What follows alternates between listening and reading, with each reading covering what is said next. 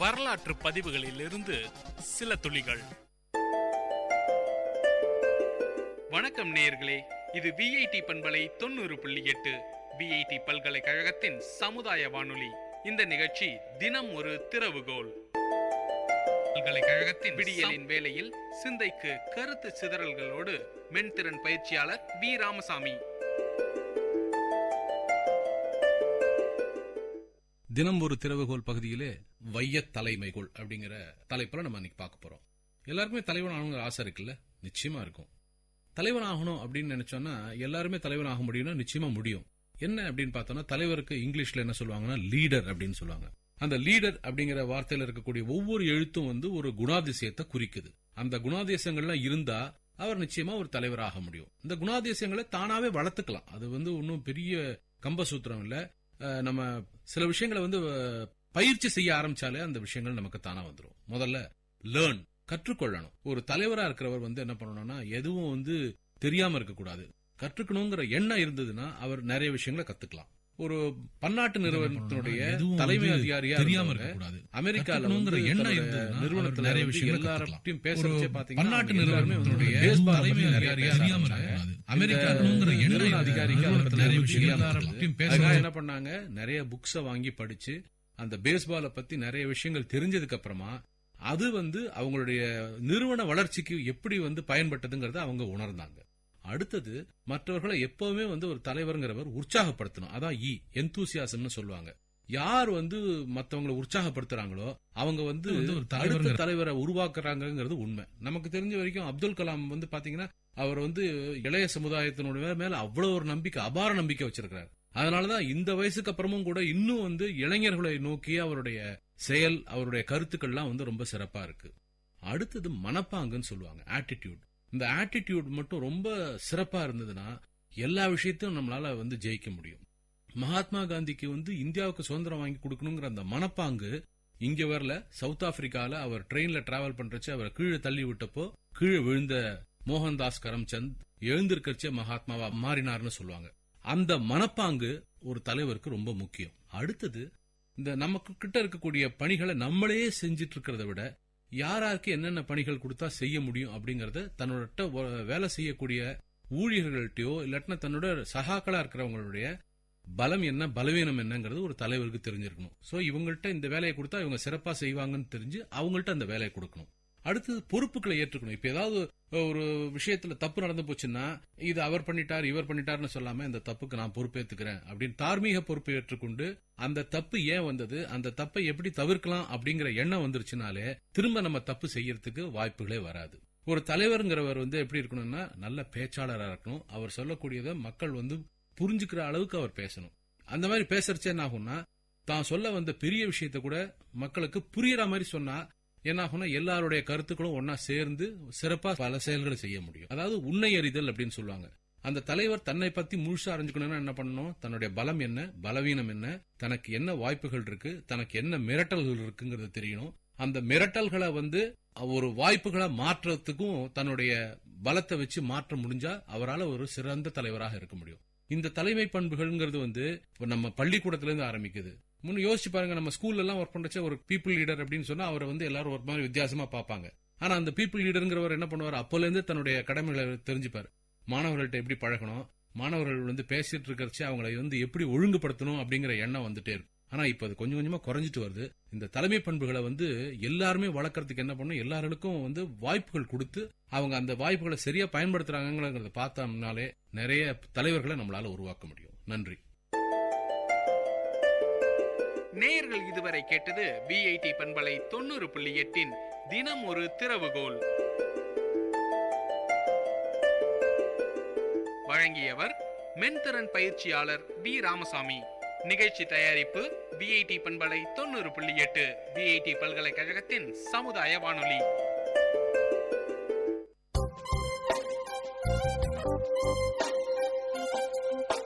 மண் வாசனை உங்கள் விஐடி பண்பலை 90.8 வேளாண்மை சார்ந்த தொழில்நுட்பம், பசுமை படரும் விவசாய தொழில்கள், பண்ணை முறைகள் என மானுடம் காக்கும் உழவு சார்ந்த நிகழ்ச்சி.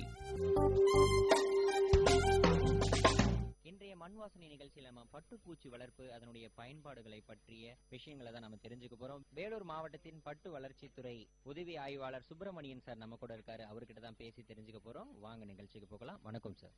வணக்கம் நேயர்களே. என் பட்டு வளர்ச்சித்துறை சுப்பிரமணியம், உதவி ஆய்வாளர், வாணியம்பாடி.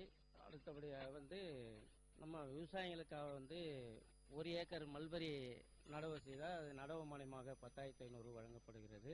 அடுத்து புழு வளர்ப்பு மனை கட்டுதலுக்கு லெவல் 1 செட்டுக்கு 82,500 ரூபாயும், லெவல் 2க்கு 87,500 ரூபாயும், லெவல் 3 67,500 ரூபாயும் மானியமாக வழங்கப்படுகிறது.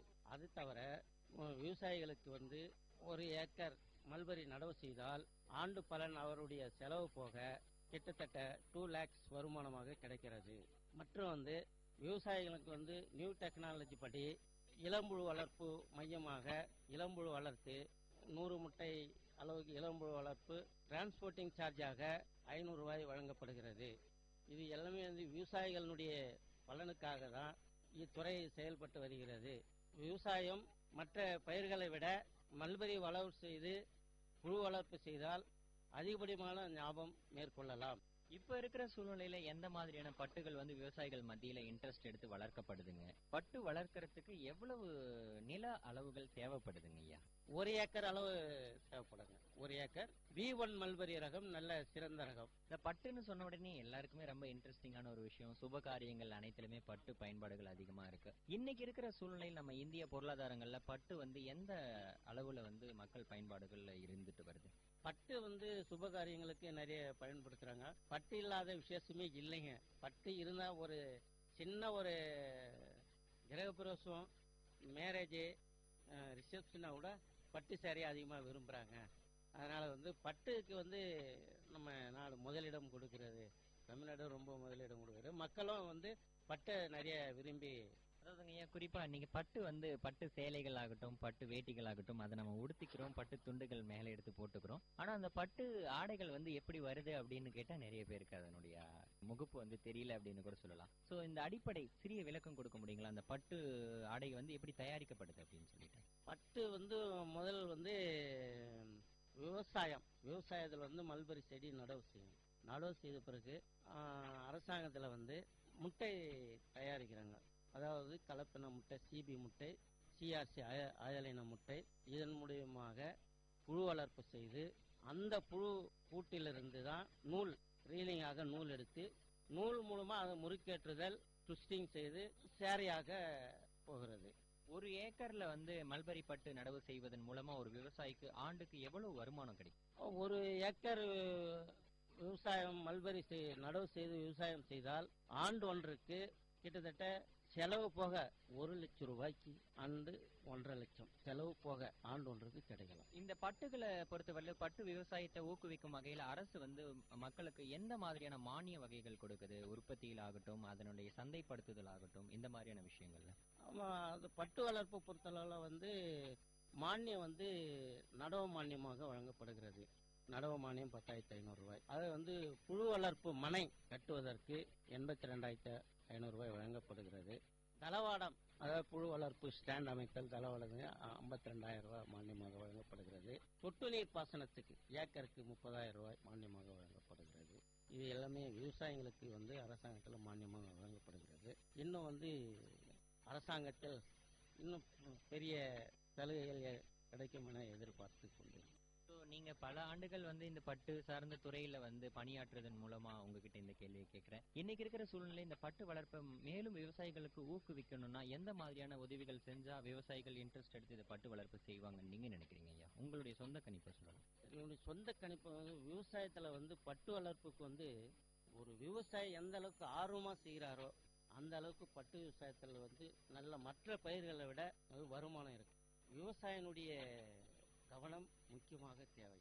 அவர் கடுமையான உழைப்பு இருந்தால் தோட்டத்தில் இலை அதிகமாக வளர்ச்சி இருக்கணும். அதுக்கு வேண்டிய தொழு உரங்க அதிகமாக இடணும். இட்டு தோட்டத்தை நல்ல முறையில் வளர்ப்பு செய்து அவருடைய கண்காணிப்பு அதிகமாக இருக்கணும். இருந்தால் விவசாயத்தில் நல்ல வருமானம் கிடைக்கும். மற்ற பயிர்களை விட மல்பரியில் நல்ல வருமானம் இருக்கு. என்னுடைய 36 வருஷம் சர்வீஸில் வந்து மல்பரியை விட மற்ற பயிரில் எந்த பயிர்லையுமே வருமானம் அதிகம் கிடையாது. மல்பரியில் தான் அதிகமான வருமானமே. நிறைய விவசாயிகள் இதை கொண்டு நல்லா வந்து பிள்ளைங்கள்லாம் நல்லா படிக்க வச்சுருக்காங்க, இன்ஜினியர் லெவலில் படிக்க வச்சுருக்காங்க. இந்த பட்டு தொழிலே விவசாயம் செய்து நல்ல வருமானம் எடுத்து டாக்டர்ஸு இன்ஜினியர் லெவலில் படிக்க வச்சுருக்காங்க. அந்த அளவுக்கு நல்ல தொழில், இது அருமையான தொழிலுங்க. கண்டிப்பாங்க ஐயா, நல்ல முறையில சொன்னீங்க. பட்டு சார்ந்த விஷயங்கள், பட்டு எப்படி உற்பத்தி பண்றாங்க, பட்டுனால என்னென்ன நன்மைகள் இருக்கு, அது விவசாயிகளுக்கு எந்தெந்த மாதிரியான மானிய வகைகள் கொடுக்கப்படுது அப்படின்ற விஷயங்கள் நிறைய சொன்னீங்க ஐயா. இது மக்களுக்கு பயனுள்ள வகையில் அமைந்திருக்கு. அடுத்த ஒரு மண் வாசனை நிகழ்ச்சியில மீண்டும் ஒரு விவசாயம் சார்ந்த வல்லுநருடன் உங்களை சந்திக்கும் வரை உங்களிடமிருந்து விடைபெறுவது உங்கள் கோவிந்தராஜ்.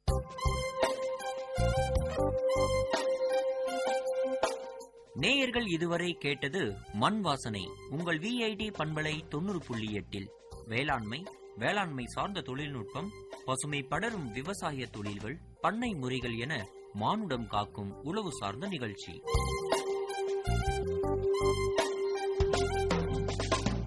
விவசாயி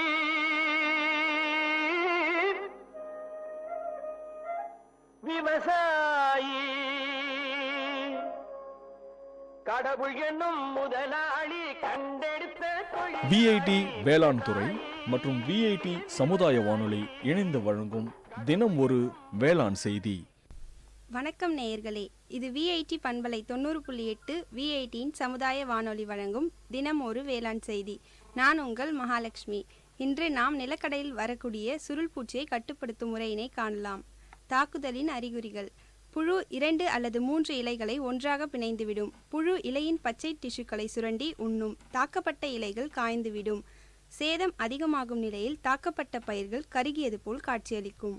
இதனை கட்டுப்படுத்தும் முறைகள்: விளக்கு கவர்ச்சி பொறியை ஹெக்டருக்கு 12% அமைத்து கட்டுப்படுத்தலாம். இதை தவிர பூச்சிக்கொல்லியை பயன்படுத்தும் விவசாயிகள் டைமீத்தோயேட் 30 ஈசியை ஒரு ஹெக்டருக்கு 600 மில்லியும், மீத்தைல் டெமட்டான் 25% ஈசியை ஒரு ஹெக்டருக்கு 1000 மில்லியும் தெளித்து இப்பூச்சியை கட்டுப்படுத்தலாம்.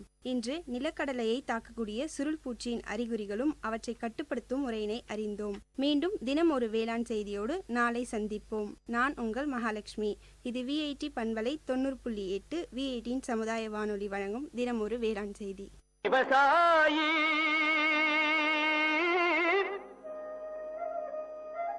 விவசாயி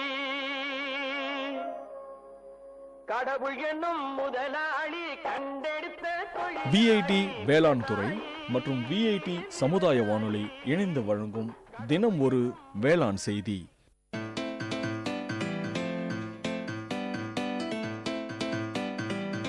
செவிச்செல்வம், விஐடி பண்பலையின் அறிவு களஞ்சியம். அகரம் முதல் ஆகாயம் வரை, தூரிகை முதல் தொழில்நுட்பம் வரை, அறிவுசார் தரவுகளின் பெட்டகம் செவிச்செல்வம்.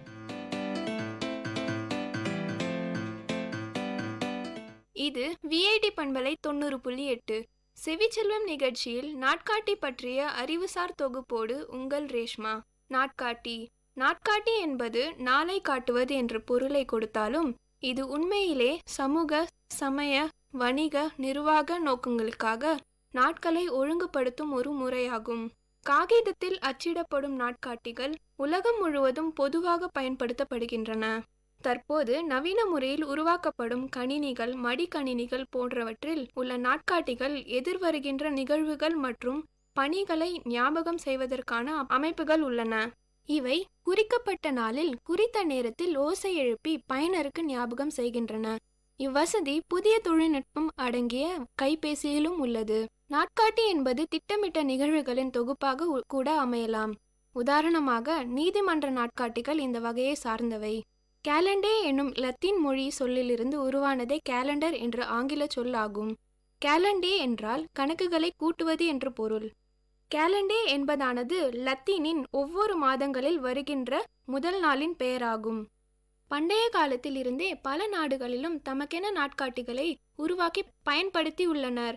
தொடக்க காலத்தில் புவியியல் மற்றும் காலநிலைகளில் ஏற்பட்ட மாற்றங்களை அடிப்படையாக வைத்தே நாட்காட்டிகள் உருவாக்கப்பட்டன. நைல் நதியில் ஆண்டுதோறும் ஏற்பட்ட வெள்ளப்பெருக்கை அடிப்படையாக கொண்டு பண்டைய எகிப்தியர்கள் நாட்காட்டியை உருவாக்கின்றார்கள்.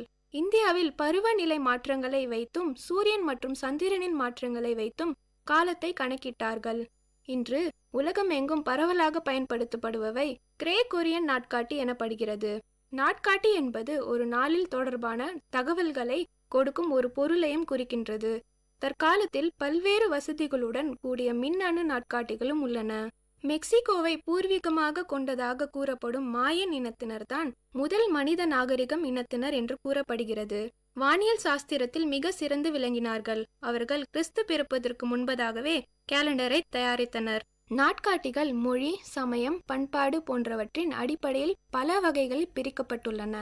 இதுபோல நாட்காட்டிகள் தினசரி, மாதம் போன்ற கால அமைப்பின் அடிப்படையிலும் தனித்தனியாக வகைப்படுத்தப்படுகின்றன. முழுமையான நாட்காட்டியானது ஒவ்வொரு நாளும் வெவ்வேறு தேதிகளை கொண்டுள்ளது. இதனால் வார சூழ்ச்சி என்பது மட்டும் முழுமையான நாட்காட்டி என்று ஆகிவிடுவதில்லை. ஒரு வருடத்திற்கான நாட்களை கணக்கில் கொள்வதற்கு வருடத்திற்கு பேரிடுதல் என்ற முறை அவசியமாகிறது. குறிப்பிட்ட தேதிகளை கணக்கிட்டு எளிமையான நாட்காட்டி அமைப்பு உருவாக்க பெற்றுள்ளது. ஒரு நிலை சூழ்ச்சிகள் கொண்டிருக்கும் நாட்காட்டி வாரம் மற்றும் வார நாட்கள், ஆண்டு மற்றும் ஆண்டுக்குள் எண் வரிசை முறையான தேதி. இருநிலை சூழ்ச்சிகளை கொண்டிருக்கும் நாட்காட்டி வருடம், மாதம் மற்றும் நாள், ஆண்டு, வாரம் மற்றும் வார நாட்கள். சந்திரனின் இயக்கத்தினை கணக்கிட்டு உருவாக்க பெற்றுள்ள சந்திர நாட்காட்டி, சூரியன் இயக்கத்தினை கணக்கிட்டு உருவாக்க பெற்றுள்ள சூரிய நாட்காட்டி. உதாரணம் ஈரானிய நாட்காட்டி. சூரியன் மற்றும் சந்திரன் இரண்டின் இயக்கத்தினையும் கணக்கிட்டு உருவாக்க பெற்றுள்ள சூரிய சந்திர நாட்காட்டி. வீனஸ் கிரகத்தின் இயக்கத்தினை கணக்கிட்டு உருவாக்க பெற்றுள்ள நாட்காட்டிகளும் வழக்கத்தில் இருந்துள்ளன. உதாரணம் பண்டைய எகிப்து நாட்காட்டி. வார சூழ்ச்சி முறையானது இது போன்று எதனுடைய இயக்கத்தினையும் தொடர்புடையதல்ல. எனினும் சந்திரன் இயக்கத்தினை தொடர்பு கொண்டிருக்கலாம் எனவும் கூறப்பெறுகிறது. மிகவும் பொதுவான நாட்காட்டியானது ஒன்றுக்கும் மேற்பட்ட சூழ்ச்சி வகைகளை உள்ளடங்கியது. நேயர்களே, செவிச்செல்வம் நிகழ்ச்சியில் இதுவரை கேட்டது நாட்காட்டியை பற்றிய அறிவு சார்ந்த தரவுகள். வழங்கியவர் Reshma.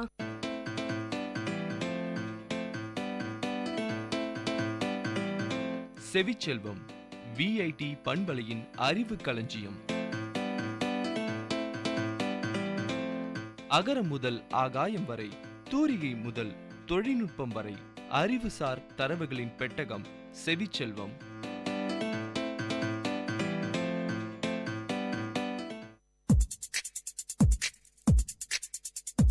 Ladies and gentlemen, guys and girls, this is Data Chunks on Vit Community Radio 90.8 FM. This program features chunks of informative data on various fields, be it computers, environment, technology, physics, or any field. Data Chunks has it all. Hello VIT, I'm Sudeep from MTechST and I'm here on Data Chunks to give you some chunks of information on key matrix of a computer keyboard. A computer can also use separate character maps, overriding the one found in the keyboard. This can be useful if a person is typing in a language that uses letters that don't have English equivalents on a keyboard with English letters. People can also set their computers to interpret their keystrokes as though they were typing on a Dora keyboard, even though their actual keys are arranged in QWERTY layout. In addition, operating systems and applications have keyboard accessibility settings that let people change the keyboard's behavior to adapt to disabilities. Now let's see about keyboard switches. Keyboards use a variety of switch technologies. Capacitive switches are considered to be non-mechanical because they do not physically complete a circuit like most other keyboard technologies. Instead, current constantly flows through all parts of key matrix. Each key is spring-loaded and has a tiny plate attached to the bottom of it. When you press a key, it moves the plate closer to the plate below it. As the two plates move closer together, the amount of current flowing through the matrix changes. The processor detects the change and interprets it as a key press for that location. Capacitive switch keyboards are expensive, but they have longer life than any other keyboard. Also, they do not have problems with bounce since the two surfaces never come into actual contact. All of the other types of switches used in keyboards are mechanical in nature. Each provides a different level of audible and tactile response, that is, the sounds and sensation that typing creates. Mechanical key switches include rubber dome, membrane, metal contact, and the foam element. The keyboard uses rubber dome switches. Rubber dome switches are very common. They are small, flexible rubber domes, each with hard carbon center. When you press a key, a plunger on the bottom of the key pushes down against the dome, and the carbon center presses against a hard, flat surface beneath the key matrix. As long as the key is held, the carbon center completes the circuit. When the key is released, the rubber dome springs back to its original shape, forcing the key back up to its at-rest position. Rubber dome switch keyboards are inexpensive, have pretty good tactile response, and are fairly resistant to spills and corrosion because of the rubber layer covering the key matrix. Rather than having a switch for each key, membrane keyboards use a continuous membrane that stretches from one end to another. A pattern printed on the membrane completes the circuit when you press a key. Some membrane keyboards use a flat surface printed with representation of each key rather than keycaps. Membrane keyboards don't have good tactile response, and without additional mechanical components, they don't make the clicking sound that some people like to hear when they are typing. However, they are generally inexpensive to make. Metal contact and foam element keyboards are increasingly less common. Metal compact switches simply have a spring-loaded key with a strip of metal at the bottom of the plunger. When the key is pressed, the metal strip connects the two parts of the circuit. The foam element switch is basically the same design, but with a small piece of spongy foam between the bottom of the plunger and the metal strip, providing a better tactile response. Both technologies have good tactile response, making satisfyingly audible clicks, and are inexpensive to produce. The problem is that the contact tends to wear out or corrode faster than on the keyboard that use other technologies. Also, there is no barrier that prevents dust or liquids from coming in direct contact with the circuitry of the key matrix. Different manufacturers have used these standard technologies and a few others to create a wide range of non-traditional keyboards. You've heard about the key matrix of the computer keyboard at Data Chunks with me, Sudeep. Ladies and gentlemen, guys and girls, this is Data Chunks on Vit Community Radio 90.8 FM. See you next time with another interesting, informative chunk of data on Data Chunks.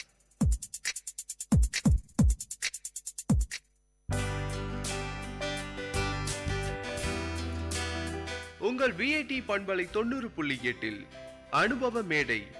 மக்கள் தங்கள் வாழ்க்கை அனுபவங்களையும் முன்னேற்ற பாதைகளையும் விரிவாக கலந்துரையாடும் நிகழ்ச்சி.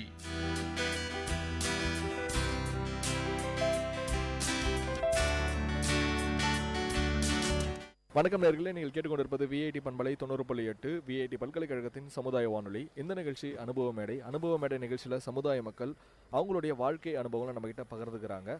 அந்த வகையில் இன்னைக்கு நம்ம கூட ஒருத்தர் இருக்கிறாங்க. வாங்க நிகழ்ச்சிக்கு போகலாம். வணக்கம் சார், உங்களை அறிமுகப்படுத்திக்கோங்க. வணக்கம் சார், என் பேர் முரளி. பழம் வியாபாரம் பண்ணுறோம். எத்தனை வருஷமாக பழம் வியாபாரம் பண்ணிருக்கிறீங்க? 10 வருஷமாக எங்கள் வியாபாரம் பண்ணிருக்கிறோம். எதனால் உங்களுக்கு பழம் வியாபாரம் பண்ணணும் அப்படின்ற மாதிரி உங்களுக்கு தோணுச்சு? வியாபாரம் இதுதான் அப்பா சேர்ந்து இருந்தது. அதுக்கப்புறம் என்ன எட்டுன்னு வந்து விட்டார், பாத தொழில் அப்படியே இதுவாகிட்டோம். நீங்கள் என்ன படிச்சிருக்கிறீங்க? உங்களுடைய கல்வி தகுதியை பகிர்ந்துக்க முடியுங்களா? இல்லை, படிப்பு 5ஆம் கிளாஸ் தான் போயிடும். அப்போயே வியாபாரத்தில் அப்பா எட்டுன்னு வந்து விட்டாச்சு, அப்படியே பழகமாகிடுச்சு வியாபாரத்தில். இப்போ நல்லா சொன்னீங்க. ஏன்னா அப்பா இருக்கும்போது இருக்கிறது பழம் வியாபாரம் பண்ணிகிட்ருக்குறோம் அப்படின்ட்டு. என்னென்ன பழம்லாம் நீங்கள் வியாபாரம் பண்ணுவீங்க? இது ஆப்பிள், மாதுளம், திராட்சை, பலாப்பழம், மாம்பழம், தர்பூசு, சீசனுக்கு ஏற்ற மாதிரி வியாபாரம் போயிடும். இந்த சீசனுக்கு ஏற்ற மாதிரி வியாபாரம் பண்ணுவோம் அப்படின்ற மாதிரி நல்லா சொன்னீங்க. இப்போ இந்தந்த சீசனில் இந்தந்த பழ வகைகள் கிடைக்கும் அப்படின்ற மாதிரி, இப்போது எந்தெந்த சீசனில் என்னென்ன பழ வகைகள் கிடைக்கும் அதை பற்றி சொல்லுங்கள். தர்பூசு வெயில் டைமில், மாம்பழம் மே மாதம் இந்த ஸ்டார்டிங்கு, கலகா அதுக்கப்புறம் இது பண்ணுவோம். ஆடி மாதம் ஸ்டார்டிங் கலகா. இது மாதிரி சீசனுக்கு தகுந்த மாதிரி மார்கழி மாதம் மொச்சக்காய், தோரை, காரமணி, அந்த மாதிரி சீசனுக்கு தகுந்த மாதிரி வியாபாரம். இப்போ இந்த மே மாதத்தில் உங்களுக்கு தர்பூஸ் வியாபாரம் நல்லா போயிட்டுருக்குதுங்களா? ஆமாம், தர்பூஸ் வியாபாரம் நல்லா இதுவாக. ஏன்னா வெயிலுக்கு ஜனங்க குளிர்ச்சியாக சாப்பிட்ணுன்னு ஒரு இது. காலையில் எத்தனை மணிக்கு உங்களுடைய வியாபாரம் நீங்கள் ஆரம்பிப்பீங்க? ஈவினிங் எத்தனை மணி வரையும் உங்களுடைய வியாபாரங்கள் நீங்கள் செய்வீங்க? காலைல 9 மணிலேருந்து நைட்டு 8-8:30 வியாபாரம். இப்போ எல்லாத்துக்குமே பார்த்தீங்க அப்படின்னா ஒரு வியாபாரம் டைம் அப்படின்றது கண்டிப்பாக இருக்கும். இப்போ உங்களுடைய வியாபாரம் டைம் என்ன? இந்த வியாபார டைமும் காலைல ஒரு 10லேருந்து 12 வியாபாரம். அதுக்கப்புறம் சாயங்காலத்துக்கு மேலே நைட்டு 8 வரைக்கும் வியாபாரம். 4 மணிலேருந்து 8 மணி வரைக்கும். பழங்கள் அப்படின்றது வந்து பார்த்தீங்க அப்படின்னா இதை நீங்கள் எங்கேருந்து வாங்கிட்டு வருவீங்க, எவ்வளோ வியாபாரம் பண்ணுறீங்க, அதை பற்றி சொல்லுங்கள். வேலூர் மண்டியிலேருந்து எடுத்துன்னு வரோம். கிலோவுக்கு 5 ரூபா வச்சு நம்ம ஒரு வியாபாரத்துக்கு கிலோவுக்கு 5 ரூபா வந்தால் போதுன்னு வியாபாரம் பண்ணுறது தான். ஒரு நாளைக்கு எத்தனை கிலோ வந்து நீங்கள் வியாபாரம் பண்ணுவீங்க? 100 கிலோ ஓடும் பழம். 100 மாம்பழம் எல்லாம் சேர்த்தா ஒரு 4000 5000 வியாபாரம் பண்ணுவான். கையில் ஒரு 400 500 கிடைக்கும் டெய்லியும் வியாபாரம் பண்ணுவோம். நல்லா சொன்னீங்க, வந்து கையில் ஒரு 400 500 கண்டிப்பாக வந்து வியாபாரம் பண்ண முடியும் அப்படின்ட்டு. நீங்கள் இப்போ மார்க்கெட்லேருந்து பழங்கள்லாம் வாங்கிட்டு அதை எப்படி இங்கே கொண்டு வருவீங்க? அதுக்குன்னு ஏதாவது ஸ்பெஷலாக வந்து டெய்லியுமே ஒரு ஆட்டோ வைக்கிறீங்க அப்படின்னா டெய்லியுமே ரெகுலராக அவங்கள தான் கூப்பிடுவீங்களா? எப்படி டிரான்ஸ்போர்ட் பண்ணுறீங்க, அதை பற்றி சொல்லுங்கள். இது ஃப்ரெண்டு இருக்கிறான் வீட்டாண்ட, அவன் தான் டெய்லியும் சரக்கு எடுத்துன்னு வருது. அதான் வாங்குகிற பொருளுங்க எடுத்துன்னு வந்து இங்கே இறக்குறது. ஆட்டோக்கார் ஃப்ரெண்டு அவர் ஆட்டோவில் டெய்லியும் ஏற்றின்னு வந்து. இப்போ பழ வகைகள் எல்லாமே வந்து பார்த்தீங்க அப்படின்னா ஒரு ரேட் சொல்லி வைப்பீங்க. இப்போ இன்றைக்கி எல்லாமே வந்து ஒரு ரேட் ரொம்ப அதிகமாக இருக்குது. நீங்கள் சொன்னீங்க 10 வருஷத்துக்கு முன்னாடி விலைவாசிகள் எப்படி இருந்துச்சு, ஒரு ஆப்பிள் எவ்வளோக்கு விற்றாங்க, தர்பூசணி எவ்வளோக்கு விற்றாங்க, ஒரு திராட்சை எவ்வளோக்கு விற்றாங்க, இன்றைக்கி எவ்வளோ உயர்ந்திருக்குது, அதை பற்றி சொல்லுங்கள். இப்போ வந்து தர்பூசு அப்படியே கணக்கு தான் 20 ரூபா 30 ரூபான்னு கொடுப்போம். இன்றைக்கி கிலோவே 20 ரூபா கணக்கு ஆயிடுச்சு. விலைவாசி இது ஆயிடுச்சுன்னா பழம் விலை அதிகமாக. ஆப்பிள் அப்போ 60 ரூபா 80 ரூபா போடுவான். இன்றைக்கி ரேட்டு 120 ரூபா 140 ரூபா ஆயிடுச்சு. அது சீசனுக்கு தகுந்த மாதிரி. அதுக்கும் அடுத்த மாதம் சீசனில் கம்மியாகிடும். சொன்னீங்க பழம் வியாபாரம் பண்ணிட்டு இருக்கிறாங்க, அப்பா பழம் வியாபாரி, அதனால நானும் இந்த வியாபாரத்துக்கு வந்துட்டேன் அப்படின்ட்டு. அப்பா சொல்லியிருக்காரு இன்றைக்கி, அது நீ வந்து இந்த வியாபாரத்தை பாரு, இந்த வியாபாரம் நல்லா இருக்குது அப்படின்ற மாதிரி, அதனால இந்த பழம் வியாபாரத்துக்கு வந்தீங்களா, இல்லை எப்படி நீங்களா விருப்பப்பட்டு வந்தீங்களா? நானும் விருப்பப்பட்டு தான். அவர் ரொம்ப படிக்க தான் இது பண்ணார். நம்ம படிப்பு வரலன்ட்டு வியாபாரத்துக்காக கூட வந்துட்டேன் அப்பாவுடைய. இப்போ உங்களுக்குன்னு ஒரு ரெகுலர் கஸ்டமர்ஸ் இருப்பாங்க. உங்களுக்கு ஸ்டார்டிங்கில் ஆரம்பிக்கும் போது உங்களுக்கு இந்த பழம் வியாபாரத்தில் என்னென்னலாம் வந்து உங்களுக்கு கஷ்டமாக இருந்துச்சு பழம் வியாபாரம் செய்கிறதுல? இன்னும் பொருள் எடுத்துன்னு வர பொருள் நம்மளுக்கு விற்றுட்டா இது இல்லை. அதான் ஒரு கஸ்டமர்கிட்ட இப்போ கிலோ 40 ரூபான்றான், 20 ரூபாய்க்கு போடுறேன் 30 ரூபாய்க்கு போடுறேன்னுவாங்க. அதனால நம்ம அட்ஜஸ்ட் பண்ணி இது பண்ண வேண்டியதான். லாபம் நஷ்டத்து பண்ணாலும் லாபத்துக்கு இது பண்ணிட வேண்டியதான். வியாபாரத்துக்கு புதுசாக வரும்போது என்ன மாதிரியான கஷ்டங்கள்லாம் நீங்கள் வந்து இந்த வியாபாரத்தில் இருந்துச்சு? ஏன்னா வந்து கஷ்டத்தை பார்க்காம வந்து வியாபாரம் பண்ண முடியாது. ஸ்டார்டிங்கில் வரும்போது உங்களுக்கு இந்த விஷயங்கள்லாம் கொஞ்சம் கஷ்டமாக இருக்குது அப்படின்ற மாதிரி கொஞ்சம் ஃபீல் பண்ணியிருப்பீங்க. அதெல்லாம் என்னென்ன விஷயங்கள்லாம் ஃபீல் பண்ணீங்க? அந்த மாதிரி எதுவும் சொல்கிறதுக்கு இல்லை. இது வியாபாரம் இல்லைன்னா இன்றைக்கி இதுவாகிடும். வியாபாரம் என்ன போச்சுன்னா அதெல்லாம் ஒன்றும் இல்லை. சரி, இந்த திருவிழா நாட்களில் இது மாதிரி டைம்லலாம் வந்து பார்த்தீங்கன்னா வியாபாரம் நல்லாயிருக்கும். எந்தெந்த திருவிழாக்களில் உங்களுக்கு வியாபாரம் நல்லா ஓடும்? விநாயகர் சதுர்த்தி, ஆயுத பூஜை, பொங்கல் டைமு, 3 பண்டிகை சீசன் வியாபாரம். அதில் மீதிப்படி நார்மலாக போயின்னு இருந்தான். ஃபஸ்ட்டு வந்து இந்த பழங்கள் இருந்தால் போதும் அப்படின்ற மாதிரி நினச்சிருப்பீங்க. அதுக்கப்புறம் இதெல்லாம் போட்டால் கூட நம்ம ஏரியாவில் நல்லா ஓடுதே அப்படின்ற மாதிரி நீங்கள் யோசிச்சு எந்தெந்த பழங்கள்லாம் ஆட் பண்ணியிருக்கீங்க? பழம் எதுனா வியாபாரத்துக்கு தகுந்த மாதிரி இது பண்ணிடுது. இது விநாயகர் சதுர்த்தினா நம்மளுக்கு ஆப்பிள் மெயின், இது ஒன்று ஆயுத பூஜைனா பூசணிக்காய் இது மெயின், பொங்கலுக்கு கரும்பு இது பண்ணிட்டு இந்த மாதிரி சீசனுக்கு தகுந்த மாதிரி கரெக்டாக போட்டு வியாபாரம் பண்ணுறது. இப்போ ஒரு நாளைக்கு வந்து நீங்கள் சொன்னீங்க ஒரு 400 ரூபா இதில் கண்டிப்பாக கிடைக்கும் அப்படின்ட்டு. சில நேரத்தில் கண்டிப்பாக வியாபாரமே இல்லை, அந்த நேரத்தில் ரொம்ப கஷ்டப்படுவோம் அப்படின்ற மாதிரி கூட சொன்னீங்க. என்றைக்காவது அது மாதிரி வந்து உங்களுக்கு ஒரு நாள் வியாபாரமே இல்லாத ஆயிருக்குதுங்களா? அந்த அனுபவங்கள் இருந்தால் ஷேர் பண்ணிக்கோங்க. பலமுறை அந்த மாதிரி ஆகிக்குது. வியாபாரமே இல்லாமல் இப்போ 4000 ரூபாய் சரக்கு எடுத்துனோன்னா 1000 வியாபாரம் பண்ணிட்டு மீதி அப்படியே எடுத்து வச்சுட்டு மறுநாள்லாம் வந்து வியாபாரம் பண்ணிக்கிறோம். அது வியாபாரத்தில் இது வியாபாரம் ஒரு நாள் ஆகும், அவன் இதுவாகும்.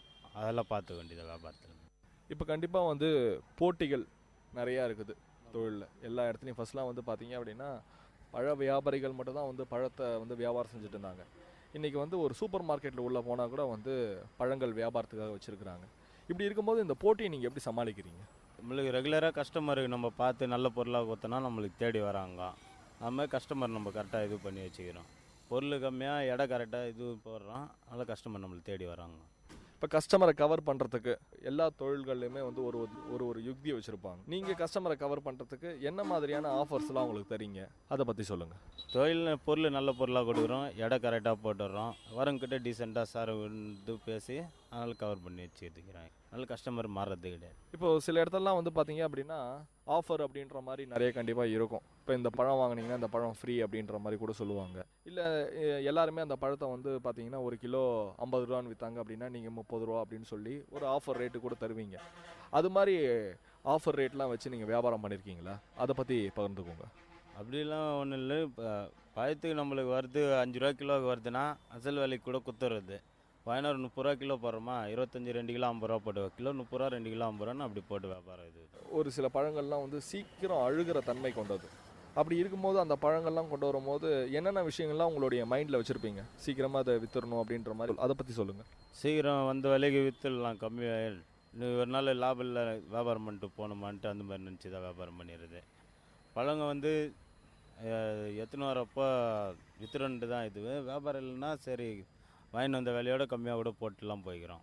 இப்போ உங்களுடைய கடைகளில் என்னென்ன பழங்கள்லாம் வந்து நீங்கள் வச்சு இப்போ வியாபாரம் செஞ்சு? ஆப்பிள், மாதுளம், பலாப்பழம், தர்பூசு, திராட்சை. உங்களுடைய கடையில் நீங்கள் மட்டும் இந்த வியாபாரத்தை பார்த்துக்கிறீங்களா, இந்த வியாபாரத்தை பார்த்துக்கிறதுக்கு யாராவது ஒருத்தர் எக்ஸ்ட்ரா போட்டிருக்கிறீங்களா, அதை பற்றி சொல்லுங்கள். கூட ஒரு தம்பி இருக்கிறாரு. அவர் காலையிலேருந்து ஒரு சாயங்காலம் 5 மணி வரைக்கும் என் கூட இருப்பார். அதுக்கப்புறம் வேலைக்கு போயிடுவார். ஒரு கஸ்டமர் வந்து என்னென்ன விஷயங்கள்லாம் வந்து எதிர்பார்க்குறாங்க?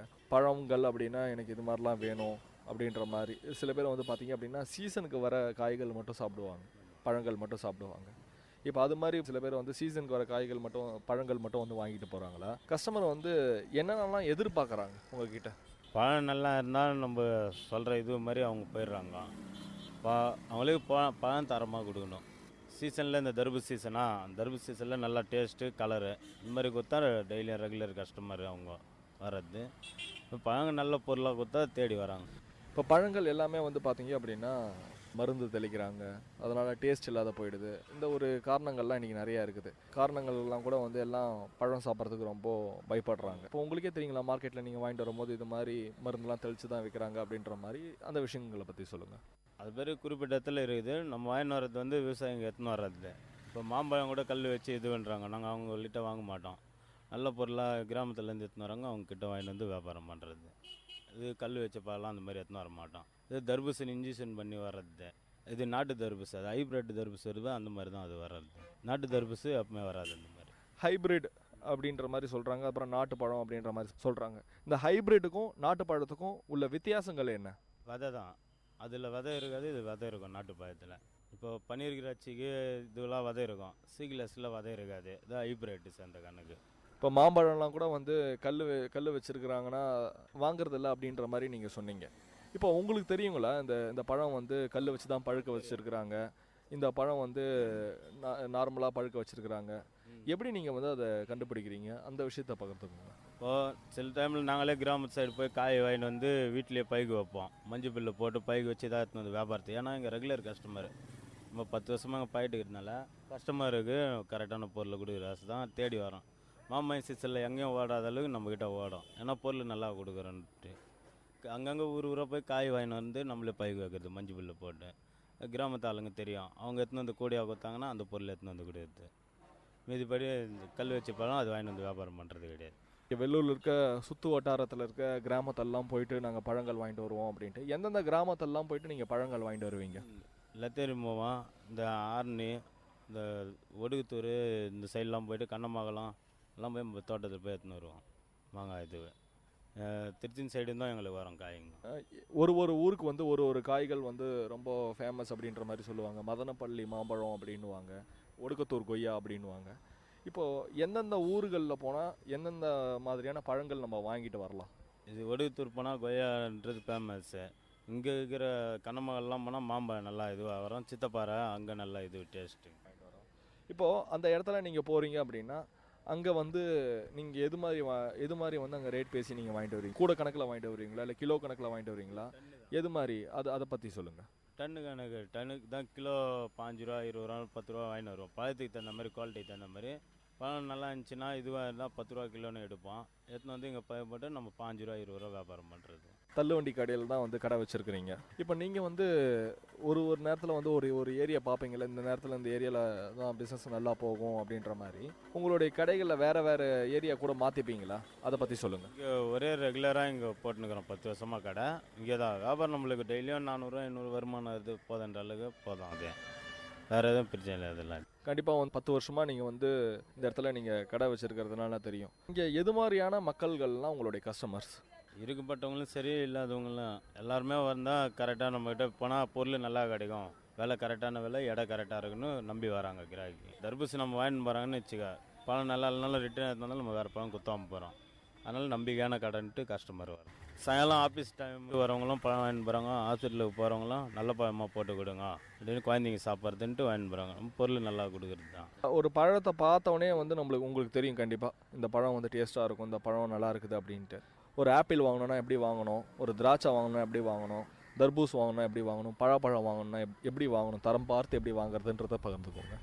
தரம் பார்த்துனா இது அதுலேயே இருக்கிறதாச்சும் எங்களுக்கு இப்போ பழப்பழம் அங்கே பார்க்குறோன்னா எல்லாம் சின்னதாக இது பண்ணி பார்த்து தான் செக் பண்ணி தான் எடுத்துன்னு வரது பழப்பழம். தர்பூஸ் அது மேலே இது பார்த்து நம்மளுக்கு தெரிஞ்சிடும் பழம் நல்லா இருக்குதான்னுட்டு. கிரேப்ஸு கலர் தான், பச்சை இது வந்துச்சுன்னா புளிப்பு இது வரும், மேலே கலர் நல்லா இருந்துச்சுன்னா பழம் டேஸ்ட்டு. இந்த வருமானம் வந்து உங்களுக்கு போதுங்களா? கரெக்டாக வந்து உங்களுடைய குடும்பம் நடத்துறதுக்கு வந்து இந்த வருமானம் சரியாக இருக்குதுங்களா? அதை பற்றி சொல்லுங்கள். வீட்டில் அப்பா அம்மா நான் தான், மீதி பேர் எல்லோரும் கல்யாணம் பண்ணி கொடுத்துட்டோம். தங்கச்சி அக்காவெல்லாம் இருக்குது. நாங்கள் 3 பேர். அப்பா மார்க்கெட்டில் வியாபாரம் பண்ணுறாரு. அவருக்கு டெய்லியும் ஒரு 300 400 வந்துடும். இங்கே ஒரு 500 வருமானம் இது கரெக்டாக போய் நிற்குது. 10 வருஷமாக கடை வச்சுருக்கிறேன் அப்படின்ற மாதிரி சொல்கிறீங்க. இதுக்கப்புறம் வந்து நம்ம கொஞ்சம் பெருசாக பண்ணலாமே, ஒரு கடை எடுத்து கூட நம்ம வந்து வியாபாரம் செய்யலாமே அப்படின்ற மாதிரி உங்களுக்கு ஏதாவது ஒரு யோசனைகள் ஏதாவது இருக்குதுங்களா? இப்படிலாம் ஒரு ஐடியா இல்லை. நிரந்தரமாக கடை இங்கேயே வியாபாரம் பண்ணால் டெய்லியும் நம்மளுக்கு இதே மாதிரி இருந்தால் போதும் தான். கடை வச்சு இது பண்ணலாம் கிடையாது. இதே கடை நிரந்தரமாக இருந்தால் போதும். இந்த விஷயங்கள்லாம் வந்து இன்னும் நம்ம கடையில் வந்து ஆட் பண்ணணும், இன்னும் கொஞ்சம் வந்து நம்மளுடைய வியாபாரத்தை இன்னும் கொஞ்சம் பெருசு பண்ணணும். கூடவே இந்த பழங்கள் மட்டும் இல்லாமல் காய்கறிகள் போட்டு வியாபாரம் பண்ணலாம். அது மாதிரி என்றைக்கு அது யோசிச்சிருக்கீங்களா? அந்த மாதிரிலாம் நம்ம தொழில பழம் வியாபாரம் நல்லா போனால் போதும். கலகா போடுவோம் சீசனுக்கு, மொச்சக்காய், தோரை இந்த மாதிரி. இது நம்ம தொழில் கரெக்டாக போச்சுனாலே நம்மளுக்கு பிரச்சனை கிடையாது. இன்றைக்கி அனுபவ மேடை நிகழ்ச்சியில் பழம் வியாபாரம் செய்கிற திரு முரளி அவர்கள் நம்மக்கிட்ட நிறைய விஷயங்களை பகிர்ந்துக்கிட்டாங்க. பழங்களை பற்றி நிறைய விஷயங்கள் கூட சொன்னார். மீண்டும் ஒரு அனுபவ மேடை நிகழ்ச்சியில் உங்களை சந்திக்கும் வரை உங்களிடமிருந்து விடைபெறுவது நான் சரவண கார்த்திக். நீங்கள் கேட்டுக்கொண்டிருப்பது விஐடி பண்பலை 90.8 விஐடி பல்கலைக்கழகத்தின் சமுதாய வானொலி.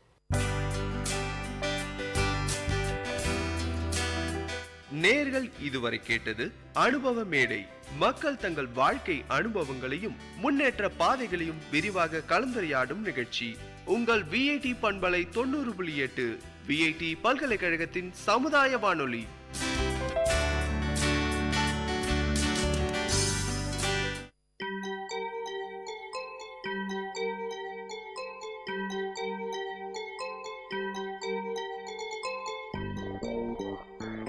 வணக்கம், நமஸ்தே, நமஸ்கார், சலாம் அண்ட் வந்தனம். நீங்கள் கேட்டுக்கொண்டிருப்பது விஐடி பண்பலை 90.8. இது விஐடி பல்கலைக்கழகத்தின் சமுதாய வானொலி. உங்க எல்லோரையும் புதுமை பெண்கள் நிகழ்ச்சிக்கு வரவேற்கிறேன். நான் உங்க அட்டானா. இந்த நிகழ்ச்சியில எவ்வளோ கடினமான சூழ்நிலையும் தனக்குன்னு ஒரு பாதையை அமைச்சுக்கிட்டு அதுல அவங்க பயணத்தை தொடர்ந்து அதுல வெற்றியும் அடைந்த பெண்களை பத்தி தான் நான் உங்களுக்கு சொல்ல போறேன்.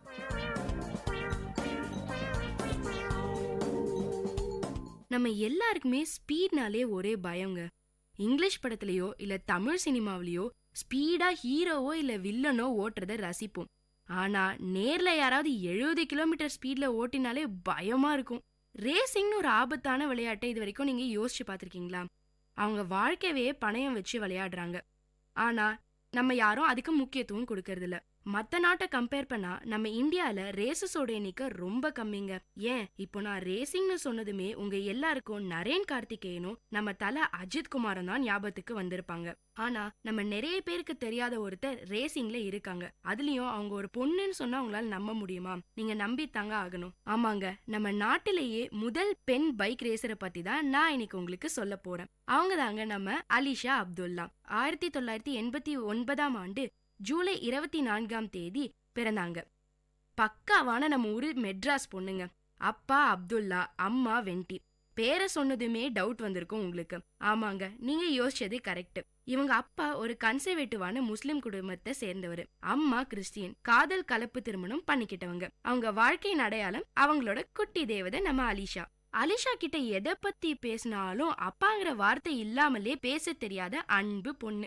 என் பேர்ல மட்டும் இல்ல, என் வாழ்க்கையிலயும் அப்பாவோட அன்பும் ஆளுமையும் தான் ஆக்கிரமிச்சிருக்கு. அவர் தான் எனக்கு ஆசா, அவர் தான் எனக்கு கடவுள், அவர் தான் எல்லாமும்னு அலிஷாவோட அப்பா புராணத்துல பாசம் கொஞ்சம் தூக்கல். ரேஸ்ல எப்படி இவ்ளோ பக்காவா இவங்களால ஓட்ட முடியுது? எப்படிடா இவ்ளோ சூப்பரா ஓட்டுறாங்கன்னு யோசிக்கும் போதுதான் ஞாபகத்துக்கு வருது, இவங்க ரத்தத்திலேயே ஊறி போயிருக்கு ரேசிங். ஏன்னா இவங்க அப்பாவும் ஒரு ரேசர். இந்த அலிஷா பொண்ணு தான் தாறுமாறா வண்டி ஓட்டுதுன்னா அவங்க அப்பா அப்துல்லா 18 வயசுல இருந்தே ரேஸ் பண்றாராம். பா, யோசிச்சு பாருங்களேன், வீட்ல எல்லா ரேஸ் மாதிரி தான் இருக்கும், எல்லா இடத்துக்கும் ஜொயின்னு போயிடுவாங்க போல.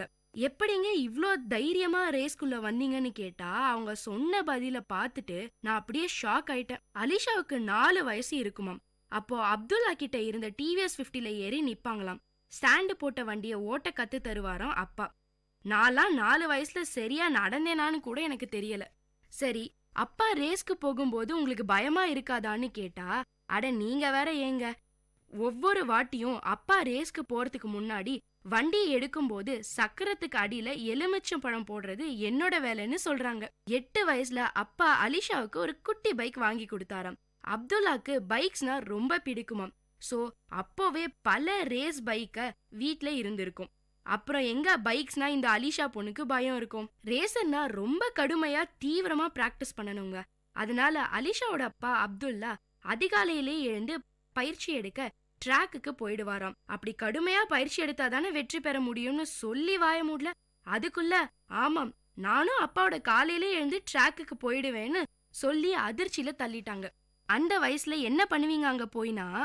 சுத்தி முத்தி பார்த்தா எல்லா இடத்துலயும் ரேசஸ் மட்டும் தான் இருப்பாங்க. எல்லாருக்கும் தனித்தனியா ஒரு ஸ்டைல் இருக்கும். அவங்க தீவிரமா அவங்க வீக் ஜோன்ல பயிற்சி எடுத்துட்டு இருப்பாங்க. நானும் அப்படியே எங்க அப்பா ஓட்டுறத மட்டும் இல்ல, மத்த ரேசஸ் எப்படி ஓட்டுறாங்க, அவங்க என்னெல்லாம் செய்யறாங்க ஃபிட்டா இருக்குன்னு பாப்பேன்னு சொல்றாங்க நம்ம அலிஷா. அவங்க ஒன்னு சொன்னதை கேட்டதும் எனக்கு ஒரே பயம் வந்துருச்சுங்க. அலிஷாவுக்கு விவரம் தெரிஞ்ச நாள்ல இருந்து அவங்க பிளே கிரவுண்டே அந்த ட்ராக் தானா. நான்லாம் அந்த வயசுல சின்னதா அடிபட்டு ரத்தம் வந்தாலே 2 நாள் விளையாட போக மாட்டேன். ஆனா அந்த ட்ராக்ல எவ்ளோ பேருக்கு எவ்ளோ அடிபட்டிருக்கும், ரத்தம் கொட்டிருக்கும். ஆனா அவ்வளவு ஆபத்தையும் கண் முன்னாடியே பார்த்து வளர்ந்ததுனாலதான் நம்ம அலிஷாவுக்கு பைக்ஸ் மேல பயமே இல்லாம போச்சு போல. அலிஷாவுக்கு 9 வயசு இருக்குமாம். அப்போ சென்னையில எங்கேயோ புதுசா கோ கார்ட்டிங் ட்ராக் திறந்திருக்காங்க, நம்ம போவோம்னு அலிஷாவோட அப்பா அப்துல்லா கூட்டிட்டு போனாராம். கோ கார்ட்டிங்னால ட்ராக் ரொம்ப பெருசாவும் கரடுமுரடான தடங்கள்னு பார்க்கவே ரொம்ப பயமா இருந்துச்சாம். எப்பவும் பாக்குற ட்ராக் மாதிரியே இல்லையேன்னு, ரொம்ப ஆபத்தா தெரியுதேன்னு ரொம்ப பயமா இருந்தா அலிஷாவுக்கு. அவங்க பயத்தை இன்னும் ஏத்தி விடுற மாதிரி அவங்க அப்பா அலிஷாவை இது செம ஸ்போர்ட், இத ஓட்ட கத்துக்கோன்னு சொல்லி ஏத்தி விட்டுட்டாராம். அந்த பயத்தோட ஏறி வண்டியில உட்கார்ந்தாங்களாம் குட்டி அலிஷா. அலிஷாவுக்கு அப்போ ரொம்ப நீளமான அழகான முடி இருந்துச்சாம். கோ கார்ட்டிங்ல பின்பக்கம் தான் இன்ஜின் இருக்குமாம். டென்ஷன்ல வண்டி எடுத்ததுனால சரியான கவனத்துல வண்டிய ஓட்டலையாம். பாதியில கரெக்டா ஓட்டணும்ன்ற டென்ஷன்ல முடி இன்ஜின்ல மாட்டி கட் ஆயிருச்சாம். முதல் நாளையே கோ கார்ட்டிங் அனுபவம் இப்படி பயங்கரமா இருந்திருக்கு நம்ம அலிஷாவுக்கு. வீட்டுக்கு வந்ததும் அவங்க முடிய பார்க்கவே சகிக்கலையாம். ஆனா என்ன பண்றது, அப்படியே கட்டான முடியோட இருந்தா அசிங்கமா இருக்குமேன்னு நினைச்சு மனசே இல்லாம அலிஷா ஷார்ட்டா முடி கட் பண்ணிட்டாங்களாம். ரொம்ப பயமா இருந்துதாம் அன்னைக்கு நைட் அவங்களுக்கு. என்னடா இது, முதல் நாளே இப்படி சொதப்பிட்டோமே, அப்பா நல்லா ஓட்டுவேன்னு நம்பிக்கையோட ஏத்தி விட்டுருப்பாரு, ச்சே எல்லா நம்பிக்கையும் உடைச்சிட்டோமேன்னு செமையா ஃபீல் பண்ணாங்களாம். இவ்வளவு பெரிய சம்பவம் நடந்திருக்கு, அதனால அப்பா இனிமே நம்மள கூட்டிட்டு போக மாட்டாருன்னு முடிவுக்கே வந்துட்டாங்களாம். அதோட முடி கட்டான பயம் வேற எல்லாம் சேர்த்து அலிஷாவை வீக் ஆக்கிருச்சு. மறுநாள் காலையில இனி எல்லாம் அவ்வளவுதான்னு நினைச்சு எழுந்தாங்களாம் அலிஷா. சரி இனி எதுக்கு வம்புன்னு அமைதியா உட்கார்ந்துருந்தாங்களாம். அவங்க அப்பா, என்ன நீ இன்னும் ரெடி ஆகாம இருக்க, ட்ராக்குக்கு போக வேணாமா, சீக்கிரமா கிளம்பு போகலான்னு கூப்பிட்டதை கேட்டு நம்ம அலிஷா ஷாக் ஆயிட்டாங்களாம். கொஞ்ச நேரம் கழிச்சு பயமா இருக்குப்பான்னு அழுதுட்டே சொன்னாங்களாம் நம்ம அலிஷா. பயத்தால தான் வெல்ல முடியும், அதுல இருந்து நீ வெளியே வந்துதான் ஆகணும்னு கட்டாயப்படுத்தி கூட்டிட்டு போயிட்டாராம். அலிஷா அழுதுகிட்டே வண்டி ஓட்டுனாங்க. ஆனா அந்த காட்சி இப்பவும் அவங்களால மறக்க முடியலையாம். மறக்கக்கூடிய சம்பவமாங்க அது. நானா இருந்தா அதோட ட்ராக் பக்கமே போயிருக்க மாட்டேன். விழுந்துடுவோமேனு பயந்துகிட்டே இருக்காத, விழுந்தா எழுந்திருக்க கத்துக்கோன்னு அதுதான் வாழ்க்கைன்னு சொல்லி கத்து கொடுத்தாராம் அப்துல்லா. இந்த அட்வைஸ் நம்ம எல்லாருக்குமே அவசியம்ங்க. பல நேரங்கள்ல நம்ம தோல்வியை சந்திக்கிறப்போ நம்மளும் ச்சே என்னடா வாழ்க்கை இது விட்டுடலாம்னு தோணும். ஆனா அதுல இருந்து எப்படி வெளியே வரலாம்னு யோசிக்க மாட்டோம். அட்லீஸ்ட் இனிமேலாவது அப்படி யோசிப்போங்க. இந்த மாதிரி நல்லதெல்லாம் சொல்லி கொடுத்து இன்னைக்கு தன்னம்பிக்கையுள்ள ஒரு மனுஷியா நம்ம அலிஷாவை உருவாக்கி இருக்காரு அப்துல்லா. அது மட்டும் இல்லைங்க, அவர் கத்து கொடுத்த அந்த தைரியம் தான் இப்ப வரைக்கும் அலிஷாவை வழி நடத்திக்கிட்டு இருக்கு. இப்படிப்பட்ட அப்பா கிடைக்க நம்ம அலிஷா என்ன புண்ணியம் செஞ்சிருக்காங்களோ. அப்துல்லாவுக்கு என்னோட பெரிய சல்யூட். சரி, கோ கார்ட்டிங்ல இருந்து எப்படி பைக் ரேஸ்க்கு மாறினீங்கன்னு பார்த்தா அதுக்கும் ஒரு தனியா ஒரு கதை சொல்றாங்க நம்ம அலிஷா.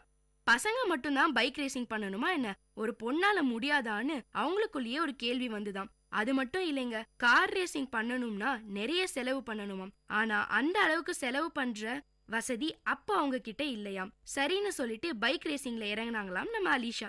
கார் ரேசிங் பரவாயில்ல, ஆனா பைக் ரேசிங் ரொம்ப ஆபத்தாச்சே.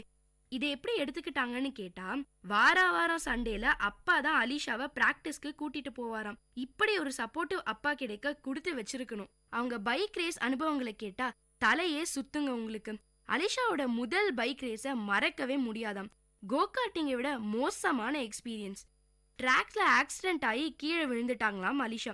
கூட இருந்த எல்லாரும் இருக்கிறது ஒரே பொண்ணு, நீ ஏன் இப்படி எல்லாம் ரிஸ்க் எடுக்கிறன்னு அப்துல்லாவை நிறைய பேர் கேட்டாங்களாம். அப்பா பதறி போயிருப்பாருன்னு எதிர்பார்த்தாங்க அலிஷா. ஆனா அப்துல்லா, இதெல்லாம் ரேசிங்ல நடக்கிறது சகஜம்தான், ஒன்னும் ஆகாது, சீக்கிரமா எழுந்திருன்னு சொன்னாராம். அதுக்கப்புறம் எவ்வளோ அடிபட்டிருக்காம். ஆனா ஒவ்வொரு தடவையும் அப்பாவோட வார்த்தைகள் அர்த்தமுள்ளதா தெரிஞ்சாம். அதுல இருந்து இன்னி வரைக்கும் எத்தனையோ முறை விழுந்தாலும் உடனே எழுந்திருக்கும், முன்னை விட வேகமா ஓடவும் கத்துக்கிட்டாங்களாம் அலிஷா. ரேஸ்ல ஜெயிச்சதை பத்தின அலிஷாவோட முதல் பேட்டி ஒரு பத்திரிக்கையில வந்துதாம். அப்பாவுக்கு பெருமை சேர்த்த அலிஷாங்கிற அந்த பேட்டியை படிச்சுட்டு நம்ம அப்துல்லா ரொம்ப சந்தோஷப்பட்டாராம். அதுக்கப்புறம் எத்தனையோ மெடல்கள் பரிசுகள் வாங்கியிருந்தாலும் எதுக்கும் அவங்க அப்பா அலிஷாவை தலையில வச்சு கொண்டாடினது இல்லையாம். ரொம்ப வருஷங்களுக்கு அப்புறம் சமீபத்துல தாய்லாந்துல நடந்த கார் ரேசிங் விமென் சாம்பியன்ஷிப்ல இந்தியா சார்பா கலந்துக்கிட்டாங்களாம். இந்தியாவை பொறுத்த வரைக்கும் அலிஷா பசங்களோட மட்டும்தான் ரேசிங் பண்றாங்களாம். ஆனா தாய்லாந்துல பொண்ணுங்க எல்லாம் பசங்களை மிஞ்சுற அளவுக்கு பயங்கர ஸ்பீடா ரேசிங் பண்ணாங்களாம். அப்படியே மிரண்டு போயிட்டாங்களாம். வண்டிக்குள்ள 65 டிகிரி வெயில், தலையே சுத்திச்சாம், கொஞ்சம் கூட ஈரமே இல்லையாம். என்னடா பண்ண போறோம்னு பயமா இருந்தாலும் வின் பண்ணியே ஆகணும்ங்கிற வெறி அலிஷா விட்டு போலையாம். ஆனா அவ்வளவு கஷ்டத்திலையும் கவனத்தை செதற விடாம ரேஸ்ல முதல்ல வந்து அலிஷா வின் பண்ணதை பார்த்த நம்ம அப்துல்லா கண்ல கண்ணீரே வந்துருச்சாங்க. ரொம்ப இமோஷனலான தருணம்ங்க அது. என்னதான் ரேசிங்ல இருந்தாலும் படிப்புலயும் கவனமா இருக்கணும்னு அப்பாவும் அம்மாவும் சொல்லிட்டே இருப்பாங்களாம். அதே மாதிரி அலிஷாவும் படிப்புலயும் பயங்கர கெட்டியாம். BA சோசியாலஜி முடிச்சுட்டு லோயோலா இன்ஸ்டிடியூட் ஆஃப் பிசினஸ் அட்மினிஸ்ட்ரேஷன்ல HRஆவும் முடிச்சுட்டாங்களாம். இவங்க வாங்கின அவார்ட்ஸ் பத்தி நான் இப்போ உங்களுக்கு சொல்றேன். JK tyre national super bike racing சாம்பியன்ஷிப்பை 2009 3ஆம் பரிசு பெற்றாங்க. வோல்க்ஸ்வேகன் நேஷனல் போலோ கப் இந்தியால தொடர்ந்து 3 வருஷமா 2010, 2011, 2012ஆம் ஆண்டு தொடர்ந்து வாங்கினாங்களாம். நேஷனல் ரோடு ரேசிங் சாம்பியன்ஷிப்ல 2 வருஷம் 3ஆவது பரிசு வாங்கினாங்களாம். ரோட்ரிஸ் யங் அச்சீவர் அவார்டும் 2008 கொடுத்தாங்களாம் நம்ம அலிஷாவுக்கு. அவங்க வருங்கால பிளான்ஸ் அண்ட் ட்ரீம்ஸ் பத்தி கேட்டா, இது வரைக்கும் எவ்வளோ சப்போர்ட் பண்ண அப்பாக்கு அவருக்கு ரொம்ப பிடிச்ச டுகாட்டி பைக் வாங்கி தரணும்னு ஆசையாம். பெண்களுக்கான ரேசிங் அகாடமி ஆரம்பிக்க போறாங்களாம் அலிஷா. இதுதான் மிகப்பெரிய செயலுங்க. தனக்கு தெரிஞ்சதை மத்தவங்களுக்கு சொல்லி தரணுங்கிற அந்த உயர்ந்த குணம். All the best Alisha. ஃபியூச்சர்ல வர எல்லா ரேஸ்லயும் நீங்க வின் பண்ணணும்னு மக்கள் சார்பா நான் வாழ்த்துறேன். என்ன நேயர்களே, அலிஷாவோட இந்த பயணம் உங்க எல்லாருக்கும் ஒரு நல்ல வேகத்தை கொடுத்திருக்கும்னு நம்புறேன். இதே மாதிரி இன்னொரு சாதனை பெண்ணோட உங்களை சந்திக்கிறேன். அது வரைக்கும் உங்களிடமிருந்து விடைபெறுவது உங்க அட்டானா.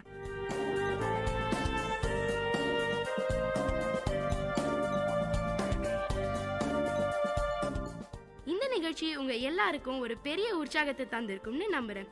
இதே மாதிரி பல விஷயங்களை தெரிஞ்சுக்கணுமா? அப்போ VIT பண்பலை 90.8 கேட்டுக்கிட்டே இருங்க.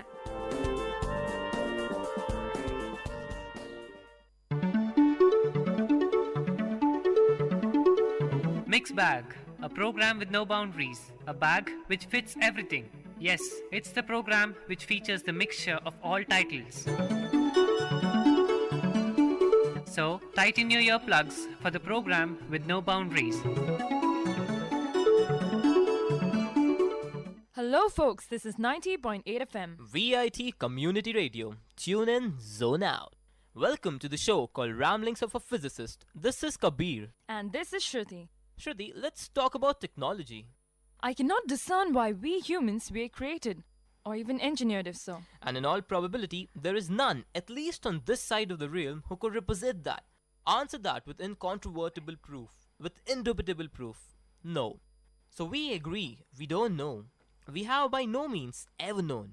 Well, at times I ponder, how is it conceivably even possible that not just one or two, but a colossal mass of about 100 billion individuals, the entire human race, started scuttling down the path and then shuffling, walking, trotting, and now sprinting, tearing down this path of time when there was a dearth of goal, when there was an absence of knowledge. We knew not where we came from. We knew not why we came from wherever we came from. We knew not what we were supposed to do when we came from wherever we came. And we knew not how we were supposed to do whatever we were supposed to do. And to reach where we are, and to look at the world around me, it just gives me a sheer awakening of the fact that we human beings have surpassed ourselves over and over again, time and time again. I am plain struck by entelechy. I gaze back and I am ogling down this path, and I gather that we weren't born as a superlative species, but we sure became one. And it won't just stop there. We are being ushered, rushed by this unrelenting, unstoppable force, and it won't stop, as Jason Silva says, till we turn into gods, the force, technology. These modest-looking bare fingers, which now control ridiculously powerful machines, are the very same that scratched at cave walls to count. What happened in the interim? Sure, we biologically evolved. Sure, we went through natural selection, as Mr. Darwin says. But sometime in the last 50,000 years, with the invention of culture, the biological evolution of humans ceased and evolution became an epigenetic cultural phenomenon, as stated by Terence McKenna, and we as humans collectively started, there's no easy way to put it, we ushered ourselves into this secondary force of evolution called technology. We adopted technology. Technology is the real skin of our species. Humanity, correctly seen in the context of the last 500 years, is an extruder of technological material. We take in matter that has a low degree of organization. We put it through mental filters and we extrude. That is what we do. we have seen the same species surpassing its own ancestors at the unfathomable scale. So what happened? Well, we started making, modifying, using, upgrading, interacting, sharing, collaborating. We started knowing. Technology happened. Technology did. I cannot perhaps reproduce from my own understanding the real significance of the point where we humans have reached today. Allow me to quote McKenna Terence again. We are now, there can be no doubt, in this final historical seconds of that crisis. A crisis that involves the end of history. Our departure from the planet, the triumph over death, and the release of the individual from the body. We are in fact closing the distance with the most profound event a planetary ecology can encounter. The freeing of life from the dark paralysis of matter. The old metaphor of psyche, as the caterpillar transformed by metamorphosis, is a species-wide analogy. We must undergo a metamorphosis in order to survive the momentum of the historical forces already set in motion. And it's exciting because all this leaves just one question in our head. Where is this leading us? Where exactly are we heading? Dear listeners, this is Mixed Bag at Vit Community Radio 90.8. Meet you next time with another episode of Mixed Bag.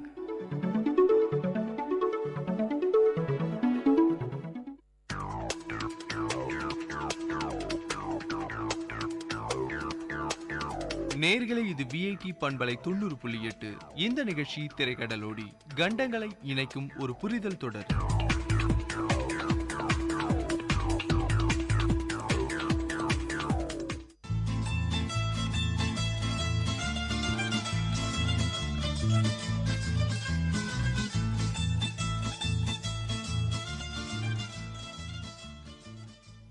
அனைவருக்கும் வணக்கம். நீங்கள் கேட்டுக்கொண்டிருப்பது விஐடியின் பண்பலை 90.8. இது VIT பல்கலைக்கழகத்தின் சமுதாய வானொலி. இன்னைக்கு நாம திரைக்கடல் ஓடி நிகழ்ச்சியில பார்க்க போற நாடு எதுனா, உங்க எல்லாருக்குமே தெரிஞ்ச நாடு தாங்க, இத்தாலி.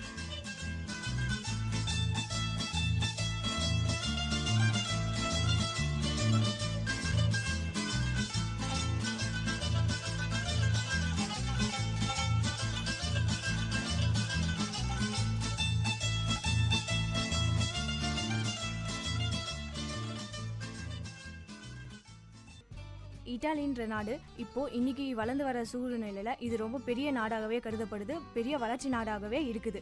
இதை பத்தி நம்ம சில பண்புகள்லாம் பார்க்கலாம். இட்டாலி அல்லது இட்டாலியா, இது தெற்கு ஐரோப்பாவில் உள்ள ஒரு நாடு அப்படின்னு சொல்கிறாங்க. இதனுடைய நிலப்பகுதி அப்படின்னு நம்ம பார்த்தோம்னா இதனுடைய அமைப்பு இது ஒரு கால்பாதம் போன்ற தீபகற்ப பகுதியை கொண்டது. அதாவது தீபகற்ப பகுதினா ஒன்றும் இல்லைங்க, 3 பக்கம் நீராலையும் ஒரு பகுதி நிலத்தாலையும் சூழப்பட்டு அமைஞ்சிருக்க பகுதிக்கு பேர் தான் தீபகற்பம். இது இத்தாலி ஒரு தீபகற்ப பகுதி அப்படின்னு சொல்கிறாங்க. இது மத்திய தரைக்கடல் பகுதிகளான சிசிலி, சார்தீனியா என்ற தீவு பகுதிகளை எல்லாம் கொண்டது. அதனை சுற்றி தான் இத்தாலி இருக்குது. இத்தாலி வடக்குல அதாவது ஆல்ப்ஸ் மலைப்பகுதியில் அமைஞ்சிருக்கு.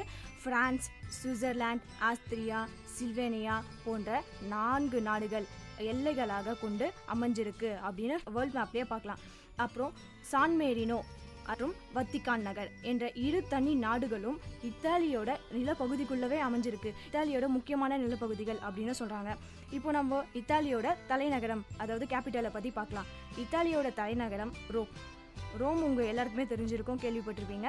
இப்போ நான் கொஞ்சம் சொல்ல வரேன். இத்தாலியோட தலைநகரமான ரோம் மேற்கத்திய கலாச்சாரத்தோட வளர்ச்சியினால் முக்கிய பங்காற்றியுள்ளது அப்படின்னு தாங்க சொல்லணும். ஐரோப்பிய ஒன்றியம் அப்புறம் G8, G20 ஆகியவற்றில் உறுப்பினராக உள்ளது இத்தாலி. உலகில் வாழ்வதற்கு ஏற்ற நாடுகளில் முதன்மையான நாடுகளாக இதுவும் ஒன்று அப்படின்னு தாங்க சொல்கிறாங்க. அமெரிக்காவுக்கு அப்புறம் இத்தாலி தான் வந்து முக்கிய பங்காற்றுக்குது. இப்போது இதனுடைய மொழியை பற்றி இப்போ பார்க்கலாம். இப்போது இத்தாலின்னு இத்தாலியில் இருக்கவங்க இத்தாலிய மொழி தான் பேசுவாங்கன்னு உங்களுக்கு தெரியும். இதனுடைய மொழி அதே தாங்க. இத்தாலியில் இருக்கவங்க இத்தாலி மொழி தான் பேசுகிறாங்க. இவங்க மக்களை வந்து என்னென்ன சொல்கிறாங்கன்னா, நம்ம இந்தியாவில் இருக்கோம் இந்தியன் அப்படின்னு சொல்கிறாங்க. அதே மாதிரி தாங்க இத்தாலியில் இருக்க மக்களை இத்தாலியன் அப்படின்னு தாங்க சொல்கிறாங்க. இவங்களோட அரசாங்கம் கவர்மெண்ட்டை பற்றி பார்த்தோன்னா ஒன்றும் இல்லைங்க, நம்மள மாதிரி தான் இருக்காங்க. இவங்களும் நாடாளுமன்ற குடியரசு தான். இவங்க குடியரசுத் தலைவர் தற்போதைய குடியரசுத் தலைவர் யாருன்னு பார்த்தோம்னா செர்சியோ மத்ரெல்லா. இவங்களோட தலைமை அமைச்சர் யாருன்னா மத்தியோ ரென்சி. இப்போ இருக்கிற தலைமை அமைச்சர் அப்புறம் குடியரசுத் தலைவர் இவங்க தாங்க. இப்போது இத்தாலியோட முக்கியமான அமைப்பு நிலப்பரப்பு. இது எந்த அளவுக்கு வேர்ல்ட் மேப்பில் இடம் பிடிச்சிருக்கு அப்படின்னு பார்க்கலாம். நிலப்பரப்பு இது மொத்த உலகத்தில் 3,01,318 கிலோமீட்டர் ஸ்கொயர் உலக பரப்பளவில் இது 71வது இடத்தை பிடிச்சிருக்கு. இதனுடைய நீர் பரப்பளவு பார்த்தோம்னா 2.4%. இது 2.4% பரப்பளவு நீர் கொண்டிருக்கு. இந்த நாட்டில் மக்கள் தொகை நிறையவே தாங்க இருக்குது. 2006 கணக்கெடுப்பின் படி பார்த்தோம்னா 5,31,31,287. இது 2006 எடுத்த கணக்கெடுப்பு படி சொல்கிறாங்க. அதனுடைய புள்ளி விவரம். இப்போது இவங்களோட இத்தாலி நாட்டோட நாணயம் பற்றி பார்க்கலாம். இவங்களோட நாணயம் யூரோ. இது இத்தாலியில் தெற்கு ஐரோப்பாவில் உள்ளது. இவங்க மொழியை பார்த்தோம்னா இத்தாலிய மொழியே இத்தாலியோட ஆட்சி மொழி. எப்போவுமே அந்த நாட்டில் என்ன மொழி அதிகமாக பேசுகிறாங்களோ அந்த மொழி தான் வந்து அதனுடைய ஆட்சி மொழி அப்படின்னு சொல்லுவாங்க. அதே மாதிரி தாங்க இத்தாலி மொழி தான் இத்தாலியோட ஆட்சி மொழி அப்படின்னு சொல்கிறாங்க. 5.5 கோடி மக்கள் இம்மொழியை தாய்மொழியாகவும் பேசுகிறாங்க அப்படின்னு சொல்கிறாங்க. இருந்தாலும் உலகளவில் இந்த 15 கோடி மக்கள் இந்த மொழியை தான் வந்து அதிகமாக பேசுகிறாங்க அப்படின்னு கணக்கெடுப்பு சொல்லுதுங்க. நாடு முழுவதும் பல வட்டார மொழிகளும் இருக்குது. இந்த நாட்டில் பல வட்டார மொழிகளும் நிறையவே இருக்குது. சிறுபான்மையினர் பேசுகிற மொழிகள் எல்லாம் அவங்க வசிக்கிற இடத்துக்கு ஏற்ற மாதிரி அவங்க அந்த வேறு மொழிகள் எல்லாம் பேசுகிறாங்க. அதே மாதிரி அந்த மொழிகளெல்லாம் இவங்க ஆட்சி மொழிகளாகவும் அங்கீகரிச்சிருக்காங்க. இது மட்டும் இல்லைங்க, ஃப்ரெஞ்சு, செருமன் போன்ற மொழிகளில் சில வட்டாரத்துலேயும் பேசிட்டு வராங்க. இத்தாலிய மொழியோட சிறுபான்மையினரின் மொழிகளும் கல்வி பயில வாய்ப்பு உள்ளது. இவங்க சிறுபான்மையினர் பேசுகிற மொழிகளை கூட இவங்க கல்வி பயில வாய்ப்பு வகித்து விட்டுருக்காங்க. இவங்களோட சமயம் கிறிஸ்துவமே பிரதான சமயமாக இருக்குது. இவங்க இந்த நாட்டில் நிறைய பார்த்தீங்கன்னா கிறிஸ்துவர்கள் மட்டும்தான் இருக்காங்க. இவங்க கிறிஸ்துவ மதத்தினர் தான் நிறைய வாழ்கிறாங்க. மற்ற சமயத்தினரும் வாழ்கிறாங்க. ஆனால் மற்ற சமயத்தினர் வந்து கொஞ்சம் விகிதத்தில் தான் இருக்காங்க. இவங்க கத்தோலிக்க கிறிஸ்துவமே இவங்க பலரால் கடைபிடிக்கப்பட்டு வருகின்ற சமயம் அப்படின்னு சொல்லலாம். இப்போ நம்ம அவங்களுடைய சில பண்புகளை பற்றி பார்த்தோம். அடுத்தது அவங்களோட தேசிய விளையாட்டு, விலங்கு, பறவைகள் அது மாதிரி இருக்கிறதெல்லாம் பார்க்கலாம். இவங்களோட தேசிய விலங்கு அப்படின்னு பார்த்தோன்னா கிரே உல்ஃப் இதுதாங்க, அதாவது ஓநாய். இதுதான் இத்தாலியோட தேசிய விலங்கு. ஓநாய்கள் மிகவும் ஆக்ரோஷமான மிருகம். மக்களின் கால்நடைகளை வச்சே மக்களை அறியும் அளவிற்கு திறமை படைத்தது. இருக்கிறதுலே எது ரொம்ப புத்திசாலியான விலங்குன்னு பார்த்தோன்னா ஓநாய் கூட புத்திசாலியான விலங்கு தாங்க. இது மக்களோட கால் தடத்தை, இப்போ ஒருத்தர் போயிருக்காங்கன்னா அந்த கால் தடத்தை வச்சே அது இங்கே மக்கள் வந்திருக்காங்க, யார் யார் வந்திருக்காங்க, எத்தனை பேர் வந்திருக்காங்க அப்படின்ற அளவுக்கு திறமை படைச்சது. இந்த நாட்டோட தேசிய விலங்கு இந்த ஓநாய் தாங்க. இது ஓநாய் வந்து அதிக அளவில் இத்தாலியில் வாழுது. இத்தாலியோட பாலைவனங்கள், வனப்பகுதிகள், புல்வெளிகள் ஓநாய்கள் அதிகமாக வாழ்கிற இடம் அப்படின்னு சொல்கிறாங்க. அப்புறம் இந்த ஓநாய்களுக்கு போதுமான சாப்பாடும் தண்ணியும் வந்து இத்தாலியில் அந்த பாலைவன பகுதிகளிலே நிறைய கிடைக்குது அப்படின்னு சொல்கிறாங்க. இந்த ஓநாயோட அறிவியல் பெயர் அப்படின்னு பார்த்தோன்னா கேனிஸ் லியூஃபர்ஸ். இதனுடைய சராசரி எடை எவ்வளோ இருக்குன்னு பார்த்தீங்கன்னா, சராசரியான உயரம் இது வந்து 3லிருந்து 5 அடி வரைக்கும் வளரக்கூடியதுங்க. இதனுடைய வாழ்வு காலம் அப்படின்னு பார்த்தோம்னா 6லேருந்து ஒரு 8 வருஷம் வரைக்கும் வாழும். தேசிய பறவை அப்படின்னு பார்த்தோம்னா இத்தாலியன் ஸ்பாரோ. இதனுடைய அறிவியல் பெயர் சிசல்பைன் ஸ்பாரோ. இது வந்து பொதுவாக இத்தாலி நாட்டில் தான் அதிகமாக காணப்படுது. அதனால தான் இதனுடைய பேர் இத்தாலியன் ஸ்பாரோ அப்படின்னே சொல்கிறாங்க. இது 1817 மக்களால் வந்து அறிமுகப்படுத்தப்பட்டது. இதனுடைய சைஸ் ரொம்ப சின்னதாக தான் இருக்கும். ஆனால் இது வந்து நிறைய பறவை இருக்கிறதுனால இது இவங்களோட தேசிய பறவையாக அறிமுகப்படுத்தியிருக்காங்க. இப்போ நம்ம அடுத்தது இத்தாலியோட தேசிய விளையாட்டை பற்றி பார்க்கலாம். விளையாட்டுனா உடனே உங்கள் எல்லாருக்கும் ஒரு என்ஜாய்மெண்ட் வந்திருக்கும். அடுத்தது இவங்களோட விளையாட்டு என்னன்னு பார்த்தோம்னா கால்பந்து ஆட்டம் தான் இவங்களோட தேசிய விளையாட்டு. இத்தாலியோட தேசிய விளையாட்டு கால்பந்து ஆட்டத்தை இவங்க நிறைய ஒலிம்பிக்கில் நிறைய கலந்துக்கிட்டு நிறைய பரிசுகளையும் வென்றிருக்காங்க. இவங்க கைப்பந்தும் கூடைப்பந்தும் முக்கியமான விளையாட்டாக கருதப்படுது. இத்தாலியோட சிறப்புகள்.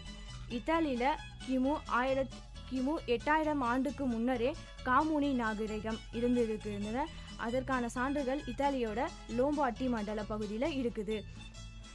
இது வரைக்கும் நம்ம பார்த்த எல்லாமே இத்தாலியோட பண்புகள் தான். நம்ம இத்தாலி நாட்டோட எல்லா பொது பண்புகளையும் பார்த்தோங்க. இன்னும் நிறைய தகவல்களோட அடுத்த நிகழ்ச்சியில் சந்திக்கிறேன். நிறைய தகவல்களை உங்களுக்கு ரொம்ப பயன்படும்படி இருக்கும்னு நினைக்கிறேன். இதுவரை நீங்கள் கேட்டுக்கொண்டிருப்பது விஐடி பண்பலை 90.8. இது விஐடி பல்கலைக்கழகத்தின் சமுதாய வானொலி. நன்றி, வணக்கம்.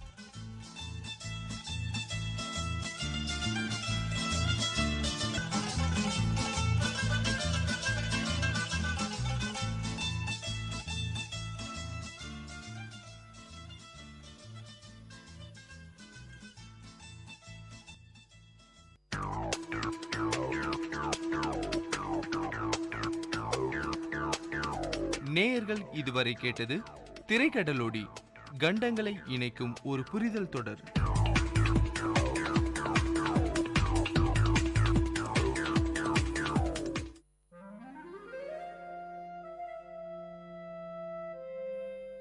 It's story time. In Vit Community Radio 90.8, you are going to listen to a short story written and narrated by Professor Pranesh Kumar, Vit University.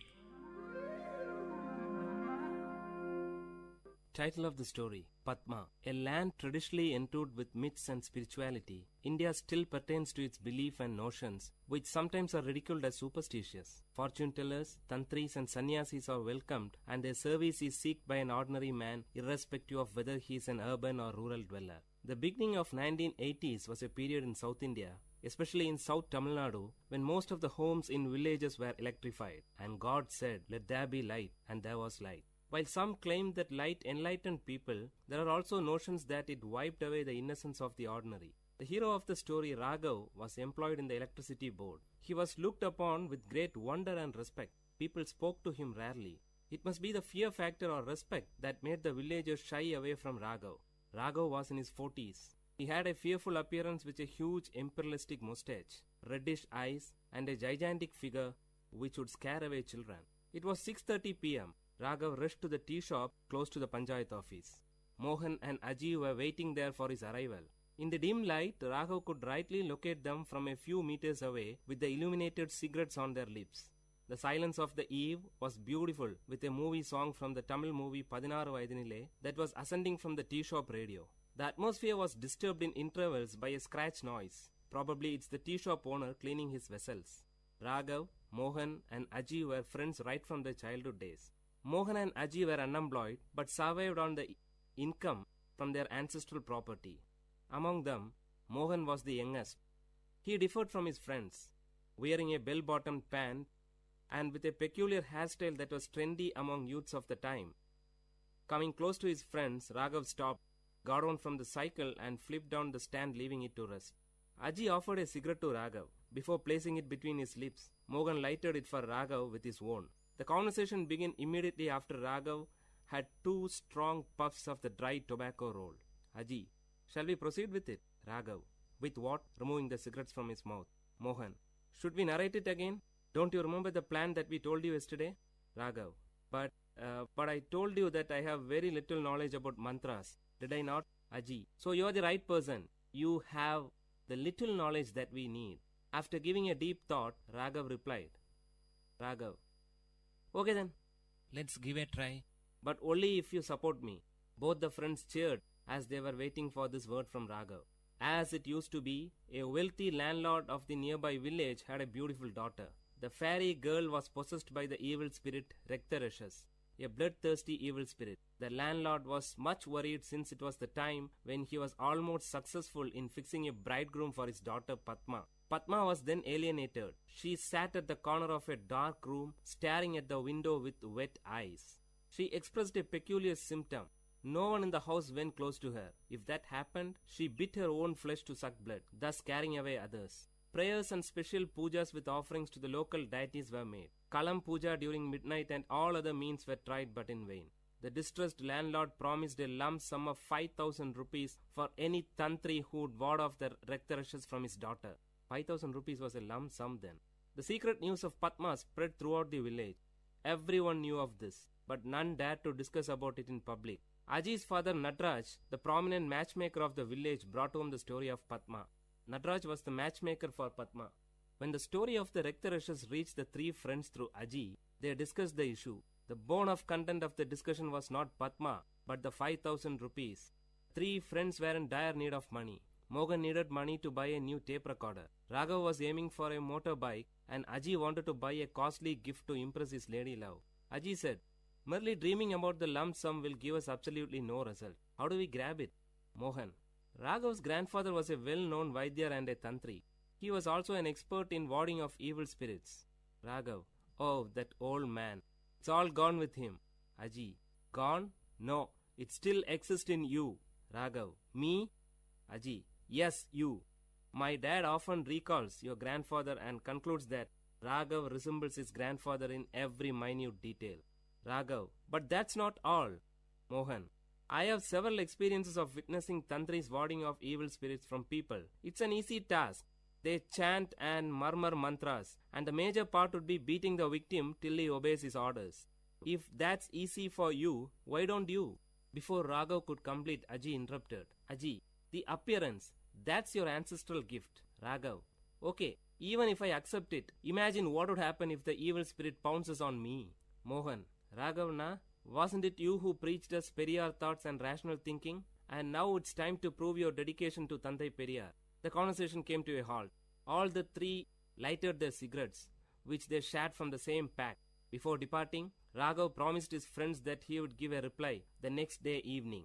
That night, Raghav could continuously listen to the hooting sound of an owl, for he with the owl had a sleepless night. The search for his grandfather's personal records in the old granary began early in the morning before his wife woke up.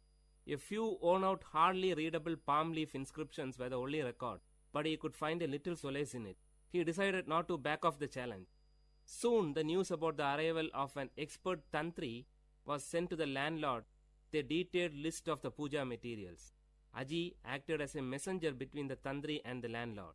A Paurnami, full moon day Friday, was fixed for the puja.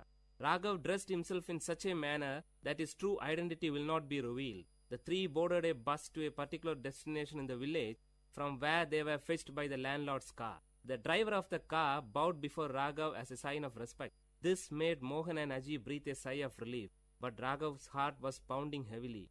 Before descending from the car, Raghav closed his eyes for a few seconds and pretended as if he is drawing energy. In reality, he prayed to his long-dead grandfather seeking guidance. The landlord and his wife warmly welcomed Raghav to their home. Seated majestically, Raghav uttered, I could feel the presence of an evil as soon as I stepped into your home. She has posed a challenge to me.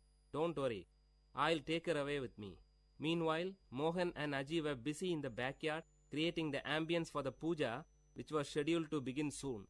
Raghav was taken to the isolated room where Padma was held captive. As soon as he stepped in, the light was switched on by the landlord. Raghav's red eyes opened widely and he fixed his gaze on Padma, who was seated on the floor in a corner. Padma did not react immediately at the presence of Raghav, probably because she had had enough experience with tantris quite often by then. Raghav's eyes were still set strong on Padma. Actually, he was stunned by the unblemished beauty of Padma, a beauty that makes one speechless. When Raghav moved close to her, she screamed violently, and in the peak of her fits, she bit her arm close to the elbow along with her garment. Immediately, blood gushed from her mouth and arm. Seeing this, Raghav was taken aback, but did not react. Padma now fainted and threw herself on the floor. She wore a half sari. The visible portions of her body showed red scars, which must have been the result of the beatings she received from the earlier tantris. She lay down like a white hibiscus with red marks.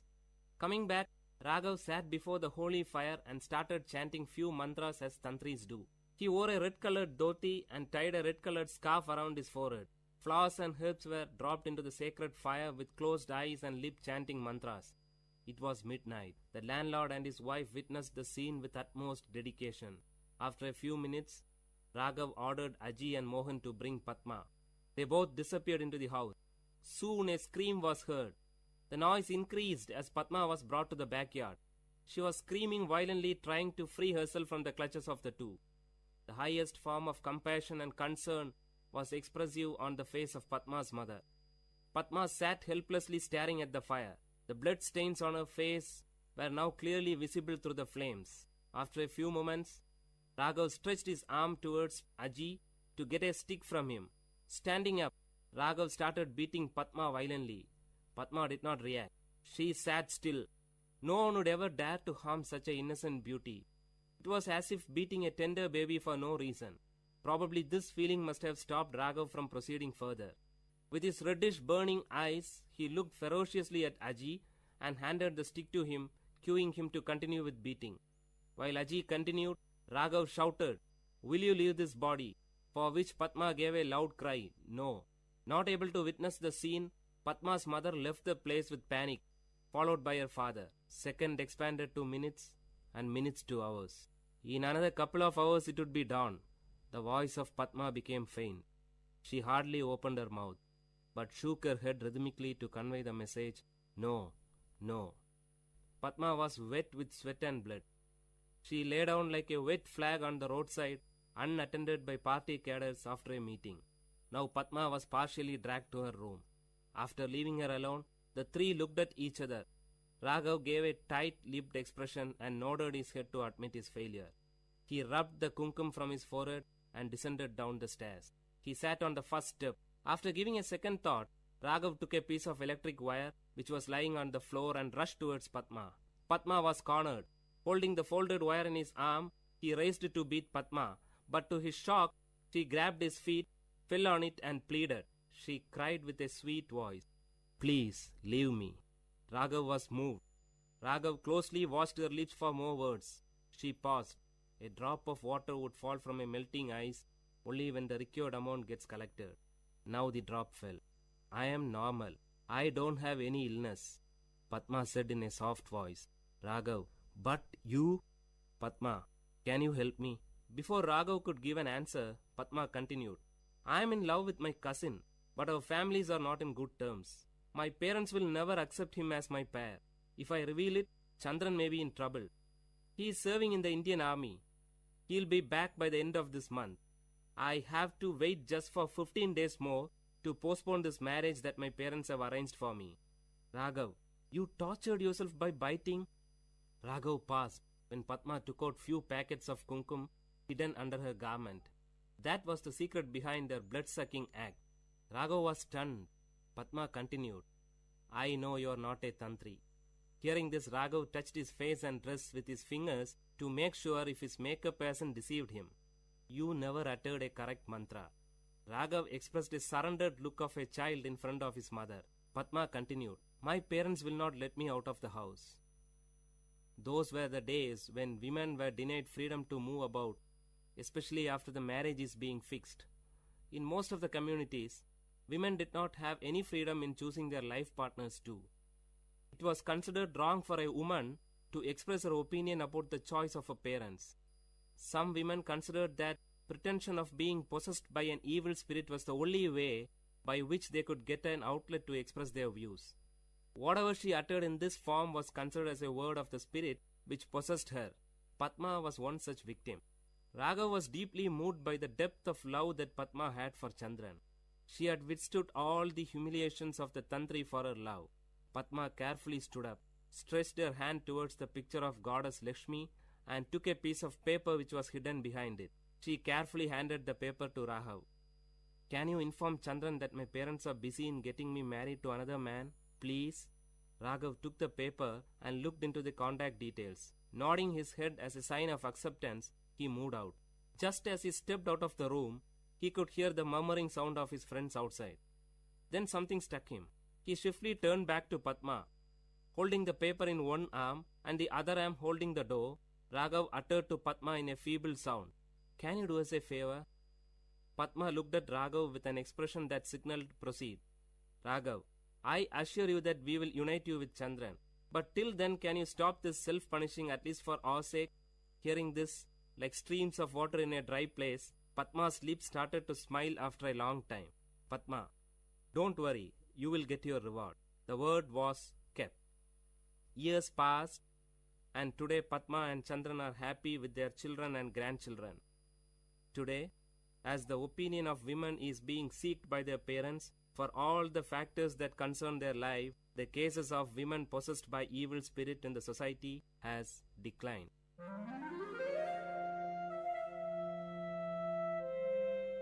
Dear listeners, you had listened to a short story written and narrated by Professor Pranesh Kumar, VIT University, in VIT Community Radio 90.8.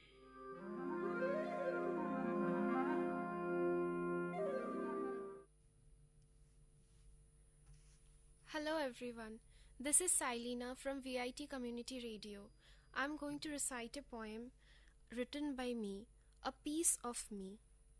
A thoughtless rejection, an incomprehensible pain, a marred laughter, a disguised hope, an unforgettable reminiscence, a faded nostalgia, a shattered dream, 1,000,001 pieces of broken trust, a cosmic longing, a hopeless expectation, an unanswered beacon, an unwrapped attachment, a futile investment, a boastful mistake, an embellished scar, an addictive torture, an unfathomable deep altogether, a piece of me that still breathes in you.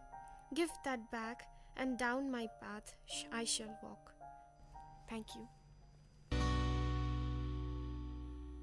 The story of a soft heart. Everyone has a heart. Every heart has its own language. Every heart has something to speak. Every heart wants its listener. But the irony is dramatic.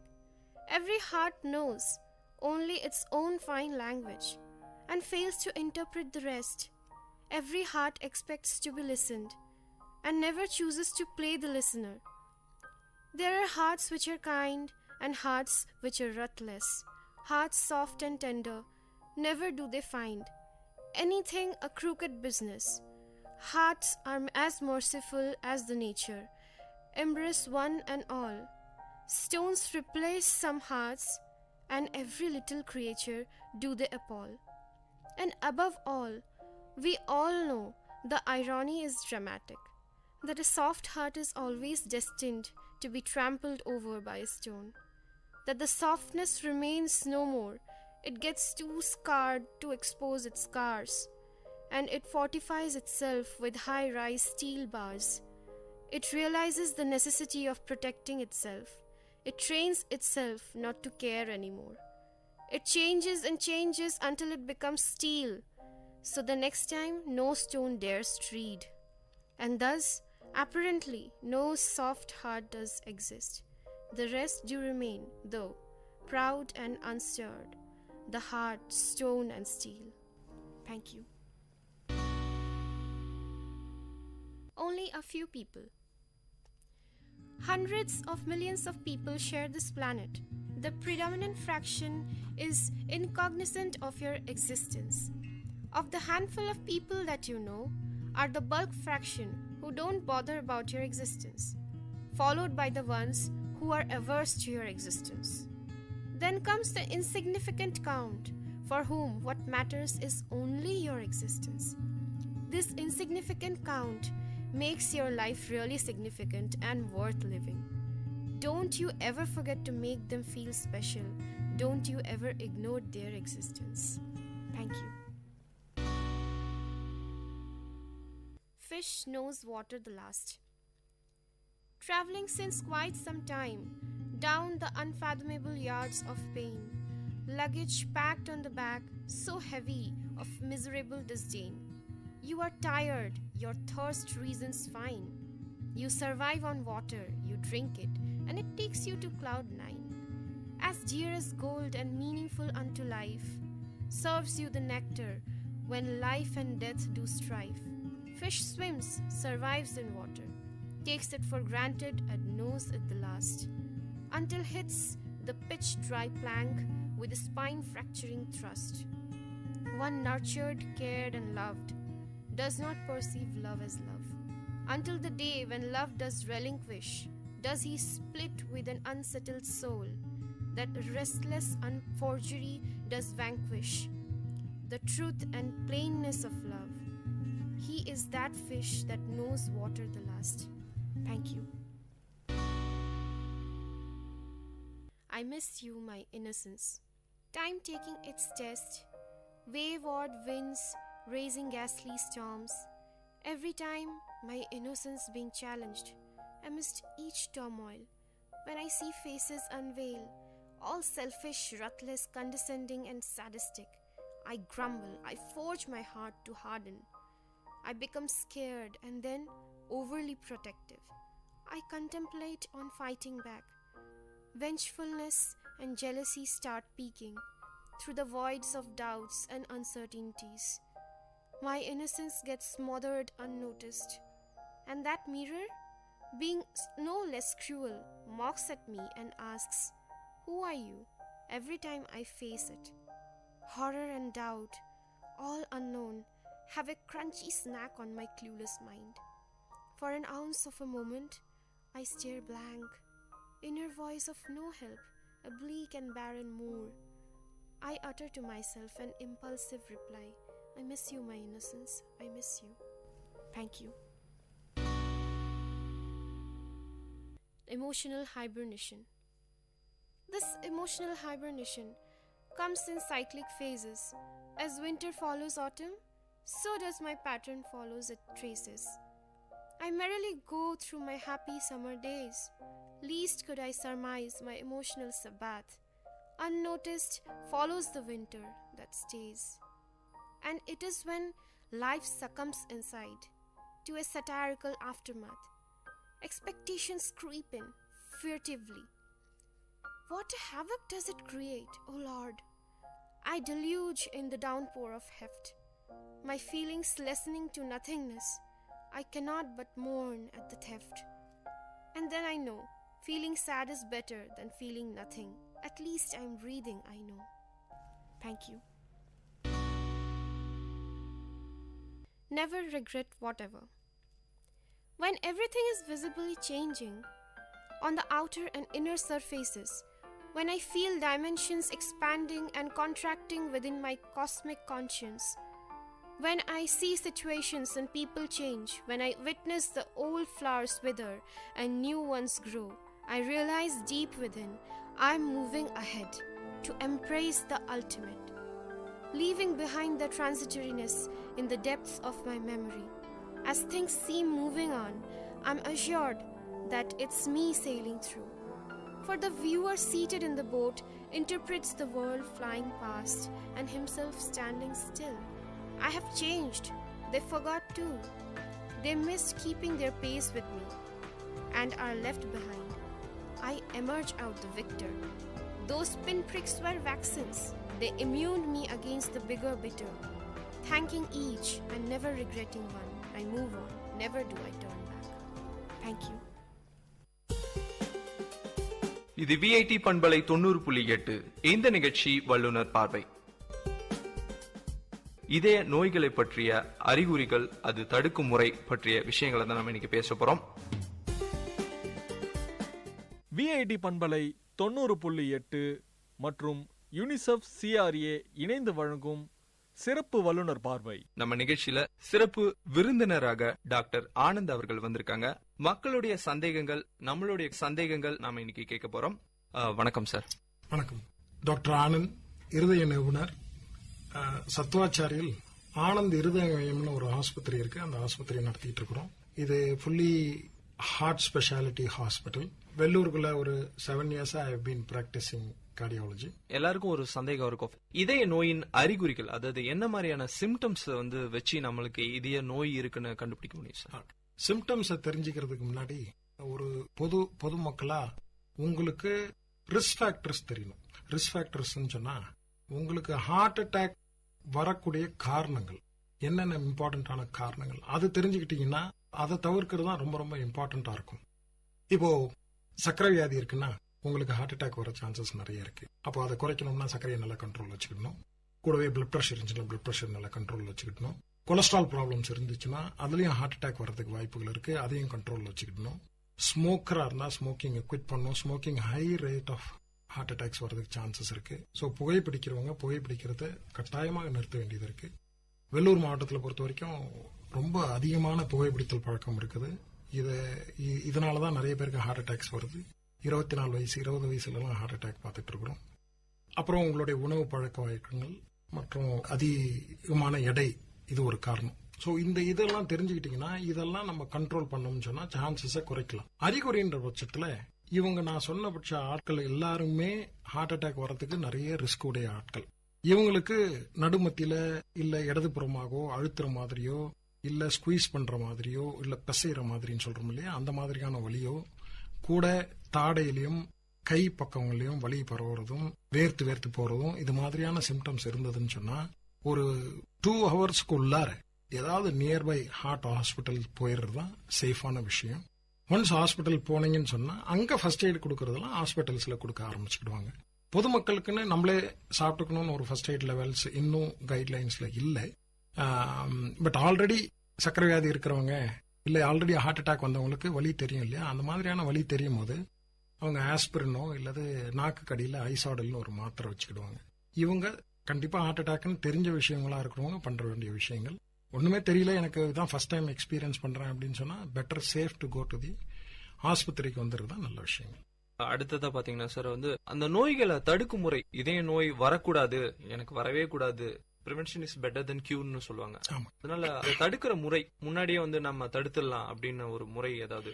மேற்கோள் காட்டின நான் இந்த 5 விதமான ஆட்களுக்கு கண்டிப்பா நீங்க இதெல்லாம் நான் சொன்னதெல்லாம் செய்யாத பட்சத்துல ஹார்ட் அட்டாக் வர்றதுக்கு சான்சஸ் நிறைய இருக்குதான் போகுது. அது முதல்ல ரொம்ப இம்பார்ட்டன்டான விஷயம்ன்றதுனால அதை முதல்ல மறுபடியும் திருப்பி சொல்றதுல ஒன்றும் தப்பு இல்லைன்னு தோணுது.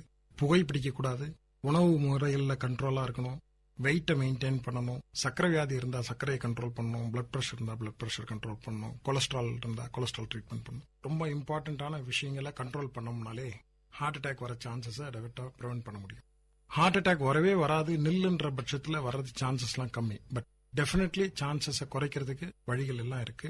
இதை ஃபாலோ பண்ணிக்கிட்டு உங்களுடைய மருத்துவர் ஆலோசனைப்படி நீங்க உங்களுடைய மருந்துகள்லாம் கரெக்டா சாப்பிட்டுட்டு இருந்தீங்கன்னா சான்சஸ் கண்டிப்பா குறையும். மக்களுக்கு இப்ப எவ்வளவு விழிப்புணர்வு இருக்கு சார் இதய நோய்களை பத்தி? சிட்டிஸ்ல பெரும்பாலும் கொஞ்சம் இருக்குது. பட் நம்ம இப்பதான் வளர்ந்துட்டு வர சிட்டின்றதுனால நம்ம ஊர்ல விழிப்புணர்வு ரொம்ப கம்மியா தான் இருந்துட்டு இருக்கு. ஒரு மாரடைப்புதுன்றதுனாலே அதை ஒரு வயிறு எரிச்சல் ப்ராப்ளமாவோ இல்ல கேஸ்ட்ரிக் ப்ராப்ளம்னு சொல்லி தட்டி கழிக்கிறதோ, இல்ல எனக்கு ஹார்ட் அட்டாக் வராதுன்னு சொல்றதோ, இல்ல எங்க பக்கத்து வீட்டுல ஒருத்தர் 80 வயசு வரைக்கும் சிகரெட் குடிச்சுக்கிட்டே இருக்கிறாரு, அவருக்கு ஹார்ட் அட்டாக்கே வந்தது இல்லை, அதனால எனக்கு எப்படி வந்துடும் அப்படின்னு நினைக்கிறதும், இந்த மாதிரியான டினையல் அப்படின்னு சொல்றது, தனக்கு வியாதி இருக்கிறத மறுக்கிறது ரொம்ப ரொம்ப அதிகமா இருக்கிறது. இதை விட்டுட்டு உண்மையிலே அது ஹார்ட் ப்ராப்ளம் தானா, உண்மையிலே இருதய பிரச்சனை தானா அது அப்படின்னு தெரிஞ்சுக்கிட்டு மருத்துவர் ஆலோசனைப்படி அட்லீஸ்ட் ஒரு விசிட் ஆச்சும் பண்ணி தெளிவுபடுத்திக்கிறது தான் நல்லது. இக்னோர் பண்ணிக்கிட்டே இருக்கிறத விட. பிகாஸ் டைம் இஸ் மசில்னு சொல்லுவோம் இதயத்துல. அப்படின்னா இதயன்றது ஒரு சதை தான் இல்லையா, அந்த சதைக்கு உணவு தேவை. அந்த உணவு தான் ரத்த குழாய் மூலயமா சப்ளை ஆகுது. இப்ப இந்த ரத்த குழாய் அடைச்சிக்கிச்சுன்னு சொன்னாதான் அப்ப உணவு அதனுடைய செயல்திறனுக்கே ரத்தம் பத்தாம போகுது. அப்பதான் அந்த இதயம் இறந்து போகுது. அப்ப அந்த இருதயம் இறந்து போகாம நம்ம காப்பாத்துறதுக்கு எவ்வளவு சீக்கிரம் முடியுமான்னு பார்க்கும். அப்போ எவ்வளவு சீக்கிரம் நீங்க உங்களுக்கு நெஞ்சுவலி வந்துச்சோ ஆஸ்பத்திரிக்கு இமிடியேட்டா போனீங்கன்னு சொன்னா அந்த இதயத்தை சாகாம காப்பாத்துறதுக்கு வழிகள்லாம் இருக்கு. மருந்து கொடுத்தோ இல்ல ஆஞ்சியோபிளாஸ்டின்னு ஒரு விஷயங்கள் பண்ணியோ அதை காப்பாத்துறதுக்கு வழிகள் இருக்கு. அப்ப இந்த இதயத்தை நம்ம காப்பாத்தினாதான் நாளடைவில் இதய ஃபெயிலியர், ஹார்ட் ஃபெயிலியர் வந்துருச்சு, அதனால கிட்னி கெட்டு போகுது அப்படின்ற பிரச்சனை, அதனால இதய துடிப்பு வித்தியாசங்கள் வருது, இதெல்லாம் தவிர்க்க முடியும். அப்போ நம்ம அந்த ஹார்ட் மசில சேவ் பண்ணணும். எப்படி ஸ்ட்ரோக் வந்தா உங்களுடைய ஒரு பக்கம் செயல் இழந்து போதோ, பிரெயின்ல ஸ்ட்ரோக் வந்தா அப்படின்னா அந்த பிரெயின்ல அந்த பார்ட்டு வேலை செய்யலன்னு அர்த்தம். அவங்களோட இதயம் உங்க கை கால் எப்படி வேலை செய்யாம போதோ அதே மாதிரி இதயத்துல ஒரு பகுதி செயல் இழந்து போயிடும். அப்போ அந்த பம்பிங் ஆக்ஷன் அதால பண்ண முடியாது. உங்க கிணத்துல தண்ணி வச்சிருக்கிறீங்க, தண்ணி மோட்டர் வழியா வெளியே இறைக்கணும். நீங்க கிணத்துல தண்ணி ரொம்பிக்கிட்டே இருக்கு, மோட்டர் வெளியே ரொப்பலன்னா அப்புறம் கிணறு தாங்காது இல்லையா, கிணறு வலிஞ்சுக்கிட்டே இருக்கும் இல்ல பெருசாயிட்டே இருக்கும். அந்த பிரச்சனைகள்லாம் சமாளிக்கிற மாதிரியானதான் இது. இது just pump. For that pump சரியாக வேலை செய்யறதுக்கு அது சாகாம இருக்கணும். அப்போ அதுக்கு அதான் டைம் ரொம்ப இம்பார்ட்டன்ட். அதனாலதான் சொல்றோம் 2 மணி நேரத்துக்கு உள்ளார முடியாட்டி at least as early as possible எவ்வளவு சீக்கிரம் முடியுமோ இருதய மருத்துவமனைக்கு ஏதாவது அணுகிறது தான் ரொம்ப நல்ல விஷயம். இப்ப நிகழ்ச்சியில ஒரு நேயர் ஒரு கேள்வி கேட்டிருக்காரு. டாக்டர் சார், என் பேர் பூபாலன், சீனியர் ரெசிடென்டா ஒர்க் பண்றேன் விஐடியில். நான் வேர்ல்டு ஆர்ட் கேம்ப் நடத்தினாங்க, அதுக்காக வந்த ஃபுட்டீஸ்ல நடந்திருக்கு, அதுக்கு வந்தேன். ரெஜிஸ்ட்ரேஷன் பண்ணியாச்சு. அப்புறம் ஹைட் வெயிட் எல்லாம் செக் பண்ணோம், பிளட் பிபி செக் பண்ணாங்க, சுகர் லெவல் செக் பண்ணாங்க, எல்லாம் நார்மலா இருக்குன்னு சொல்லியிருக்காங்க. பட் ஜென்ரலா எனக்கு ஒரு கொஸ்டின் இருக்கு. எனக்கு ஹார்ட் என்லார்ஜா இருக்குன்னு சொல்லியிருக்காங்க. ஃபர்தரா இசிஜி எடுக்கும் போது அப்நார்மல் காமிக்குது. எக்கோ டெஸ்ட் எடுத்தாங்க, அதுல 2 சென்டிமீட்டர் என்லார்ஜா இருக்குன்னு சொல்லியிருக்காங்க. ரிசல்ட் வந்திருக்கு. ஃபர்தரா நான் என்ன ட்ரீட்மெண்ட், கொலஸ்ட்ரால் டேப்லெட் எடுத்துட்டு இருக்கோம், ஹார்ட்டுக்கு தேவையான டேப்லெட் எடுத்துட்டு இருக்கோம். ஃபர்தரா நான் இன்னும் ப்ராசஸ் பண்ணணும். 2 விஷயங்களால அவருக்கு ஆயிருக்கலாம். ஒன்னு இருதயம் வீக்கமாகவும் இருந்து பலகீனமாக இருக்குன்னு சொன்னா, ஒன்னு ரத்த குழாயில் அடைப்புகள் இருந்ததுனால ஆயிருக்கலாம், அல்லது சதையிலே பலகீனமா இருக்கலாம். இது 2த்தையும் கண்டுபிடிக்கணும். ரத்த குழாயில் அடைப்புகள்னால பலகீனம் ஆயிருந்துச்சுன்னு சொன்னா, இந்த ரத்த குழாய் அடைப்புகள்லாம் நீக்கி விட்டோம்னா இருதய பலகீனம் இம்ப்ரூவ் ஆகிறதுக்கு வாய்ப்புகள் இருக்கு. அது இம்ப்ரூவ் ஆக வாய்ப்புகள் இருக்கான்னு டெஸ்ட் பண்ண வர்றதுக்கு நிறைய வழிகள் இருக்கு. 2வது, சதையிலே வீக்கமா இருந்ததுன்னு சொன்னா, அந்த சதையிலே வீக்கமா இருக்கிறதையும் இம்ப்ரூவ் பண்றதுக்கு இப்ப மெஷின்ஸ் எல்லாம் வர ஆரம்பிச்சிருச்சு. கார்டியாக் ரீசன்கரோனைசேஷன் தெரப்பின்னு சொல்லுவோம். அப்படின்னா ஒரு பேஸ் மேக்கர் மாதிரியான ஒரு கருவி உங்களுடைய இதய செயல்திறனை கூட்டுறதுக்காக கொண்டு வந்த மிஷின்லாம் வந்துருச்சு. ஸோ இதனுடைய வசதிகள்லாம் நிறைய இருக்கு, எல்லா ஹாஸ்பிட்டல்ஸ்லயும் இருக்கு. ஏதாவது ஒரு இருதய மருத்துவர் அணுகுனீங்கன்னா இதை பத்தி உங்களுக்கு தெளிவா சொல்லுவாங்க. அடுத்ததா ஒரு நேர் கேள்வி கேட்டிருக்காங்க. ஹலோ, வணக்கம் சார். நான் காரைக்கால்ல இருந்து மதி பேசுறேன் சார். நான் இப்ப இடையில ஒரு 1.5 வருஷம் முன்னாடி ஆஞ்சியோ பண்ணிட்டேன் சார். அது பிற்பாடு இப்போ பைக்லாம் ஓட்டிட்டு இருக்கேன், லாங் ட்ரிப்லாம் போயிட்டு இருக்கேன். அப்படிதான் போலாமா சார்? இல்லை, எனக்கு கை காலெல்லாம் வலி அதிகமா இருக்கு, உடம்பு வலிக்குது, அந்த நெஞ்சு அனத்தலாவே இருக்கு. ஒரு மாதிரியா ஏதோ ஒரு சிந்தனையில் இருக்கிற மாதிரியே ஒரு ஃபீலிங்காவே இருக்குது. ஏதோ நெஞ்சை போட்டு அனத்துற மாதிரியே கை கால் வலி, இதுதான் மெயின். சில இருந்தால் மூச்சு திறன மாதிரி லைட்டா இருக்கும் சார். இதுக்கு ஏதாவது உடற்பயிற்சி ஏதாவது இருக்கா சார்? ஏதாவது வேற ஏதாவது இல்லை மெடிசன் இல்லை உடற்பயிற்சி கிளியர் பண்ணிக்கலாமா? வேற சாப்பாட்டு வகையில் ஏதாவது நான் கொஞ்சம் கண்ட்ரோலாக இருக்கணுமா சார்? ஏதாவது அதை குறைச்சிக்கலாமா? இல்லை ஆயில் ஐட்டம் இந்த மாதிரி ஏதாவது, இல்லை மெடிசன் ஏதாவது மாற்றி சாப்பிடணுமா? அதுக்கு ஏதாவது வழி சொன்னீங்கன்னா நல்லா இருக்கும். 1-2 விஷயங்கள் இதுல தெரிய வேண்டியது. ஒன்னு, ஆஞ்சியோகிராம் பண்ணார் இல்லையா, அந்த ஆஞ்சியோகிராம்ல என்ன இருந்துச்சு, பிளாக்கே இல்லையா இல்ல பிளாக் இருந்துச்சா? 2வது, அவருக்கு சக்கரை நோய் இருந்துச்சா, சக்கரை நோய் இல்லாம இருக்குதா, இப்ப எவ்வளவு வெயிட்ல இருக்கிறாரு, இது எல்லாம் மேட்டர்ஸ். பட் ஓவராலா சப்போஸ் அவருடைய ஹார்ட் ஃபங்க்ஷன் நல்லா இருக்கிற பட்சத்துல, நடந்தா நெஞ்சு வலி வராத பட்சத்துல, ஒரு பிரிஸ்க் வாக்கிங், வேகமாக ஒரு நடைப்பயிற்சி, பிரிஸ்க் ரொம்ப வேகமா இல்லாமையும் மிதமான ஒரு வேகத்துல 1/2 மணி நேரம் நடைப்பயிற்சி செய்யணும் வெறும் வயிற்றுல. சாப்பாடு வகையில் பாத்தீங்கன்னு சொன்னா, சக்கரை வியாதிக்காரர்களுக்கு சொல்லியிருப்பாங்க. பட் சக்கரை வியாதிக்காரா இருந்தாலும், ஹார்ட் அட்டாக் வந்த பேஷண்ட்ஸா இருந்தாலும், நிறைய காய்கறிகள் சாப்பிட்டுக்கிட்டு அளவான சாப்பாடுகள் சாப்பிட்டுக்கிட்டு இருக்கிறது அவருக்கு நல்ல விஷயங்கள். நிறைய ஜங்க் ஃபுட்ஸ் எல்லாம் அவாய்ட் பண்ணிக்கணும். ஃபேட்டி ஃபுட்ஸ் எல்லாம், டால்டா எஸ்பெஷலி நெய், வெண்ணெய் இந்த மாதிரியான ஐட்டங்கள்லாம் அவாய்ட் பண்ணிட்டு எதையும் வறுத்து சாப்பிடாம வேக வச்சு சாப்பிட்ற பழக்கம் பண்ணிக்கிட்டாங்கன்னா ஒன்றும் பிரச்சனை இல்லை. அடுத்ததா ஒரு நேர் கேள்வி கேட்டிருக்காங்க. பி சுபாஷ் Chandra Bose, VIT. Diabetic BP இருந்தா அவங்களுக்கு ஹார்ட் அட்டாக் வரதுக்கு சான்ஸ் எத்தனை % உண்டு? அதுக்கு உண்டான டயட் என்ன? எப்பயுமே எப்படி சொல்லுவோம்னு சொன்னா டயபெட்டிஸும் பிளட் ப்ரெஷரையும் அண்ணன் தம்பிங்கன்னு சொல்லுவோம். ஹைப்பர் டென்ஷன் சொல்றது. ஸோ இவங்க 2 பேரும் ஒன்னு இருந்தா ஒன்னு கண்டிப்பா இருப்பாங்க. சக்கரை வியாதி இருக்கிறவங்களுக்கு பெரும்பாலும் பிளட் ப்ரெஷர் இருக்கும். ஏன்னு சொன்னா சக்கரை வியாதி இருக்கிறவங்களுக்கு நம்ம நார்மலா ஒரு மனிதரை நம்ம அசஸ் பண்ற பட்சத்துல பார்க்கும் பட்சத்துல பிளட் ப்ரெஷர் 140-90 நார்மல்னு சொல்லுவோம். ஆனா சக்கரை வியாதிக்காரங்களுக்கு 130-80 தான் நார்மல். அப்போ நார்மல் பீப்புளோட சக்கரை வியாதிக்காரங்களுக்கு இன்னும் கொஞ்சம் பிளட் ப்ரெஷர் கம்மியா இருக்கணும். அப்படி இருந்தாதான் ஹார்ட்டையோ, கண்ணையோ, பிரெயினையோ, கிட்னியோ பாதிக்காம இருக்கும். அப்போ இந்த பாதிப்பு உண்டு பண்ணாம வைக்கிறதுக்கு பிளட் ப்ரெஷர் நல்ல கண்ட்ரோல் வச்சிருக்கணும். ஸோ உங்களுடைய சக்கரை வியாதி டாக்டரோ இல்லை உங்களுடைய பிசிஷியனோ இதை பத்தி உங்களுக்கு எக்ஸ்பிளைன் பண்ணுவாங்க. ஸோ உங்களுடைய blood pressure should be around 130-80. அதுதான் சக்கரை வியாதிக்காரங்களுக்குள்ள இருக்க வேண்டிய பிளட் ப்ரெஷர். இப்போ சில பேருக்கு டாக்டர் படபடப்புனால வேர்வை வர்றது, சின்ன வலி இருக்கும், அதை நினைச்சிட்டு ரொம்ப பயப்படுறது, சடனா ஏதாவது ஒரு விஷயத்துக்கு பயந்துட்டே இருக்கும்போது சடசன்னு வேர்க்கிறது, அந்த மாதிரி சிம்டம்ஸ் இதய நோய்க்கு அறிகுறி இருக்குமா? இல்ல, படபடப்பு ஒரு இதய நோய் கொண்டாடின அறிகுறி தான். பட் இவங்களுக்கு இருக்கிற படபடப்பு டெஃபினெட்லி இதய நோய் தானான்னு தெரிஞ்சுக்கிட வேண்டிய அவசியம் இருக்கு. ஏன்னா நிறைய சின்ன பசங்களுக்கு இப்போ இந்த ஆங்ஸைட்டி டிசார்டர்னு இருக்கு. அப்படின்னு சொன்னா எதை எடுத்தாலும் பயப்படுறது, நைட்ல தூங்குறது இல்ல, வேர்த்து வேர்த்து போறது, இந்த மாதிரியான ஒரு மக்களுக்கு கவுன்சிலிங் தான் ரொம்ப ரொம்ப இம்பார்ட்டன்ட். பட் இதே ஒரு சக்கரை வியாதிக்காரருக்கு படபடப்புன்னு வருது, இல்ல ஒரு 60 வயசு ஆளுக்கு நடந்தா படபடப்புன்னு வருது அப்படின்னு சொன்னா இது கொஞ்சம் சீரியஸான விஷயங்கள் தான். இதை டெஸ்ட் பண்ணிக்கணும். இது ஹார்ட் ப்ராப்ளம் தானான்னு தெரிஞ்சுக்க வேண்டியது. இப்போ ஒரு ஃபர்ஸ்ட் அட்டாக் வந்துருச்சு, அவருக்கு ஃபீல் பண்றாரு நம்மளுக்கு அட்டாக் இருக்கு, அந்த மாதிரி சூழ்நிலையில எந்த மாதிரியான ஃபர்ஸ்ட் எய்ட் எடுக்கணும்? உடனே என்னன்னா இப்போ சக்கரை வியாதிக்காரு நீங்க ஆல்ரெடி உங்களுக்கு ஹார்ட் அட்டாக் வந்திருந்ததுன்னு சொன்னா உங்களுக்கு தெரியும் எது ஹார்ட் அட்டாக்னு சொல்லி. ஒரு தடவை நெஞ்சொலியோட ஹார்ட் ஆஸ்பத்திரிக்கு போயிருப்பீங்க, ஆஸ்பத்திரியில அட்மிட் பண்ணிருப்பாங்க, 4-5 நாள் வைத்தியம் பண்ணிருப்பாங்க. இதுல உங்களுக்கு தெரிஞ்சிடும் எது உங்களுக்கு ஹார்ட் அட்டாக்னு. ஸோ ஒரு இண்டிவிஜுவலா உங்களுக்கு எது ஹார்ட் வலி எது ஹார்ட் வலி இல்லைன்றது தெரியும். ஸோ முன்னாடியே ஆல்ரெடி எக்ஸ்பீரியன்ஸ் ஆன ஆளு இந்த மாதிரியான வலி வந்தா ஹார்ட் அட்டாக்னு நினைக்கிறாங்கன்னு வச்சுங்களேன், இமிடியேட்டா ஆஸ்பிரின் ஒரு மாத்திரை இருக்கு, அது ஒரு 300 மில்லிகிராமும், ஒரு நாக்கு கடியில ஐசாடில்னு ஒரு மாத்திரையும் வச்சுக்கலாம் இவங்களாம். பட் இதே ஒரு 25 வயசு ஆள் வரான், அவனுக்கு இதே மாதிரி வலி வர மாதிரி தெரியுது, கையில வர மாதிரி தெரியுது, அது ஹார்ட் அட்டாக்கா இல்லையான்னு தெரியும். அந்த நேரத்தில் அவனுக்கு அந்த மாத்திரையை சாப்பிடுறது அட்வைசபிளானா இல்லை. ஸோ அவங்க ஆஸ் சூன் அஸ் பாசிபிள் அந்த வலி வந்த உடனே ஆஸ் சூன் அஸ் பாசிபிள் ஏதாவது ஒரு ஹாஸ்பிட்டல், நியர்பை ஹாஸ்பிட்டல் போயிட்டாங்கன்னு சொன்னா அந்த ஃபர்ஸ்ட் எய்ட் ட்ரீட்மெண்ட்டை ஆஸ்பத்திரியில கொடுத்துருவாங்க.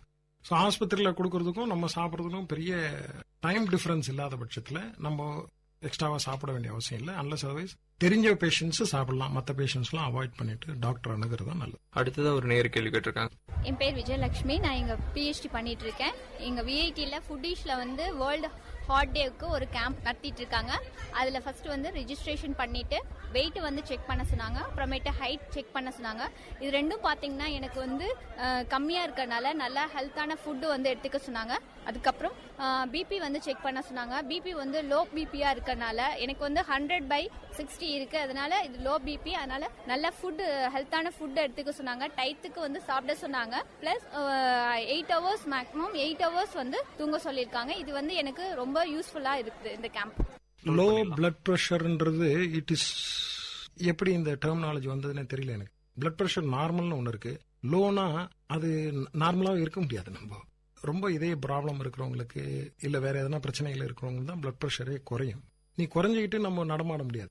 அப்போ நம்ம எப்படி பிளட் பிரஷரை தீர்மானிக்கிறோம் அப்படின்னு சொன்னா ஒரு நம்பர் கிடையாது பிளட் பிரஷர். இப்போ நார்மல் சொல்றோம் பாத்துக்கிட்டீங்களா, 100 to 140 வரைக்கும் உயர்ந்த இந்த சிஸ்டாலிக் பிளட் பிரஷர் சொல்லுவோம். மேல் மட்டத்தில் இருக்கிற பிளட் பிரஷர், கீழே இருக்கிற பிளட் பிரஷர் 60 to 90 வரைக்கும் நார்மல்னு சொல்றோம். சப்போஸ் நீங்க ஒரு 18 வயசு குழந்தைய பாக்குறீங்க, அவங்களுக்கு 40 கிலோ தான் இருக்கிறாங்க, அவங்களுக்கு பிளட் பிரஷர் 90 தான் இருக்கும். சோ அதனால நம்ம அந்த கைட்லைன்ஸ் படி ஸ்டாண்டர்ட்ஸ் படி வச்சுக்கிட்டு இவங்களுக்கு 100 கீழே இருக்கு 90 தானே இருக்கு, இவங்களுக்கு லோ பிளட் பிரஷர் அப்படின்னு சொல்லக்கூடாது. அவங்களுடைய பாடி மாஸ் இண்டெக்ஸ்க்கு, அவங்களுடைய ஹைட்டுக்கு, அவங்களுடைய வெயிட்டுக்கு எவ்வளவு பிளட் பிரஷர் இருக்கணுமோ அந்த லெவல் இருக்கணும்.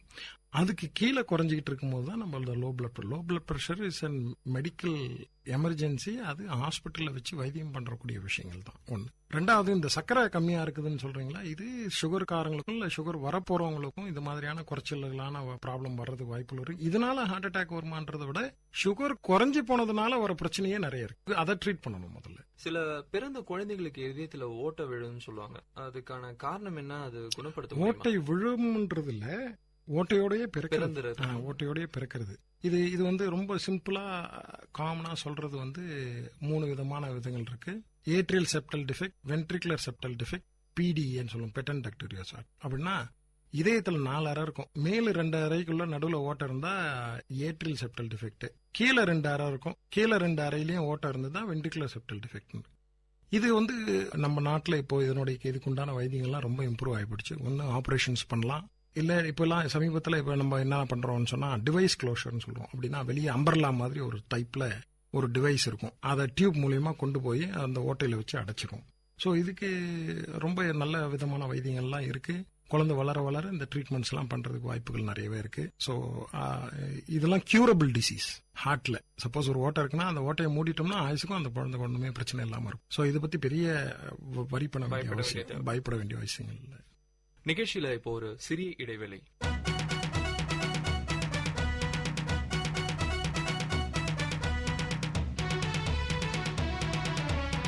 பசுமை பாசற எங்களின் கல்லூரிதான், கோட்டை நகரத்தையே தூக்கி நிற்கும் கல்லூரிதான். ஊரை கொஞ்சம் யோசி, வாழ்வில் வண்ணம் பூசி வந்தனோ சொல்லு எங்கள் எஃப்எம்முக்கு தான். பசுமை பாசற எங்களின் கல்லூரிதான், கோட்டை நகரத்தையே தூக்கி நிற்கும் கல்லூரிதான். டாக்டர், அடுத்ததா ஒரு நேயர் வந்து ஒரு கேள்வி கேட்டிருக்காங்க. ஹலோ, வணக்கம் sir. S Rajendran. Heart bypass பண்றது நல்லதா, ஆஞ்சியோபிளாஸ்டி பண்றது நல்லதா? ஆஞ்சியோபிளாஸ்டி பண்ணா அதனோட விளைவுகள் என்ன இருக்கும், பைபாஸ் பண்ணா நல்லா இருக்கும்? ஆஞ்சியோபிளாஸ்டிக்கு எப்படி இருக்கணும், எந்த உணவு வகைகள் உட்கொள்ளணும், எப்படி இருக்கணும், எவ்வளவு நாளைக்கு இருக்கலாம், அது திரும்ப வருமா, அது ஆஞ்சியோபிளாஸ்டி பண்ணா திரும்பவும் அந்த மாதிரி வாய்ப்புகள் வரத்தான் சந்தர்ப்பம் இருக்குங்களா, அது தெரிஞ்சுக்கணும். அப்போ உணவு பழக்க வழக்கங்கள் கொஞ்சம் தெரிஞ்சுக்கணும் சார், எப்படி இருக்கணும்னு. அந்த ப்ரெஷர் மாத்திரை அதிகமாக சாப்பிட்றதுனால அது வந்து 55-60க்கு கொஞ்சம் கொண்டு போயிடுது. அந்த ப்ரெஷர் லோவாகிடுது. அப்போ வந்து நம்மளால அதிகமாக செயல்பட முடியாமல் இருக்குது. அந்த குளோபிவாஸ், அதுக்கான மெடிசன் குளோபிவாஸ் AP-150 அக்கௌண்ட் பண்ணியிருக்காங்க. அது புரளாங்கா சாப்பிட்டா ஏதாவது பாடிக்கு சைடு எஃபெக்ட் இருக்கா? அப்புறம் கொலஸ்ட்ராலுக்காக ரோசலிப் 20 mgன்னு எழுதி கொடுத்துருக்காங்க. அது புரளாங்க சாப்பிட்டா ஏதாவது எஃபெக்ட் இருக்கா? அது எவ்வளோ நாளைக்கு கண்டினியூவாக சாப்பிடணும், எவ்வளோ நாளைக்கு? அப்புறம் நார்மல் ஸ்டேஜ் சில டைமில் வந்து அந்த செஸ்ட்ல வந்து சுருக்குன்னு ஒரு குத்தல் மாதிரி வருது, பூசுற மாதிரி வருது செஞ்ச பிறகு, இந்த ஆஞ்சியோபிளாஸ்டி பண்ண பிறகு. அதுக்கு என்ன நிவர்த்தி? இது முன்னமே நம்ம டிஸ்கஸ் பண்ண மாதிரி இவருடைய இருதய ஃபங்க்ஷன் நல்லா இருக்குன்னா இவர் ஒரு மிதமான நடைப்பயிற்சி 1/2 மணி நேரத்துக்கு டெய்லி சாப்பிட்றதுக்கு முன்னாடி, முடியலன்னா வாரத்துக்கு 5 நாளாச்சும் பண்ணணும். உணவு பழக்க வழக்கங்கள் இதே தான், முன்னாடி பேசின மாதிரியே தான். நிறைய காய்கறிகள் சாப்பிட்டுட்டு, உணவு வகைகளை குறைச்சிக்கிட்டு, பழங்கள், சர்க்கரை வியாதி இல்லைன்னா பழங்கள் நிறைய சாப்பிட்டுக்கிட்டு, நிறைய ஃபேட்டி ஃபுட்ஸை அவாய்ட் பண்ணிக்கிட்டாலே இதே போதும். மற்றபடி சர்க்கரை வியாதிக்கார டாக்டர்கள் என்ன சொல்றாங்களோ அந்த அதுவும் ஃபாலோ பண்றது பெட்டர். எக்கோ அப்புறம் அது மட்டும் இல்லாம TMT போன்ற பரிசோதனைகள் செய்வதன் மூலமா அதனுடைய பெனிஃபிட்ஸ் என்ன? முதல்ல இது எதனால செய்யறோன்றதை தெரிஞ்சுக்கிடுவோம். எக்கோன்றது ஒரு அல்ட்ராசவுண்ட் மாதிரி தான். அது ஹார்ட்டை பார்க்குறோம். அப்போ ஸ்ட்ரக்சரல் ஹார்ட் டிசீஸ் அப்படின்னு சொன்னா இதயத்துடைய பலகீனமும், இதயத்துல வேல்வுன்னு சொல்ல ஒரு கதவு மாதிரி இருக்கும், ஒரு அறைக்கும் இன்னொரு அறைக்கும் நடுவில் கதவும் இருக்குது, அது மாதிரி ஒரு கதவு மாதிரி இருக்கும். அதில் எதனா பழுதடைந்ததோ இல்லை இதயம் பலகீனமாக இருக்குதோ இதை டெஸ்ட் பண்ணுறதுக்கு தான் மெயினாக எக்கோ கார்டியோகிராம் பண்ண வேண்டியது இருக்கு. இல்லை ஹார்ட் அட்டாக் வந்ததுனால ஹார்ட்டில் எதனா டேமேஜ் ஆயிருக்கா அப்படின்னு செக் பண்ணுறதுக்காக. ஸோ இது உங்களுடைய டாக்டர் அட்வைஸ் படி பண்ணிக்கிடலாம். எல்லாரும் பண்ணணும்னு அவசியம் கிடையாது. எல்லாருக்கும் ஒரு இண்டிகேஷன் இருக்கு, இது இவங்க தான் பண்ணணும் வேண்டியது. ட்ரெட்மில் டெஸ்ட்ன்றது அகைன் இது வந்து சிம்பிளா ஒரு விலை கம்மியான ஒரு டெஸ்ட். ரத்த குழாயில அடைப்புகள் இருக்குதான்னு கண்டுபிடிக்கிறதுக்கு ட்ரெட்மில் டெஸ்ட் தான் the simple and best way to know it. அந்த ட்ரெட்மில் டெஸ்ட்ல எதனாவது வித்தியாசங்கள் இருக்கும் பட்சத்துல தான் உங்களுடைய டாக்டர் ஆஞ்சியோகிராம் போக வேண்டியதை பத்திலாம் சொல்லுவாங்க. இது சிம்டம்ஸ் இருக்கிறவங்க இல்ல சர்க்கரை வியாதி இருக்கிறவங்க இவங்கெல்லாம் பண்ண வேண்டியது உங்க டாக்டர் யார் அட்வைஸ் பண்றாங்களோ அதுக்கேற்ற மாதிரி இந்த டெஸ்ட்டுகள்லாம் பண்ண வேண்டியது இருக்கு. இப்ப இருக்கிற சின்ன பசங்க வந்து ஹார்ட் அட்டாக்கு அதிகமா பாதிப்படைகிறாங்களா? அதாவது வந்து ரொம்ப ஜங்க் ஃபுட்ஸ் எடுக்கிறதுனாலயும் ஒரு ஃபுட்டை பத்தி கேரே இல்லாம வந்து கண்ட நேரத்துல சாப்பிடுறது, சரியா தூங்குறது இல்ல, அதனால பெரியவங்களை விட வந்து சின்ன பசங்களுக்கு அதிகமா ஹார்ட் அட்டாக் வாய்ப்புகள் இருக்கு. அப்படின்றத விட சமீப காலத்துல ஹார்ட் அட்டாக்ஸ் சின்னவங்களுக்கும் வந்துகிட்டு இருக்கு. இதுக்கு மெயின் காரணம் புகைப்பிடித்தல். இதுதான் மேஜர் காரணம். ஏன்னா நீங்க ஒரு பெரிய மூட்டை தூக்குறவர்னு வச்சுக்கிடுங்க, நீங்க எவ்வளவு சாப்பிட்டாலும் ஜீரணிச்சிருவீங்க. அப்போ உணவு பழக்க வழக்கம்ன்றது தேவைக்கு ஏற்ற மாதிரி சாப்பிட்றது. அப்போ என்ன, நான் கடுமையா உழைக்கிறவன் அப்படின்னு சொன்னா நிறைய சாப்பிட்றாங்க, அவங்களுக்கு ஜீரணாயிரம் நல்லா தான் இருப்பாங்க. அப்போ நம்ம கம்மியா வேலை செஞ்சுக்கிட்டு நிறைய சாப்பிடும் போது தான் பிரச்சனை வருது. இது ரெண்டாவது வகையான வழி. இவங்களுக்கு obesity very common. Metabolic syndrome சொல்லுவோம். மெட்டபாலிக் சிண்ட்ரோம்னு சொன்னோம்னா இந்த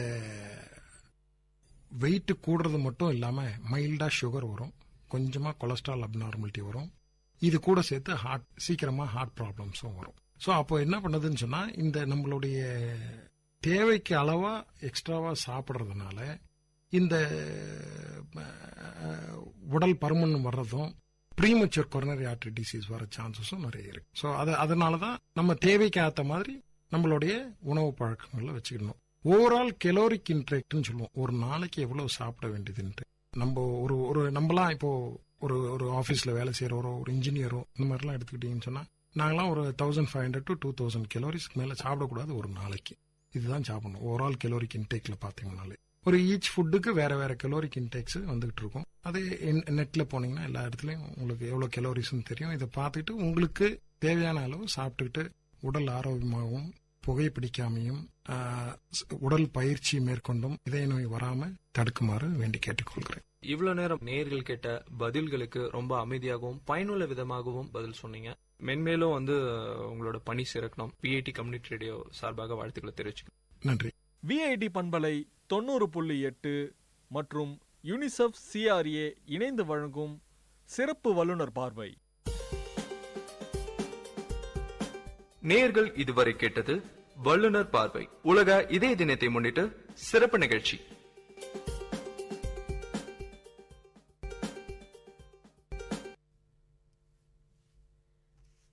Hello everyone, this is Sailina from VIT Community Radio. I'm going to recite a poem written by me, A Piece of Me. A thoughtless rejection, an incomprehensible pain, a marred laughter, a disguised hope, an unforgettable reminiscence, a faded nostalgia, a shattered dream, 1,000,001 pieces of broken trust, a cosmic longing, a hopeless expectation, an unanswered beacon, an unwrapped attachment, a futile investment, a boastful mistake, an embellished scar, an addictive torture, an unfathomable deep altogether, a piece of me that still breathes in you. Give that back, and down my path I shall walk. Thank you. The story of a soft heart. Everyone has a heart. Every heart has its own language. Every heart has something to speak. Every heart wants its listener. But the irony is dramatic. Every heart knows only its own fine language and fails to interpret the rest. Every heart expects to be listened and never chooses to play the listener. There are hearts which are kind and hearts which are ruthless. Hearts soft and tender, never do they find anything a crooked business. Hearts are as merciful as the nature, embrace one and all. Stones replace some hearts, and every little creature do they appall. And above all, we all know the irony is dramatic, that a soft heart is always destined to be trampled over by a stone. That the softness remains no more, it gets too scarred to expose its scars. and it fortifies itself with high-rise steel bars. It realizes the necessity of protecting itself. It trains itself not to care anymore. It changes and changes until it becomes steel, so the next time no stone dares tread. And thus, apparently, no soft heart does exist.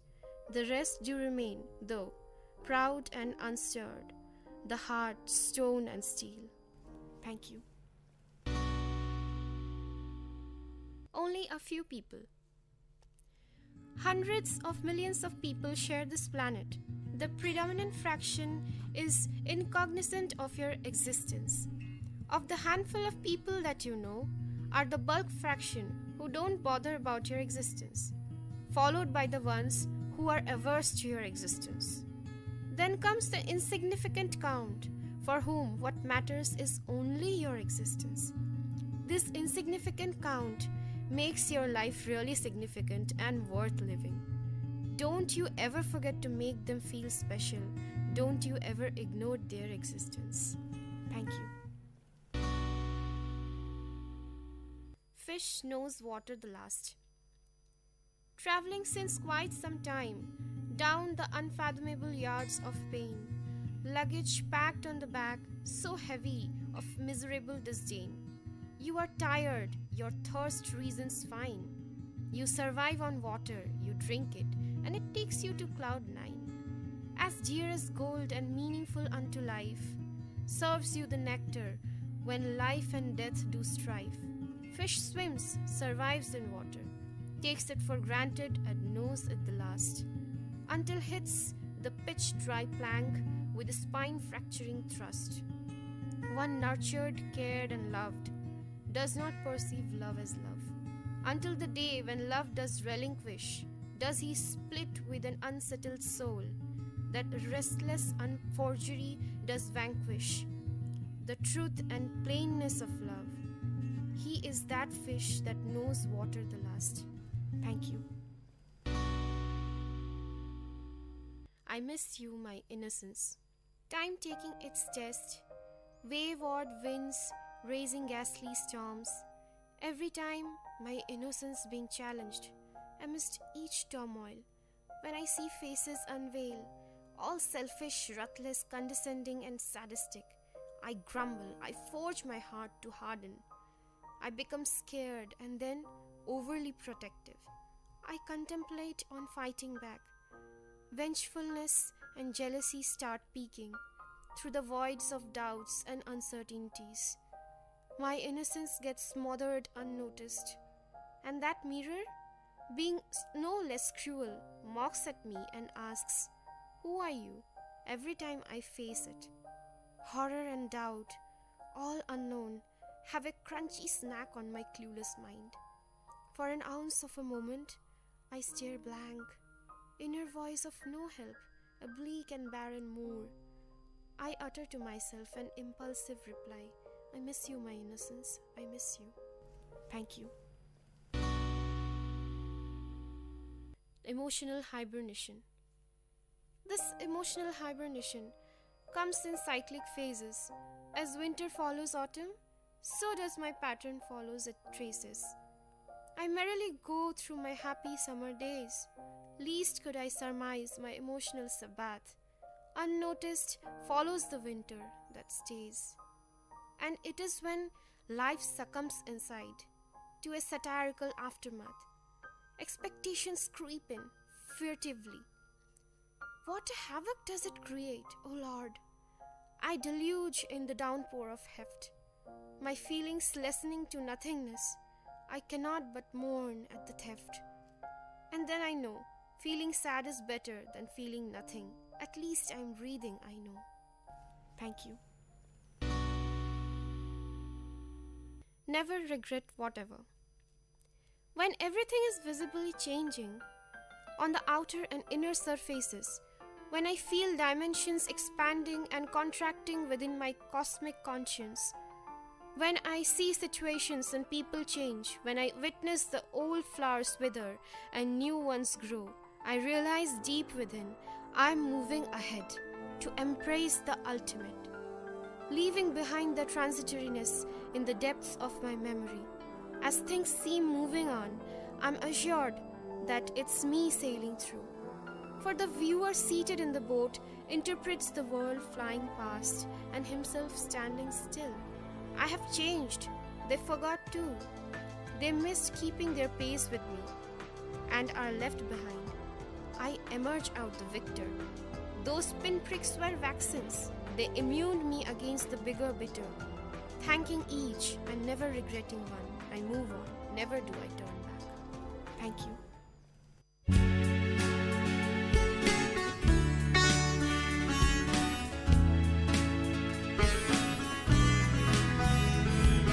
VIT பண்பலை 90.8 VIT பல்கலைக்கழகத்தின் சமுதாய வானொலியில் இது மருத்துவ நேரம். பல்வேறு மருத்துவ துறைகளிலிருந்து தேர்ச்சி பெற்ற மருத்துவர்களுடன் கலந்துரையாடும் நேரம் இது.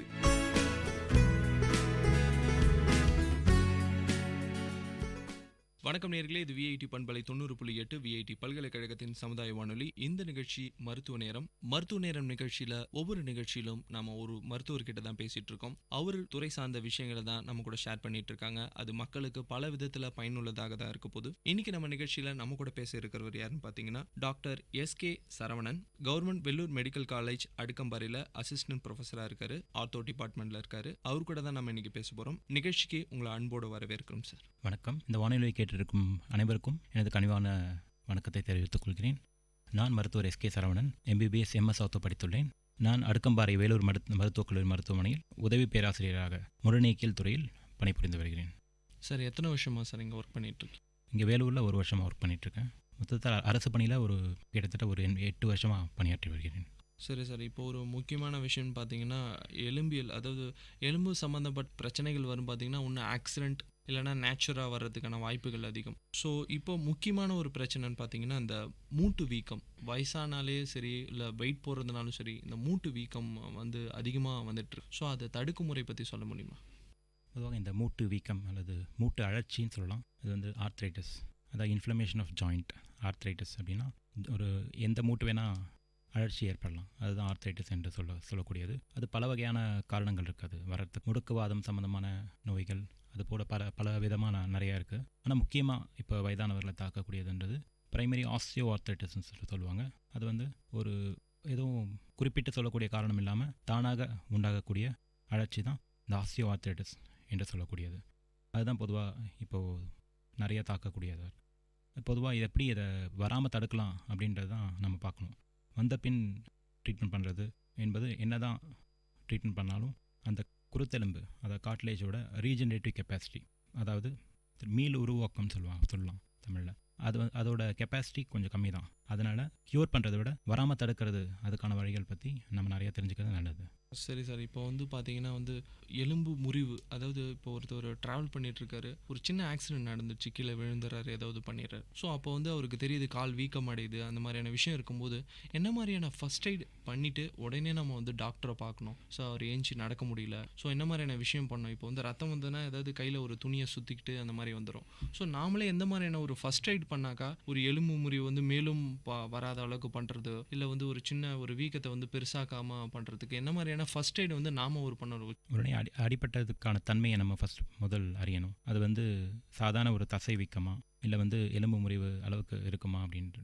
எலும்பு முறிவாக இருந்ததுன்னா நமக்கு உடனே அதை பார்த்தோன்னே தெரியும். ரொம்ப ஒரு அப்நார்மல் மொபிலிட்டி, அதாவது நார்மலாக மூட்டில் இருக்கிற மொபிலிட்டி இல்லாமல் பக்கத்தில் இன்னும் கொஞ்சம் எக்ஸ்ட்ரா மூவ் ஆகிற மாதிரி தெரியும். ஒரு சவுண்ட் கரெக்டுன்னு சவுண்ட் கேட்கும், கிரெப்பட்டஸ்ன்னு சொல்லலாம். அதுக்கப்புறம் ரொம்ப அதிகமான வீக்கம். கால்லனா எந்திரிச்சு நிற்க முடியாது, கால் ஊன முடியாது, கைனா அந்த கையில் எந்த வேலையும் செய்ய முடியாது. அந்தளவுக்கு இருந்ததுன்னா நம்ம கொஞ்சம் சுதாரிச்சுக்கணும். எலும்பு முறிவாக இருக்கலாம். பக்கத்தில் என்ன கிடைக்குதோ ஒரு கட்டையோ அது மாதிரி ஒரு அட்டை பெட்டி, நம்ம எது கிடைக்குதோ அதை வச்சு சுற்றிக்கிட்டோம்னா மேலும் அது அதிகமாக ரத்தப்போக்கு அதிகமாக வராமல் தடுக்கலாம். இல்லை அந்த ஒரு வலியை குறைக்கலாம் பேஷண்ட்டுக்கு. அதை ஃபர்ஸ்ட் எய்டாக பண்ணலாம். இல்லை சாதாரண தசை வீக்கம் அப்படின்னு தெரிஞ்சதுன்னா ஒரு ஐஸ் டைரெக்டாக வைக்காமல் ஒரு துணியிலையோ இல்லை பாலித்தீன் கவரில் அந்த மாதிரி வச்சு மேலே வைக்கலாம். அது நல்ல பயன் தரும். வீக்கத்தையும் குறைக்கும், வலியும் குறைக்கும். வேறு ஏதாவது கம்ப்ரெஷன் பேண்டேஜ், க்ரீப் பேண்டேஜ், ஏதாவது அந்த எலாஸ்டிக் பேண்டேஜ் சொல்லுவாங்க, அது வீட்டில் ஏதாவது இருந்ததுன்னா அது கட்டிக்கலாம். உடனே அது வீக்கத்தை குறைக்கும். மேலும் இந்த இருதய லெவல் விட கொஞ்சம் அதிகமான லெவலில் தூக்கி கையை உயர்த்தி வைக்கிறது நல்ல பயன் தரும். வீக்கத்தை குறைக்கும், வலியும் குறைக்கும். ஸோ அந்த மாதிரியான விஷயம் பண்ணிவிட்டு நம்ம அடுத்து கண்டிப்பாக போய் டாக்டரை பார்க்குறது இன்னுமே சேஃபரான ஒரு விஷயம். சரி சார், இப்போ இருக்கிற பேஷண்ட்ஸ், ஏன்னா நீங்கள் நிறைய பேஷண்ட்ஸ் பார்க்குறீங்க, இப்போ இருக்கிற யங்ஸ்டராக இருக்கட்டும், எந்த மாதிரியான ஒரு விஷயத்துக்காக உங்களை அணுகுறாங்க சார்? இந்த மாதிரியான ப்ராப்ளம்காக வந்து ரொம்ப வராங்க அப்படின்னு சொல்லிட்டு நீங்கள் எந்த விஷயத்த சொல்லுவீங்க சார்? பொதுவாக பிற்காலத்தில் முன்னாடியெல்லாம் பார்த்தா ரொம்ப வயசானவங்க தான் முதுகு வலி, கழுத்து வலின்னு வருவாங்க. இப்போ யங்ஸ்டர்ஸே நிறைய பேர் கழுத்து வலி, முதுகு வலின்னு வராங்க. அதாவது ஸ்பாண்டிலோசிஸ், சர்வைக்கல் ஸ்பாண்டிலோசிஸ் கழுத்து வலி, இல்லை லம்பார் ஸ்பாண்டிலோசிஸ் முதுகு வலி, அது வந்து இப்போது சமீப காலமாக யங்ஸ்டர்ஸையும் நிறைய தாக்குது. அதுக்கு முக்கியமான காரணம்னு பார்த்தா இப்போ செல்ஃபோன் யூசேஜ், லேப்டாப் யூசேஜ் ரொம்ப அதிகமாக இருக்கிறது, இருசக்கர வாகனம் அதிகமாக யூஸ் பண்ணுறது, இது ரெண்டும் முக்கியமான காரணமாக சொல்லலாம். அதுவும் உணவு பழக்க வழக்கங்கள், எக்ஸசைஸ், அதெல்லாம் கொஞ்சம் இப்போது நிறைய குறைபாடு இருக்கிறதுனால அது சீக்கிரம் யங்ஸ்டர்ஸையும் தாக்குது, இந்த பேக் பெயின், நெக் பெயின்லாம். அதாவது யங்ஸ்டர்ஸ் வந்து இந்த பேக் பெயினையும் நெக் பெயினையும் கம்மி பண்ணுறதுக்கு என்ன மாதிரியான விஷயம்? ஒர்க் ப்ரெஷர் இருக்குது. இப்போ நிறைய பேர் வந்து ஐடி ஃபீல்டில் ஒர்க் பண்ணிகிட்டு இருக்காங்க. ஸோ அவங்க வந்து என்னன்னா கம்ப்யூட்டர் பார்த்து தான் ஒர்க் பண்ணிகிட்டு இருக்காங்க. ஸோ சில விஷயங்களை அவங்களால தவிர்க்க முடியாது. ஸோ எந்த மாதிரியான நடவடிக்கைகள் எடுத்தாக்கா இதை தவிர்க்கலாம்? பொதுவாக அந்த வேலை சம்மந்தமான வேறுபாடுகள் பண்ணுறதை வந்து எர்கோனாமிக்ஸ்னு சொல்லலாம். அது வந்து அவங்க உட்கார பொசிஷன்லேருந்து எல்லாமே ரொம்ப முக்கியம். உட்காரும் போது ஒரு ஹைட்டு குறைவான இருக்கிற சேரில் நல்லா அடிமுதுக்கு சப்போர்ட் இருக்கணும், நல்லா நிமிர்ந்து உட்காரணும்.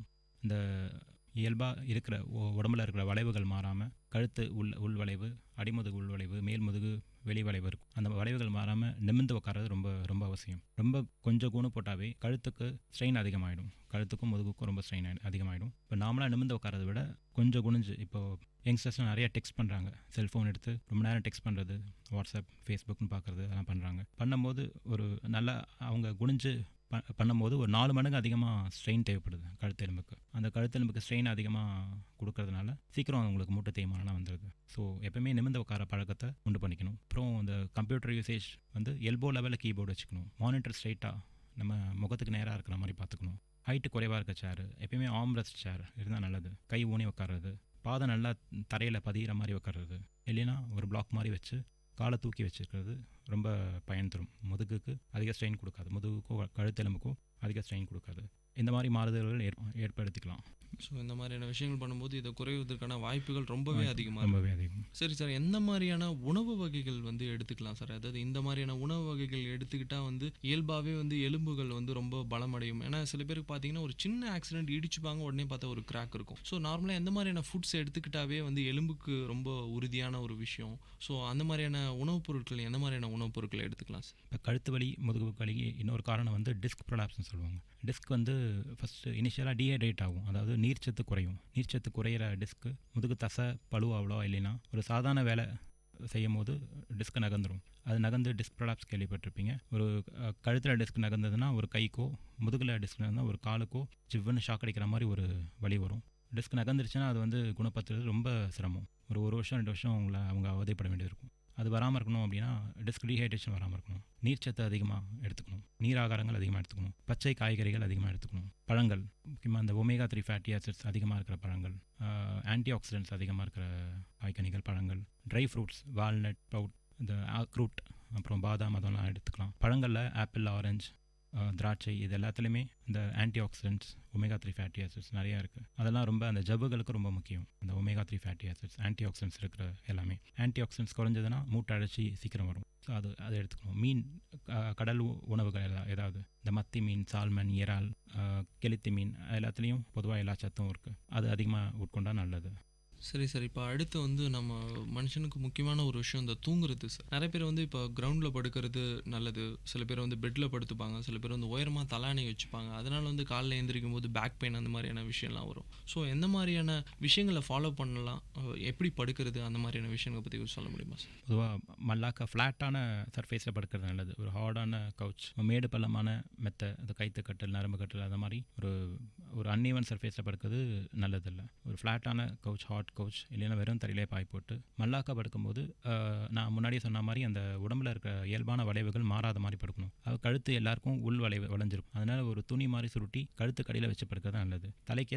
தலைக்காணி வைக்கக்கூடாது. ஆக்சுவலாக பார்த்தா ஒரு துணி மாதிரி ஒரு ரொம்ப ஆடாக இருந்ததுன்னா ஒரு துணி மாதிரி தலைக்கு வச்சுட்டு கழுத்து கடியில் ஒரு துணி சுருட்டி அந்த கழுத்து வளைவு மாறாமல் வச்சுக்கிறது நல்லது. அதே மாதிரி அடிமுதுக்கு வளைவு மாறாமல் இருக்கிறதுக்கு ஒன்று அடிமுதுக்கு அடியில் துணி வைக்கலாம், இல்லைன்னா குத்துக்கால் வச்சு குத்துக்காலுக்கு முட்டி கடியில் 2 தலைகாணி வச்சு படுக்கலாம். அதுதான் ஆக்சுவலாக படுக்கிறதுக்கான கரெக்டான பொசிஷன். ஒரு கழிச்சு படுக்கும்போது தலையணை வச்சுக்கலாம். ஏன்னா கழுத்துக்கும் அந்த தோள்பட்டைக்கும் உள்ள டிஸ்டன்ஸை கவர் பண்ணுறதுக்காக தலைகாணி வச்சுக்கலாம். ஒரு கழிச்சு படுக்கும்போது முட்டி எல்லாம் அடித்து கொஞ்சம் குறுகி படுத்தா நல்ல பலன் தரும். முதுகு தசை எல்லாம் கொஞ்சம் நல்லா ரிலாக்ஸ் ஆகும். முதுகு வலி கழுத்து வலி இருக்கவங்களுக்கு அது நல்ல பயன் தரும். குப்புற படுக்கிறது அவ்வளோ நல்லதில்லை. சரி சார், இப்போ ஒரு முக்கியமான விஷயம் பார்த்தீங்கன்னா, இப்போ இருக்கிற யங்ஸ்டராக இருக்கட்டும் இல்லை சின்ன பசங்களாக இருக்கட்டும்னா இந்த ஃபிசிக்கல் ஆக்டிவிட்டின்ற ஒரு விஷயமே கிடையாது. நிறைய பார்த்தீங்கன்னா இப்போ பசங்க நிறைய ஒபிசிட்டி இருக்குது, நிறையா ரொம்ப குண்டாக இருக்காங்க, ஜங்க் ஃபுட் அந்த மாதிரியான விஷயம். ஸோ இந்த மாதிரியான உடல் பருமன் வந்து எந்த அளவுக்கு வந்து எலும்பு சம்மந்தமான நோய்கள் வருவதற்கான அறிகுறியாக இருக்கும், என்ன மாதிரியான காரணங்கள் வரும், அதை பற்றி சொல்ல முடியுமா சார்? உடல் பருமன் முக்கியமான ஒரு காரணம். மூட்டை அடைச்சி சீக்கிரம் யங்கர் ஏஜ்லேயே வர்றதுக்கு முக்கியமான காரணம் உடல் பருமன். உடல் பருமன் தவிர்க்கிறதுக்கு எக்ஸசைஸ் தான் உகந்த வழி. எக்ஸசைஸ் வந்து 3 வகையாக பிரிக்கலாம். ஒன்று ஏரோபிக்ஸ் எக்ஸசைஸ், இன்னொன்று வந்து நீச்சு பயிற்சி, இன்னொன்று வந்து தசை வலு பயிற்சி. ஃபஸ்ட்டு வந்து ஏரோபிக்ஸ் எக்ஸசைஸ்ன்றது இந்த குறைந்த தாக்க எக்ஸசைஸ், வாக்கிங், ஸ்விம்மிங், சைக்கிளிங் அதெல்லாம் பண்ணலாம், அந்த மாதிரி பண்ணலாம். இன்னொன்று வந்து அடுத்து தசை வலு பயிற்சி, எல்லா மூட்டு தசைகளுக்கும் ஒரு வலு பயிற்சி கொடுக்கறது ரொம்ப அவசியம். அடுத்து நீச்சு பயிற்சி, முக்கியமாக விளையாட்டு சம்மந்தமான நபர்கள் விளையாட ஆரம்பிக்கிறதுக்கு முன்னாடி ஒரு வார்மிங் அப், ஒரு தயார்படுத்துதல் பயிற்சி, விளையாட்டு முடிச்சதுக்கப்புறம் ஸ்ட்ரெச்சிங், நீச்சு பயிற்சி, இது ரெண்டும் ரொம்ப அவசியம். இதெல்லாம் இந்த எக்ஸசைஸ்லாம் பண்ணிட்டு இருந்தால் கண்டிப்பாக எந்த மூட்டு நோயும் வராது. சரி சார், இப்போ வயதானவர்களுக்கு பார்த்தீங்கன்னா வந்து இந்த கால் வீக்கம் அடையிறது, கால் வீக்கம் அடையும் மூட்டு வலிகள் வருவதற்கு வாய்ப்புகள் அதிகமாக இருக்குது. ஸோ அப்புறம் வந்து இந்த கழுத்தில் பேண்ட் போடுறது. ஸோ இப்போலாம் யங்ஸ்டர்ஸ் பார்த்தீங்கன்னா ரொம்ப சின்ன வயசுலேயே வந்து கழுத்து எலும்புகள் சீக்கிரமாக தேஞ்சிடுது, பேண்ட் போட்டுட்ருக்காங்க. ஸோ அதெல்லாம் எப்படி தவிர்க்கலாம் சார்? இப்போ முன்னாடி சொன்ன காரணங்கள் தான். இந்த ஆர்த்ரைட்டிஸ்ன்றது பல காரணங்களால் வரும். ஆர்த்ரைட்டிஸ் ஏன் வருதுன்னு சொல்லிட்டு ஒரு குறிப்பிட்ட காரணம் சொல்ல முடியாது. ஒன்று வந்து வழக்கத்துக்கு மாறான விஷயங்கள், பழக்கமில்லாத விஷயங்கள் திடீர்னு செய்கிறது, ஒரு அதிகமான ஊட்டச்சத்து இல்லாமல் ரொம்ப உடல் உழைப்பு கொடுக்கறது, அதிகமான உடல் உழைப்பு கொடுக்கறது, அப்புறம் எக்ஸசைஸ் இல்லாதது, பழக்க வழக்கங்கள், உணவு பழக்க வழக்கங்கள் சரியாக இல்லாதது, புகைப்பிடிக்கிறது, மது அருந்துதல், புகையிலை யூஸ் பண்ணுறது எல்லாமே மூட்டுக்கு ரொம்ப கெடுதி தான். இது எல்லாமே ஒன்று சேர்ந்து தான் இந்த மாதிரி மூட்டு வலி, முதுகு வலி வர்றதுக்கான இது உண்டாக்குது. சார், அடுத்ததாக ஒரு கேள்வி, முக்கியமான கேள்வி. இப்போ பார்த்தீங்கன்னா நிறைய குழந்தைகள் வந்து பிறக்கும்போது சில குறைபாடுகளோடு பிறக்கிறாங்க. கால் வளர்ச்சி சரியாக இருக்காது, கை வளர்ச்சி சரியாக இருக்காது. ஸோ இது எப்படி சார் தவிர்க்கலாம்? என்ன மாதிரியான அட்வான்ஸ்ட் டெக்னாலஜிலாம் இப்போ வந்திருக்கு, அதை பற்றி கொஞ்சம் சொல்ல முடியுமா? பிறவி குறைபாடுகள் அப்படின்னா முக்கியமாக இந்த எலும்பு முறிவு முடநீக்கியல் சம்மந்தமாக அதிகமாக பார்க்குறதுன்றது உள்வளைந்த கணுக்கால்னு சொல்லுவோம். அந்த கால் வந்து உள்ளே வளைஞ்சிருக்கும் பிறக்கும் போதே குழந்தைங்களுக்கு. அது கண்டிப்பாக அந்த அனாமலி ஸ்கேன் அந்த ஒரு 4 மாதத்தில் 5 மாதத்தில் இருக்கும்போது பார்த்தா உடனே தெரிஞ்சிடும். இருந்தாலும் அது வந்து ஒரு குழந்தைய தவிர்க்கிறதுக்கான ஒரு காரணமாக சொல்ல முடியாது. ஏன்னா அது குணப்படுத்துறதுக்கான நிறைய டெக்னாலஜிஸ் வளர்ந்துருச்சு. அதை ஈஸியாக குணப்படுத்திடலாம். முக்கியமாக பிறக்கும் போதே கண்டுபிடிச்சிட்டோம் அப்படின்னா, உடனே ட்ரீட்மெண்ட் ஆரம்பிச்சிட்டோம் அப்படின்னா ஒரு 5 இல்லை 6 மாவுக்கட்டு மூலமாகவே சரி பண்ணிடலாம் சமீபத்தில். இப்போது அது இல்லைனாலும் இன்னும் நிறைய டெக்னாலஜிஸ், நிறைய அட்வான்ஸ் சர்ஜரிஸ்லாம் வந்துருச்சு. ஸோ பிறவி குறைபாடுகள் இருந்தால் கூட அது சரி பண்ணுறதுக்கான எல்லா வழிமுறைகளும் இருக்குது. அடுக்கம்பாரி மருத்துவமனையில் பார்த்தீங்கன்னா ஒவ்வொரு புதன்கிழமையும் இந்த பிறவி குறைபாடுகளுக்கான கிளினிக் தனியாக நடக்குது. அதுக்கு கியூர்னு ஒரு ஆர்கனைசேஷன் வந்து அவங்க ஸ்பான்சர் பண்ணுறாங்க. குழந்தைங்களுக்கு இலவசமாக அதுக்கான ஷூவெல்லாம் கொடுக்குறாங்க. 3 வயசு வரையும் அதுக்கான ஷூலாம் போட்டிருந்தோம்னா குழந்தைங்க கம்ப்ளீட்டாக சரியாயிடுவாங்க. அதாவது குழந்தை அது அவங்க மாசமாக இருக்கும்போதே இந்த விஷயத்தை கண்டுபிடிச்சோம்னா கண்டிப்பாக குணப்படுத்துறதுக்கான வாய்ப்புகள் ரொம்பவே இருக்குது. ஸோ அதை வந்து கண்டிப்பாக வந்து நேயர்கள் பயன்படுத்திக்கணும். அடுத்ததான் எந்த மாதிரியான டெக்னாலஜிஸ்லாம் வளர்ந்துருக்கு சார்? இப்போ வந்து முன்னாடிலாம் பார்த்தீங்கன்னா வந்து ஆப்ரேஷன் சொன்னாலே ரொம்ப பயப்படுவாங்க. மைனர் சர்ஜரி, மேஜர் சர்ஜரி ரெண்டுத்துக்குமே பயப்படுவாங்க. அங்கே நிறைய காயங்கள் ஏற்படும். ஸோ வந்து நிறையா வந்து ஸ்க்ரூஸ் அந்த மாதிரியான எலும்புன்னு சொல்லும் போது நிறைய ஸ்க்ரூஸ் போடுவாங்க, பிளேட் வைப்பாங்க, அந்த மாதிரியான விஷயம்லாம் சொல்லி ரொம்ப பயப்படுவாங்க. ஸோ எந்த மாதிரியான டெக்னாலஜிஸ் வந்து இந்த ஆர்த்தோ ரிலேட்டட் டெக்னாலஜி எந்த மாதிரிலாம் வளர்ந்துருக்கு, அதை பற்றி சொல்ல முடியுமா? இப்போ வந்து அந்த மினிமல் ஆக்சஸ் சர்ஜரின்னு சொல்லுவாங்க. அது வந்து இப்போ ரொம்பவே அதிகமாக வளர்ந்துட்டுருக்கு. ஆர்த்தோ டிபார்ட்மெண்ட் பொறுத்த வரைக்கும் ரொம்ப அதிகமாக வளர்ந்துட்டுருக்கு. அதில் ஒன்று வந்து ஆர்த்ரோஸ்கோப்பின்னு சொல்லுவாங்க. நுண்துளை, ஒரு சின்ன துளை மூலமாக அறுவை சிகிச்சை செய்கிறது. மூட்டு வலி, மூட்டு கோளாறு, மூட்டில் ஜவ்வு கிழிஞ்சால் அதை ரிப்பேர் பண்ணுறது, எல்லாத்துக்கும் அந்த ஆர்த்ரோஸ்கோப்பி ட்ரீட்மெண்ட் மூலமாக சிறந்த சிகிச்சை அளிக்கலாம். இன்னொன்று வந்து முதுகெலும்பு இப்போ டிஸ்க் ப்ரொலாப்ஸ் ஆயிருக்குன்னா கூட ஒரு 10 தையல் போடுற அளவுக்கு முன்னாடிலாம் கிழிச்சு பண்ணிகிட்டு இருந்தோம். இப்போ வந்து மினிமல் ஆக்சஸ் சர்ஜரியாக வந்திருக்கு. அதுவும் ஒரு எண்டோஸ்கோப்பி மூலமாகவே, ஒரு தையல் 2 தையல் மூலமாகவே அந்த டிஸ்க் ப்ரொலாப்ஸ்லாம் சரி பண்ணிடலாம். அடுத்து வந்து இப்போது சிஆம்னு ஒரு மிஷின் நிறைய யூஸ் பண்ணுறோம். எல்லா ஆப்ரேஷன் தேட்டர்லையும் இருக்கும். எக்ஸ்ரே மூலமாக ஆப்ரேஷன் பண்ணுறது. அதன் மூலமாக பண்ணும்போது ரத்தமில்லா அறுவை சிகிச்சை செய்ய முடியும். ரத்தம் இல்லாமல் எலும்பு முறிவை செய்யக்கூடிய வசதியெல்லாம் இப்போ வந்துருச்சு. ஓகே சார், நிகழ்ச்சியில் நம்ம நிறைய விஷயங்கள் பேசிகிட்டு இருக்கோம். நிகழ்ச்சியில் ஒரு சிறிய இடைவெளிக்கு பிறகு பேசலாம்.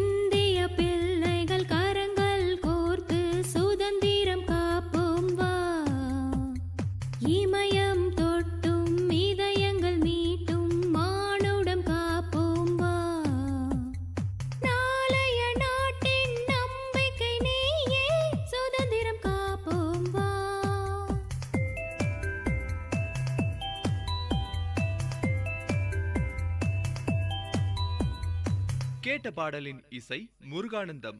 பாடலை பாடியவர் உமா மகேஸ்வரி.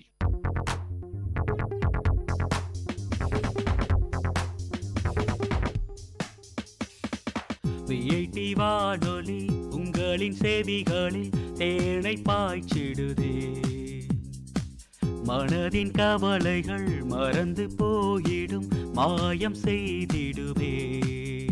இது காட்சி நலை பொங்கும் பாட்டி நலை, நம் வீட்டோடும் நாட்டோடும் நடமாடி சுவை சேர்க்கும்.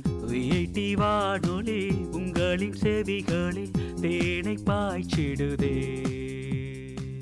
வணக்கம் நேயர்களே, இது விஐடி பண்பலை 90.8 விஐடி பல்கலைக்கழகத்தின் சமுதாய வானொலி. இந்த நிகழ்ச்சி மருத்துவ நேரம் நிகழ்ச்சியில் இன்னைக்கு நம்ம டாக்டர் எஸ்கே சரவணன் அவர் கூட தான் பேசிட்டு இருக்கோம். அவர் எலும்பியல் துறையில் வந்து வேலூர் மெடிக்கல் காலேஜ் அடுக்கம்பாறையில் அசிஸ்டன்ட் ப்ரொஃபஸராக இருக்காங்க. அவங்க நிறைய விஷயங்கள் நம்மளுக்காக மக்களுக்காகவும் சொல்லிட்டு இருக்காங்க. அடுத்ததாக ஒரு கேள்வி சார், இப்போ நீங்கள் ஒர்க் பண்ணிட்டு இருக்க அடுக்கம்பாறை வேலூர் மெடிக்கல் காலேஜில் என்ன மாதிரியான ப்ராஜெக்ட் பண்ணிட்டு இருக்கீங்க? அதாவது மக்களுக்கு பயன்படக்கூடிய உங்களை ஆர்த்தோ டிபார்ட்மெண்ட் மூலமாக எந்த மாதிரியான ப்ராஜெக்ட் யூஸ்ஃபுல்லான விஷயங்கள் மக்களுக்காக பண்ணிட்டு இருக்கீங்க சார்? முன்பு கூறியது போல் அந்த உள்வளைந்த கணுக்கால் சிகிச்சை பிரிவு ஒவ்வொரு புதன்கிழமையும் நடத்துகிறோம். இது தவிர ஸ்போர்ட்ஸ் இன்ஜுரி கிளினிக், அதாவது விளையாட்டு சம்மந்தமாக அடிபட்டுச்சுன்னா, ஏதாவது ஜவ்வுகள் கிழிந்தால், ஏதாவது குருத்தெலும்புகள் கிழிந்தால் அதற்கான சிகிச்சை, பிரத்யேகமான சிகிச்சை கொடுக்கறதுக்கு ஸ்போர்ட்ஸ் இன்ஜுரி கிளினிக் அது ஒவ்வொரு வாரமும் தொடங்கவிருக்கிறோம். அடுத்து ஜாயிண்ட் ரீப்ளேஸ்மெண்ட் கிளினிக். நான் மேற்கூறிய அந்த மூட்டு அழற்சி நோய் அது ரொம்ப அதிகமாக தாக்கியிருந்தால் அதுக்கு மூட்டு மாற்று சிகிச்சையே ஒரே வழி இப்போது உள்ள நிலையில். அதுவும் அட்வான்ஸ் டெக்னாலஜிஸ் நிறையா வந்திருக்கு. ஸோ அதுக்கான ஒரு கிளினிக்கும் தொடங்க இருக்கிறோம். சார், அடுத்ததாக இப்போ வயதானவர்களை தாக்கக்கூடிய எலும்பு துளை நோய், அதாவது அந்த நோய் வந்து இப்போ நிறையா அதிகமாக இருக்குது. முக்கியமாக வயதானவர்களே அதனால் பாதிக்கப்படுறாங்க. ஸோ இதை எப்படி தடுக்கிறது, அதை பற்றி கொஞ்சம் சொல்ல முடியுமா சார்? எலும்பு துளை நோய், அதாவது ஆஸ்டியோபோரோசிஸ் என்பது இப்போது வயதானவர்கள் எல்லாரையும் அதிகமாக தாக்கக்கூடியது. முக்கியமான இதுக்கு காரணம் வந்து இந்த ஊட்டச்சத்து குறைபாடு தான். முக்கியமாக அந்த கால்சியம் சத்து குறைபாடு தான். கால்சியம் சத்து அதிகமாக எடுத்துக்கணும். ஒரு 40 வயசு 50 வயசு ஆகிட்டாவே கால்சியம் சப்ளிமெண்ட்ஸ் எடுத்துக்கிறது நல்லது. சில இயற்கையாக தான் எடுத்துக்கணும் அப்படின்னா அதுவும் தப்பில்லை. கீரைகள், முக்கியமாக பசலைக்கீரை, பழங்களில் முக்கியமாக ஆரஞ்சு பழம், அப்புறம் எள், கேழ்வரகு, இது மாதிரி போன்ற சில உணவுகளில் நல்ல கால்சியம் சத்து அதிகமாக இருக்குது. அதுவும் இல்லாமல் கால்சியம் உடம்புல ரத்தத்தில் உரியணும் அப்படின்னா அதுக்கு வந்து முக்கியமாக தேவை வந்து விட்டமின் டி. விட்டமின் டி வந்து சன்லைட்லேருந்து தான் நமக்கு கிடைக்கும். முக்கியமாக ஈவினிங் 4லேருந்து 5 மணி வரையும் இந்த உடம்புல சன்லைட் படுற மாதிரி கொஞ்சம் நடைபயிற்சி பண்ணுறது நல்லது. முக்கியமாக இதை பண்ணாவே இந்த ஆஸ்டியோபோரோசிஸ் தவிர்த்திடலாம். வந்தாலும் அதுக்கான ட்ரீட்மெண்ட் ப்ராப்பராக எடுக்கலை அப்படின்னா அவங்களுக்கு ஈஸியாக எலும்பு முறிவு ஆகிறதுக்கு சான்ஸ் இருக்குது. முக்கியமாக மணிக்கட்டு எலும்பு, இந்த இடுப்பு எலும்பு, இதெல்லாம் டெய்லி 2-3 பேர் வயதானவர்கள் அதனால் பாதிக்கப்படுறாங்க.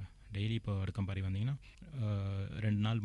2 பேரில் 3 பேர் இந்த மணிக்கட்டு எலும்போ துடை எலும்போ உடைந்து வரதை பார்க்கலாம். கண்கூட பார்க்கலாம். இதை தவிர்க்கணும்னா இந்த அவேர்னஸ் கண்டிப்பாக வேணும். அந்த கால்சியம், இந்த சுண்ணாம்பு சத்துன்றது எலும்புக்கு ரொம்ப முக்கியன்றதை உணரணும். ஸோ இந்த மாதிரியான விஷயங்கள் பண்ணும்போது இந்த நோய் தடுக்கிறதுக்கான வாய்ப்புகள் அதிகமாக இருக்குது. அடுத்ததாக வேறு எந்த மாதிரியான நோய்கள்லாம் இருக்குது சார்? இப்போ நீங்கள் சொன்னீங்க எலும்பு துளை நோய், மற்ற வேறு ஏதாவது மூட்டு வீக்கம், அந்த மாதிரியான விஷயங்கள் இருக்குது. ஸோ இதை தவிர்த்து வேறு எந்த மாதிரியான எலும்பு சம்மந்தமான நோய்கள்லாம் இருக்குது? முக்கியமாக இந்த ஜவ்வுகளோ இல்லை தசை நான்களோ எலும்பில் சேர்கிற இடத்துல இதே மாதிரி அழற்சி உண்டாகலாம். எப்படி மூட்டில் ஒரு அழற்சி வருதோ அதே மாதிரி தசை நான்கள் இல்லை இந்த ஜவ்வுகள் எலும்பில் செய்கிற இடத்துல முக்கியமாக ஒரு குறிப்பிட்ட வேலையை அதிகமாக செய்யும்போது ஒரு இடத்துல ஒரு அழற்சி மாதிரி உண்டாகலாம். முக்கியமாக அந்த டென்னிஸ் விளையாடுறவங்களுக்கு எல்போ முழங்கையில் ஒரு அழற்சி உண்டாகலாம். குதிவாதம் சொல்லுவாங்க. நிறைய பேர் இப்போது குதிவாதத்தினால, முக்கியமாக இளம் பெண்கள் நிறைய பேர் குதிகால் வலின்னு ரொம்ப அவதிப்படுறதை பார்க்கலாம். அடுத்து இந்த ஆடுகால் தசை முடிகிற இடத்துல குதி எலும்பில் செய்கிற இடத்துல ஒரு அழற்சி உண்டாகலாம். இது மாதிரி என்திசோபதின்னு ஜென்ரலாக சொல்லலாம். இதற்கான காரணமும் இந்த கிட்டத்தட்ட மூட்டு அழற்சிக்கான காரணங்கள் தான்.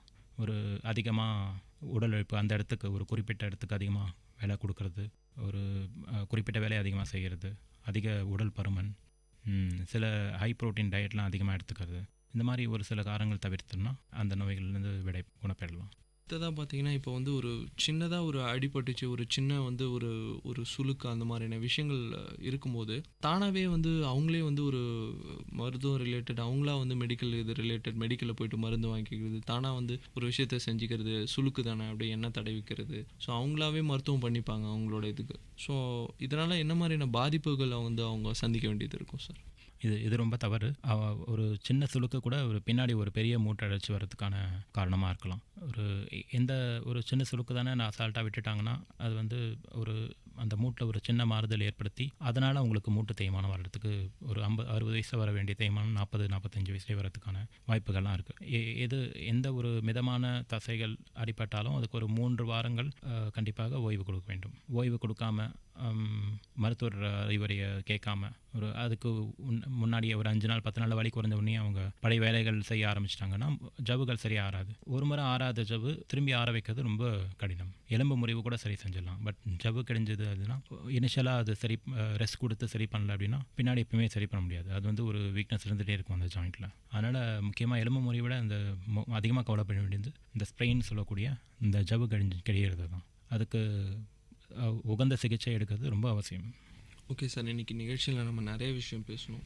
ஸோ இப்போ இருக்கிற யங்ஸ்டர்ஸ் நிறைய பேருக்கு மருத்துவர் ஆகணும்னு நிறைய கனவோடு இருப்பாங்க. ஸோ உங்களுக்கும் நிறைய ரோல் மாடல்ஸ் இருப்பாங்க. நிறைய விஷயத்தில் ஒரு இன்ஸ்பயர் பண்ணனால தான் நீங்கள் இந்த ஃபீல்டு சூஸ் பண்ணியிருப்பீங்க. இப்போ இருக்கிற யங்ஸ்டர்ஸ்க்கு எந்த மாதிரியான அட்வைஸ் கொடுப்பீங்க? இந்த ஃபீல்டுக்கு வரீங்க, இந்த மாதிரி இருக்கணும். ஸோ உங்களோட பாயிண்ட் ஆஃப் வியூவில் அதை பற்றி கொஞ்சம் சொல்லுங்கள் சார். முக்கியமாக இந்த தீராத ஒரு இன்ட்ரெஸ்ட் இருக்கணும் இந்த ஃபீல்டில் வர்றதுனா.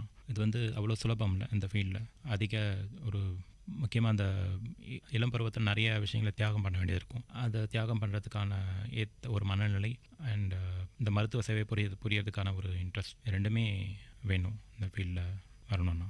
அது ரொம்ப முக்கியம். ஓகே சார், நிகழ்ச்சியில் கலந்துக்கிட்டதுக்கு ரொம்ப நன்றி. விஐடி பண்பலை சார்பாக உங்களுக்கு வாழ்த்துக்களை தெரிவிச்சுக்கிறோம் சார். நன்றி.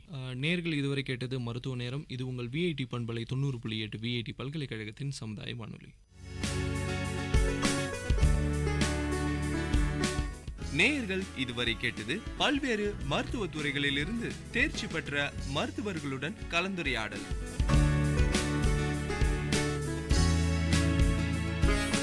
மருத்துவ நேரம் விஐடி பண்பலை 90.8. நன்றி, வணக்கம்.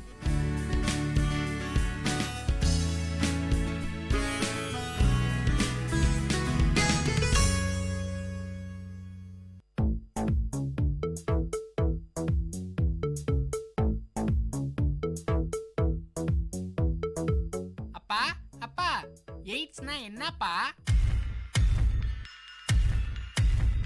டேய், என்ன கேட்ட? எய்ட்ஸ்னா என்னன்னு கேட்டேன். படிச்சு ஃபர்ஸ்ட் ரேங்க் வாங்க முடியல, கண்ட கேள்வியெல்லாம் கேட்டுனாரு. போய் படிக்கிற வேலையை பாரு போ.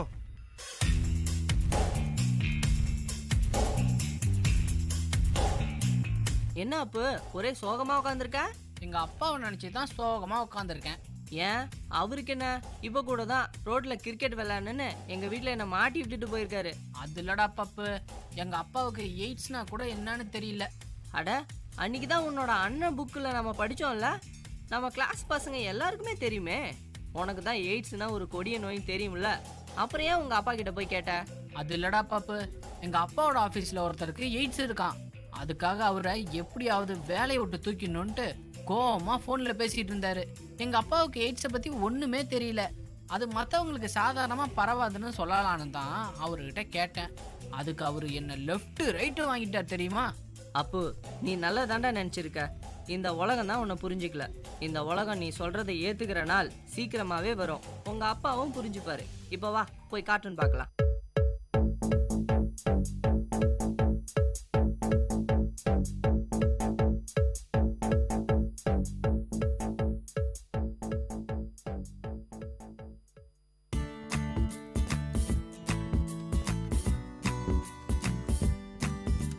இன்னைக்கு என்னோட பிறந்த நாள். உங்களுக்கெல்லாம் ஒரு இனிப்பான கதையை சொல்லி கொண்டாடலான்னு இருக்கேன். பல வருஷங்களுக்கு முன்னாடி ஒரு மழை காலத்துல ஒரு அம்மா தன்னோட குழந்தைய பெத்தெடுத்தாங்க. அந்த குழந்தை ரொம்ப அழகா இருந்தது. அந்த அம்மா மயக்கத்துல இருந்தப்போ டாக்டர் அவங்களுக்கு ரத்தம் கிடைக்கலன்னா இறந்துடுவாங்கன்னு சொல்லிட்டாங்க. அந்த குழந்தையோட அப்பா எங்கெங்கேயோ தேடி பார்த்தாரு, ரத்தம் கிடைக்கல. அவர் திரும்ப ஆஸ்பத்திரிக்கு வரத்துக்குள்ள யாருன்னே தெரியாத ஒருத்தர் அந்த அம்மாவுக்கு ரத்தம் கொடுத்திருந்தாரு. அவங்க உயிரை காப்பாத்தி இருந்தாரு.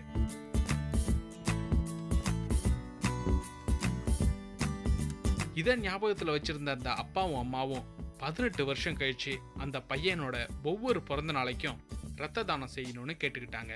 இன்னைக்கு என்னோட பிறந்த நாள். நான் ரத்த தானம் செஞ்சிருக்கேன். உங்களுக்கு இனிப்பான கதை ஒன்று சொல்லியிருக்கேன். நீங்களும் இது மாதிரி ஒரு சந்தோஷமான கதையை சொல்லுங்க.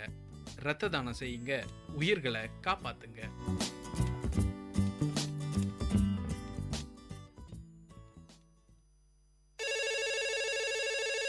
Hello. Hello, yes, Mr. Prashant Kumar? Yes, this is Prashant speaking. Sir, sorry to inform you, your father has met with an accident. There is severe blood loss and can you please come to CMC, sir? What? Okay, I'll be there right now.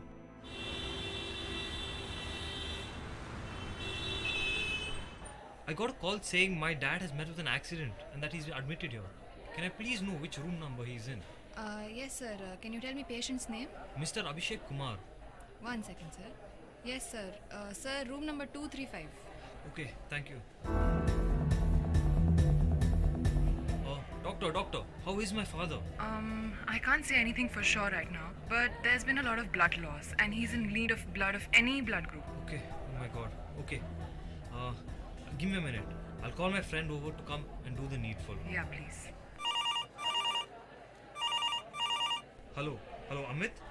Can you please come to CMC right away? Wait, Prashant, is everything okay?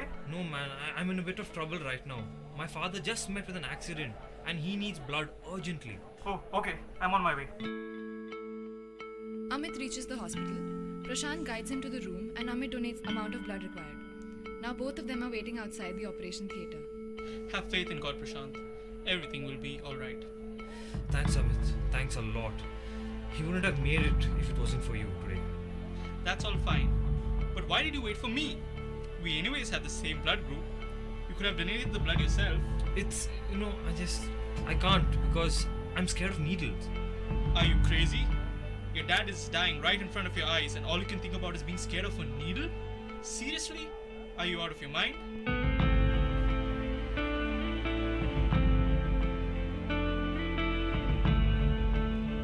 I was very nervous and I couldn't think straight at that moment.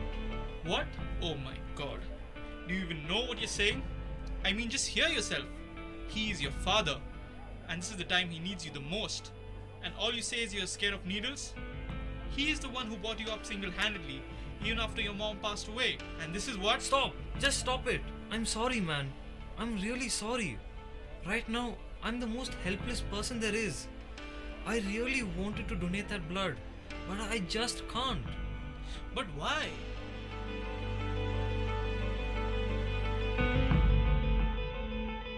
Guys, have you figured out yet why Prashant couldn't donate blood?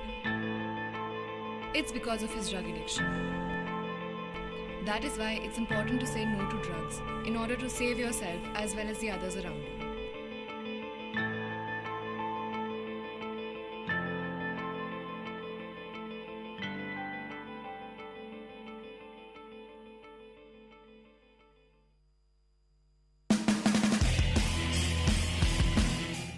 உங்கள் VIT பண்பலை 90.8 வழங்கும் கருத்துக்களம். மக்கள் கருத்துக்கள் அரங்கேறும் ஒளித்தளம். உங்கள் குரல்களில் ஒருங்கிணையும் கருத்துக்களம். VIT பல்கலைக்கழகத்தின் சமுதாய வானொலியில். நீங்க கேட்டு இருக்கிறது விஐடி பண்பலை 90.8. இது விஐடியின் சமுதாய வானொலி. நான் உங்க ஆர்ஜி அஸ்வின். இன்னைக்கு ஆஃபீஸ் கிளம்பலான்னு சொல்லிட்டு பஸ் ஸ்டாண்டில் வந்து நின்றுட்டு இருந்தாங்க. பஸ் ஸ்டாண்டில் ஒரு 4-5 பசங்க பேசிகிட்டு இருந்தாங்க. அந்த பசங்க ஸ்கூலை பற்றி அவதூறாக பேசிகிட்டு இருந்தாங்க. ஒரு பையனை மட்டும் தனியாக கூப்பிட்டு, ஏன்பா ஸ்கூல்லாம் என்ன அப்படின்னு கேட்டேன். அதுக்கு அவன், அண்ணா ஸ்கூல்லாம் ஒரு டார்ச்சர் ரூம்னா, அதெல்லாம் உங்களுக்கு தெரியாதுண்ணா அப்படின்னா. ஏன்பா நானும் ஸ்கூலுக்கெல்லாம் போயிருக்கேன், ஸ்கூல் படித்து தான் நானும் வந்திருக்கேன். நீ சொல்கிற லெவலுக்கெல்லாம் ஒன்றுமே பெருசாக வேணா நான் ஃபீல் பண்ணதில்லை. டார்ச்சர் ரூம்னு சொல்கிற லெவலுக்கெல்லாம் கொடுமையெல்லாம் ஒன்றும் இருக்காதுடா ஸ்கூலில் அப்படின்னு நான் சொன்னேன். அதுக்கு அவன் எனக்கு நீட்டாக ஒரு எக்ஸ்ப்ளனேஷன் கொடுத்தான். ஒரு பெரிய கதை சொன்னான். என்னடா அப்படின்னாக்க, ஆனால் உங்களுக்கு ஸ்கூல்லாம் சரியாக தெரியல. அதே மாதிரி விவசாயம் தெரியுமா உங்களுக்கு? விவசாயம் அது என்ன பண்ணுவாங்க, எப்படி பண்ணுவாங்களா தெரியுமா உங்களுக்கு? நான் சொல்கிறேன் கேளுங்க அப்படின்னு சொல்லிட்டு இருந்தான். பயிர் பண்ணுற நிலம் இருக்குது பார்த்தீங்களா, அதான் எங்கள் ஸ்கூலு. அதில் பூச்சிக்கொல்லி மருந்து அடிக்கிறாங்க பார்த்தீங்களா, அதுதான் எங்கள் ஹெட் மாஸ்டரு. அதில் ஸ்ப்ரே பண்ணுற மிஷின் இருக்குது பார்த்தீங்களா, அதுதான் எங்கள் டீச்சர்ஸு. பூச்சிக்கொல்லி மருந்து இருக்குது பார்த்தீங்களா, அதெல்லாம் எங்கள் சப்ஜெக்ட்ஸு. பயிர் இருக்குது பார்த்தீங்களா, பயிர் அதுதான் நாங்கள் ஸ்டூடெண்ட்ஸ். பயிருக்கு பக்கத்தில் பூச்சி இருக்குது பார்த்தீங்களா, பூச்சி அதுதான் எங்கள் சந்தோஷம். பூச்சியை சாவடிக்கிறாங்கன்னு சொல்லிட்டு அந்த பூச்சிக்கொல்லி மருந்து வச்சு பூச்சியை சாவடிச்சிடுறாங்க. அதே மாதிரி எங்கள் சந்தோஷத்தையும் சேர்த்து சாவடிச்சிடுறாங்க. ஆனால் உண்மை என்ன அப்படின்னாக்க, ஒரு சில பூச்சி இருந்தால் தான் அந்த பயிர் நல்லா வளையும். அது யாருக்கு தெரியுது? அதே மாதிரி தான் எங்களுக்கு ஒரு சில சந்தோஷம் இருந்தால் தான் நாங்கள் ஸ்டூடெண்ட்ஸ் நல்லா இருப்போம். அது எத்தனை பேருக்குன்னா புரியுது? இனி ஸ்கூலில் இப்படி தானே பண்ணிக்கிட்டு இருக்காங்க. நான் அப்படியே ஷாக் ஆயிட்டேன். எந்த அளவுக்கு இந்த பையன் அடிபட்டிருப்பான், எந்த அளவுக்கு அவன் கஷ்டப்பட்டு நொந்து நூடுல்ஸ் ஆயிட்டு இவ்வளோ தத்ரூபமாக ஒரு கதையை சொல்லியிருப்பான் என்கிட்ட. சொல்லுங்க. அரசு பொது தேர்வில் 100% ரிசல்ட் பெற்ற உயர்நிலை பள்ளி மற்றும் மேல்நிலை பள்ளிகளுக்கு பாராட்டு விழா நடத்திருந்தாங்க நம்ம விஐடி. அதில் நிறைய கவர்மெண்ட் ஸ்கூல்ஸ்லேருந்து ஹெட் மாஸ்டர்ஸ்லாம் வந்திருந்தாங்க. இந்த பையனோட இந்த கதையை அந்த ஹெட் மாஸ்டர்ஸ் கிட்டேயே கேட்டு தெரிஞ்சுக்கலாம், எந்த அளவுக்கு உண்மை, எந்த அளவுக்கு இந்த பையன் சொல்கிறது கரெக்டு அப்படின்றத நம்ம அவங்ககிட்டே கேட்டு தெரிஞ்சுக்கலாம்.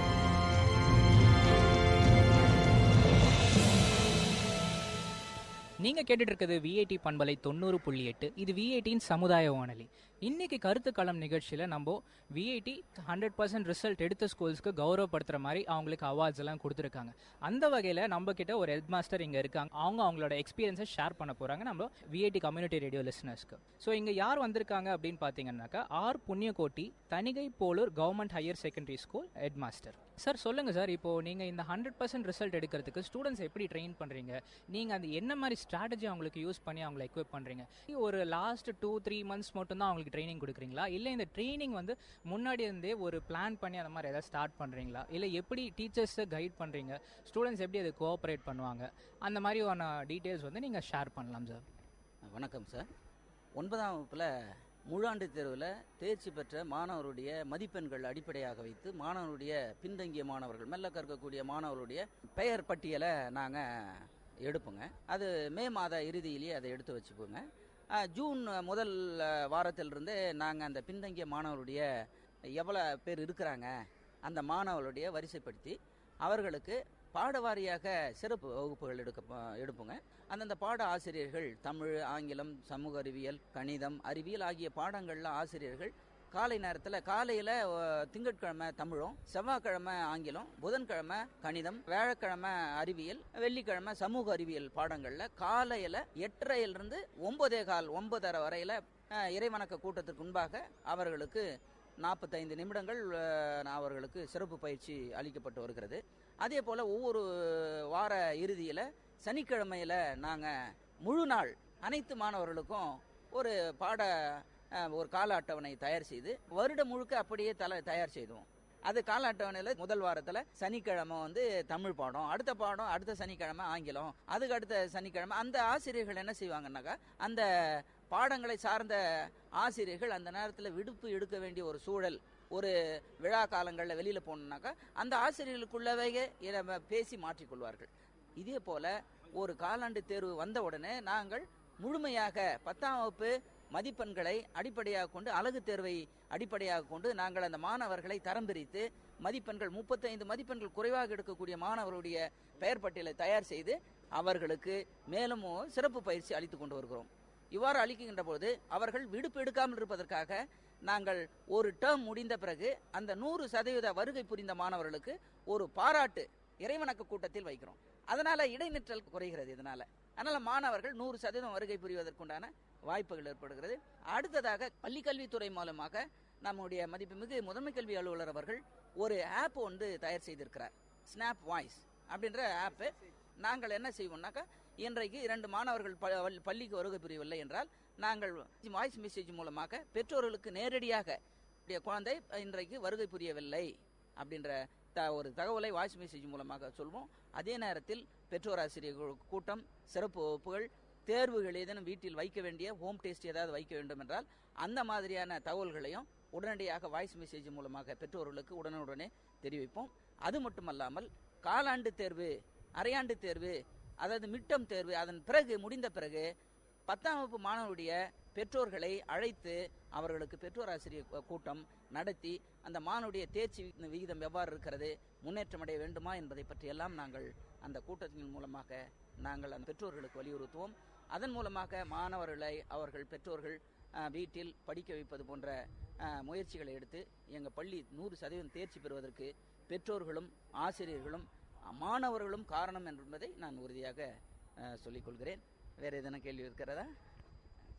சார் ரொம்ப அழகாக சொல்லியிருக்கீங்க. அதாவது வந்து லாஸ்ட் 2-3 மந்த்ஸ் மட்டும் இல்லாமல் 9th ஒரு பிளானிங் ஆரம்பிச்சிருக்கேன். அதுக்கு ஒரு ஷெட்யூல் போட்டு ஒரு லிஸ்ட் ஆஃப் ஸ்டூடெண்ட்ஸை நீங்கள் வெளில ஜாட் டவுன் பண்ணி எந்தெந்த ஸ்டூடெண்ட்ஸ்லாம் வீக்காக இருக்காங்க அவங்களுக்கு ஒரு எக்ஸ்ட்ரா கிளாஸஸ் மாதிரி நடத்துகிறீங்க, காலையில் நடத்துகிறீங்க, அதே மாதிரி சாட்டர்டேஸும் நடத்துகிறீங்க. ஸோ அவங்களுக்கு ஒரு ஸ்பெஷல் அட்டென்ஷன் மாதிரி கொடுத்து அந்த ஸ்டூடெண்ட்ஸ் மோட்டிவேட் பண்ணுற மாதிரி இன்னும் நிறைய விஷயங்களும் நீங்கள் நடத்திக்கிட்டு இருக்கீங்க. அது மட்டும் இல்லாமல் இன்னைக்கு ஜஸ்ட் கிளாஸஸ் மட்டும் நடத்தாமல் ஸ்டூடெண்ட்ஸ்க்கு என்ன பிடிக்கும் அப்படின்னு நீங்கள் தெரிஞ்சுட்டு அதுக்கு தகுந்த மாதிரி பண்ணுறீங்க. பிறக்கிற குழந்தைய இன்றைக்கி மொபைலில் பிறக்கும்போது அந்த ஸ்டூடெண்ட்ஸ்க்கு மொபைல் தான் பிடிக்கும். ஸோ அவங்களுக்கு பிடிச்ச விஷயத்த அவங்களுக்கு கொடுத்தாக்கா இன்னும் மோட்டிவேட் ஆவாங்க அப்படின்னு சொல்லிட்டு ஒரு மொபைல் அப்ளிகேஷன் மூலமாகவும் அவங்களுக்கு ஒரு கம்யூனிகேஷன் இருக்கும்போது அது ஒரு நல்ல ஸ்ட்ராட்டஜியை தான் சார் எல்லாருமே ஃபீல் பண்ணுவாங்க. ஏன்னா பிகாஸ் அவங்கள என்கேஜ் பண்ணுற மாதிரியும் ஒரு சில விஷயங்கள் இருக்கிறதுனால அவங்க இன்னும் அதுக்கு இம்பார்ட்டன்ஸ் அதிகமாக கொடுப்பாங்க அப்படின்ற மாதிரி நீங்கள் பண்ணிகிட்ருக்கீங்க. தட் அப்பார்ட் வந்து ரெக்கக்னிஷன் கொடுக்குறீங்க. அதாவது ஒரு ஸ்டூடெண்ட் ஏதாவது ஒரு சாதனை பண்ணாக்க, இல்லை ஒரு ஃபர்ஸ்ட் மார்க் எடுத்தாக்கா, இல்லைனாக்கா அவங்களுக்கு ஒரு சேலஞ்ச் மாதிரி கொடுத்துட்டு அந்த சேலஞ்ச் முடிச்சாக்கா அவங்களுக்கு ஒரு ரெக்கக்னிஷன் கொடுக்குறீங்க. உங்கள் அசம்பிளியில் வந்து பாராட்டு விழா நடத்திக்கிட்டு இருக்கீங்க. அது வந்து ஸ்டூடெண்ட்ஸ்க்கு வந்து மென்டலாக சைக்கலாஜிக்கலாக அது ரொம்ப ஹெல்ப் ஆகும், பூஸ்ட் ஆகுது. ஸோ இந்த மாதிரி நிறைய ஃபேக்டர்ஸ் நீங்கள் லிஸ்ட் அடிக்கிட்டே போயிருக்கிறதுனால உங்களுக்கு அந்த ஒரு 100% ரிசல்ட் வருது அப்படின்னு நீங்கள் சொல்கிறீங்க. ஜஸ்ட் ஸ்டூடெண்ட் சைட்லேருந்து மட்டும் எஃபர்ட்ஸ் போடாமல் உங்கள் சைட்லேருந்து டீச்சர்ஸ் சைட்லேருந்தோ பிளானிங்லேருந்து A to Z நிறைய விஷயங்கள் பார்க்கறனால தான் அந்த 100% ரிசல்ட் வருதுன்னு நீங்கள் சொல்லிட்டு இருக்கீங்க.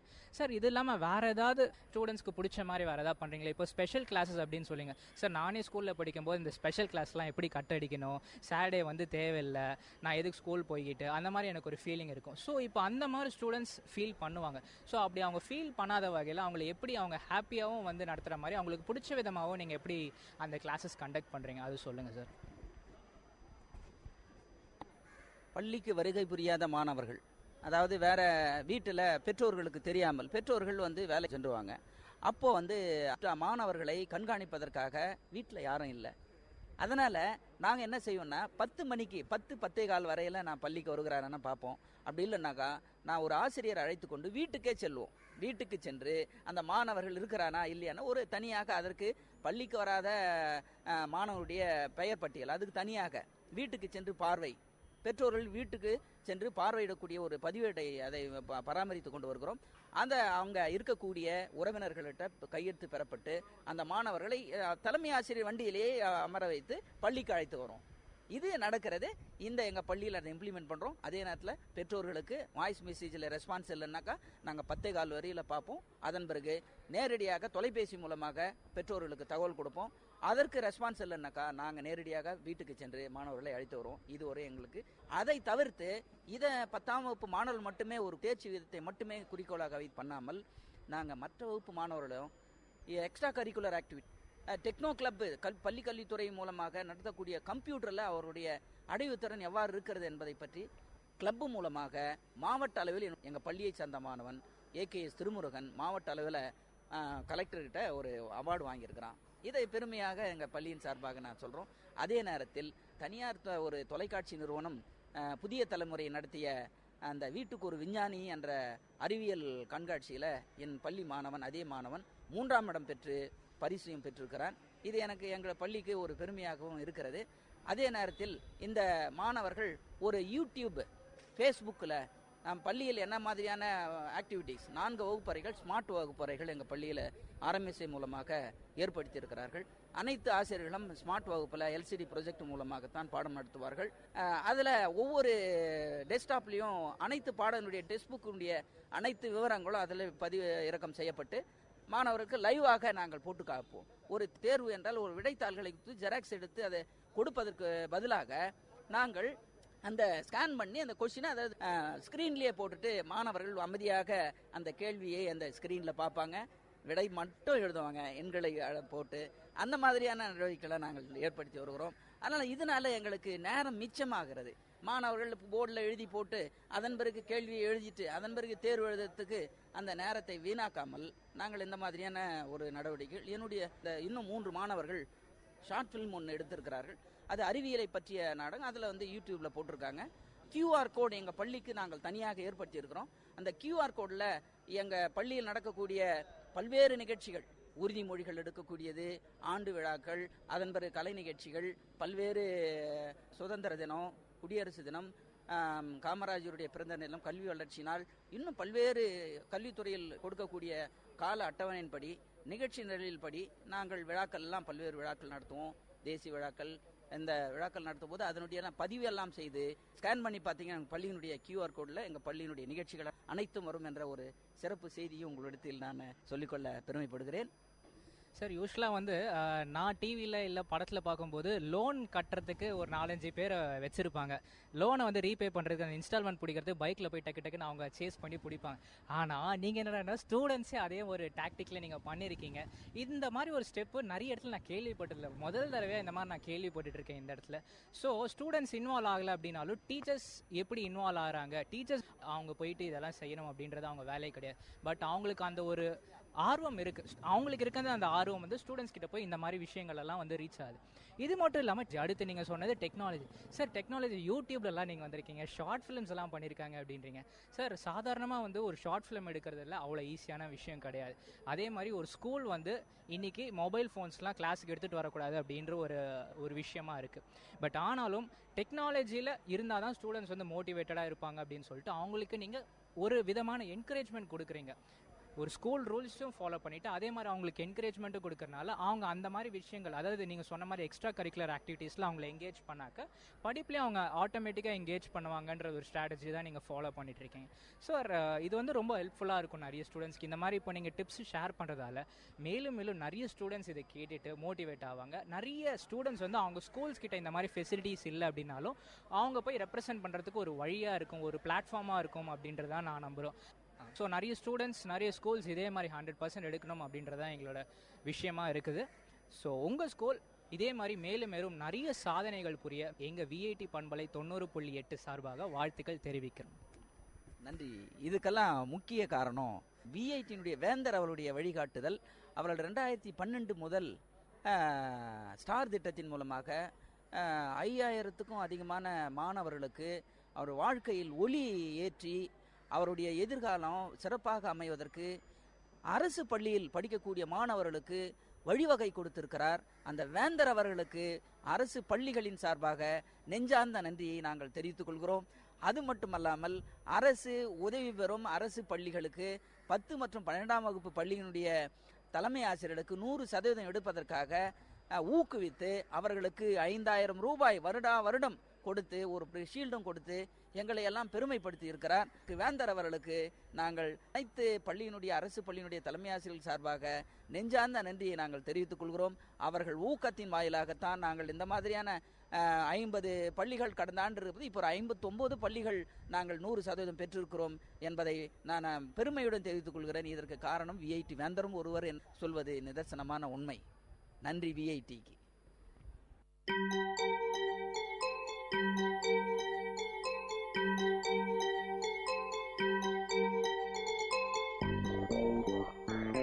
வணக்கம், நமஸ்தே, நமஸ்கார், சலாம் அண்ட் வந்தனம்.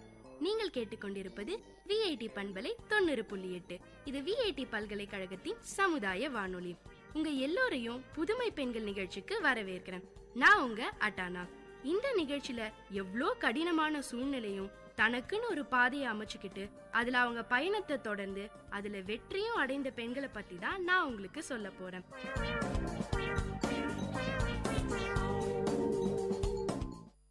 வணக்கம், நமஸ்தே, நமஸ்கார், சலாம் அண்ட் வந்தனம். நீங்க கேட்டுக்கிட்டு இருக்கிறது விஐடி பண்பலை 90.8. இது விஐடி பல்கலைக்கழகத்தின் சமுதாய வானொலி. உங்க எல்லாரையும் புதுமை பெண்கள் நிகழ்ச்சிக்கு வரவேற்கிறேன்னா உங்க தோழி அட்டானா. ஃபீனிக்ஸ் பறவையை பத்தி கேள்விப்பட்டிருக்கீங்களா? அப்படி கேள்விப்படாதவங்களுக்காக நான் இப்போ சொல்றேங்க. ஃபீனிக்ஸ் பறவை பாத்தீங்கன்னா இறந்து போனா கூட தன் சாம்பல்ல இருந்தே மீண்டும் பிறக்கக்கூடிய ஒரு சக்தி வாய்ந்தது. இந்த ஃபீனிக்ஸ் பறவை கிரீக் மித்தாலஜில ரொம்ப நாள் வாழ்ந்த பறவையா சொல்லியிருக்காங்க. இந்த ஃபீனிக்ஸ் பறவை மாதிரியான ஒரு பெண்ணை பத்தி தாங்க நான் இன்னைக்கு உங்களுக்கு சொல்ல போறேன். தன்னுடைய வாழ்க்கை எரிந்து சாம்பலான நேரத்துல மீண்டும் மறுஜென்மம் போல பீனிக்ஸ் பெண்ணாக பிறந்தவங்க தான் அஞ்சலி ராஜகோபால். அஞ்சலி ராஜகோபால முதல் முறை பாக்குற யாருக்கும் அவங்கள இன்னொரு முறை உற்று பார்க்க சொல்லும். காரணம் அவங்களோட வித்தியாசமான தோற்றம். இப்ப நம்ம பாக்குற இந்த அஞ்சலி தான் நிஜம். 12 வருஷங்கள் ஓடி போச்சு.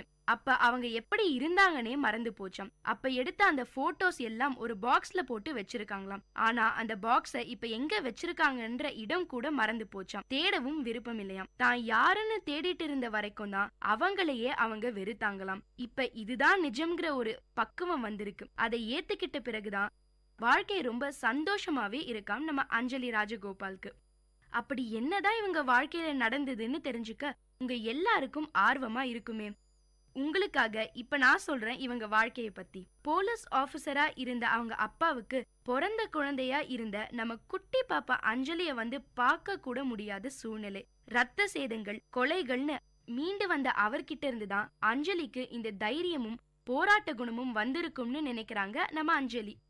என்னதான் அப்பா போலீஸா இருந்தா கூட அஞ்சலியோட வாழ்க்கை 19 வயசு வரைக்கும் பட்டாம்பூச்சி வாழ்க்கையா தான் இருந்துதாம்.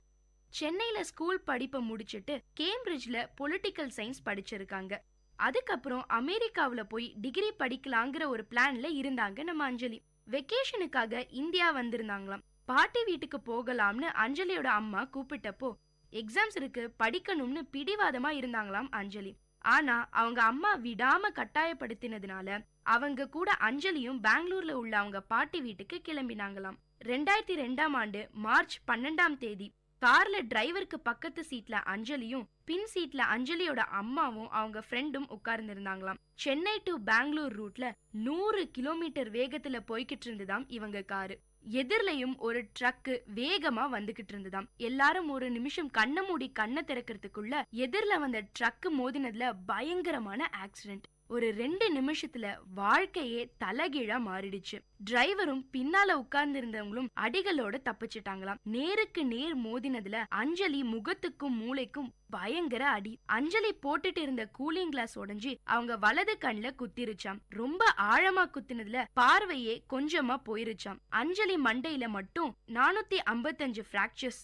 ஆக்சிடென்ட் ஆனது ஹைவேஸ்ங்கிறதுனால யாருக்கும் உடனே தெரிய வரல. இவங்க எல்லாருக்கும் அடிபட்டு இருந்ததால இவங்க யாராலையும் அசைய கூட முடியலையாம். ரொம்ப நேரம் கழிச்சுதான் யாரோ இவங்களோட இந்த நிலைமைய பார்த்துட்டு பக்கத்துல உள்ள வெள்ளூர் சிஎம்சி ஹாஸ்பிட்டல்ல சேர்த்திருக்காங்க. மத்தவங்க எல்லாம் காயங்களோட தப்பிச்சுட்டாங்களாம். அஞ்சலிக்கு பயங்கரமா அடிபட்டதுல அவங்க மூளைக்கு தான் சேதாரம். அதனால மாச கணக்குல ஐசியூலே வச்சிருந்தாங்களாம். நேருக்கு நேர் மோதினதுனால அவங்க முகம் முழுக்க வடிவமே போயிருச்சாம். சிதைஞ்சு போயிருந்த அஞ்சலி முகத்தை எப்படி சரி செய்யறதுனே அவங்களுக்கு தெரியல. ஒரு மாசம் ஃபுல்லா கோமாவிலே இருந்தாங்களாம். அப்பப்ப நினைவு திரும்புறதும் மறுபடி போறதும்னே இருந்துதாம். அதுக்குள்ள மொத்த பார்வையும் போயிடுச்சு. வாசனை சக்தியும் காலி. மூளை மிதக்கிற செரிப்ரோஸ்பைனல் திரவம் கசிய ஆரம்பிச்சிருச்சு. ஒவ்வொரு நிமிஷமும் மரணத்துக்கு பக்கத்துல நெருங்கிட்டு இருந்த அஞ்சலிய எப்படி காப்பாத்துறதுன்னே டாக்டர்ஸ்க்கு ஒன்னும் புரியல. எங்க இருந்து சரி செய்ய ஆரம்பிக்கிறதுன்னு கூட தெரியாம தவிச்சிட்டு இருந்தாங்க டாக்டர்ஸ். அஞ்சலியை எப்படியாவது காப்பாத்தி ஆகணுங்கிற தவிப்புல அவங்க அப்பா சிகாகோவுல ஒரு ஹாஸ்பிட்டலை பத்தி கேள்விப்பட்டு அங்க அஞ்சலிய கூட்டிட்டு போனாரு. பிராக்சர் ஆனதுல பொடி பொடியா போயிருந்த எலும்புகளையும் உரு தெரியாம போயிருந்த அவங்க முகத்தையும் வச்சுக்கிட்டு அஞ்சலிக்கு உயிரையும் உருவத்தையும் கொடுக்கிற பெரிய சவாலை அங்க இருந்த ஒரு டாக்டர் எடுத்துக்கிட்டாரு. தொடர்ச்சியான ஆபரேஷன்ஸ். ஆக்சிடென்ட்டுக்கு முன்னாடி அஞ்சலி எப்படி இருந்தாங்கங்கிறதுக்கான ரெஃபரன்ஸ் அந்த டாக்டர் கிட்ட இல்ல. அந்த நேரத்துல அவருக்கு அஞ்சலியோட உருவத்தை விட உயிர் தான் முக்கியமா இருந்தது. 2002 தொடங்கி 2004 வரைக்கும் வரிசையா ஆபரேஷன்ஸ் நடந்தது அஞ்சலிக்கு. டைட்டானியமும் மெட்டலும் வச்சு ஒரு வழியா அஞ்சலிக்கு ஒரு முகத்தை கொடுத்தாங்க. பார்வை போன வலது கண்ணுல கொஞ்சம் கொஞ்சமா பார்வை வர ஆரம்பிச்சது. வலது கண்ணை குத்துன அதே கூலிங் கிளாஸ் தான் அவங்க இன்னொரு கண்ணை காப்பாத்துச்சு. அன்னைக்கு மட்டும் அவங்க கூலிங் கிளாஸ் போடாம போயிருந்தாங்கன்னா நேருக்கு நேர் மோதினதுல அந்த கண்லையும் பார்வை போயிருக்கும். அஞ்சலியோட தோற்றமே முழுசா மாறி போச்சு அவ்வளவு ஆபரேஷன்ஸ்க்கு அப்புறம். அப்ப நம்ம அஞ்சலிக்கு 19 வயசு. தேடலும் கனவுகளும் நிறைஞ்ச அந்த வயசுல கண்ணாடி முன்னாடி நிற்கிறப்ப இது அஞ்சலி இல்ல வேற யாரோங்கிற அந்த உணர்வு எவ்வளோ கொடுமையானதுங்க. அஞ்சலியோட அடையாளமே தொலைஞ்சு போன மாதிரி அழுதுருக்காங்க அஞ்சலி. ஃபீனிக்ஸ் பறவை போல உயிர் தெழுந்திருக்காங்க அஞ்சலி.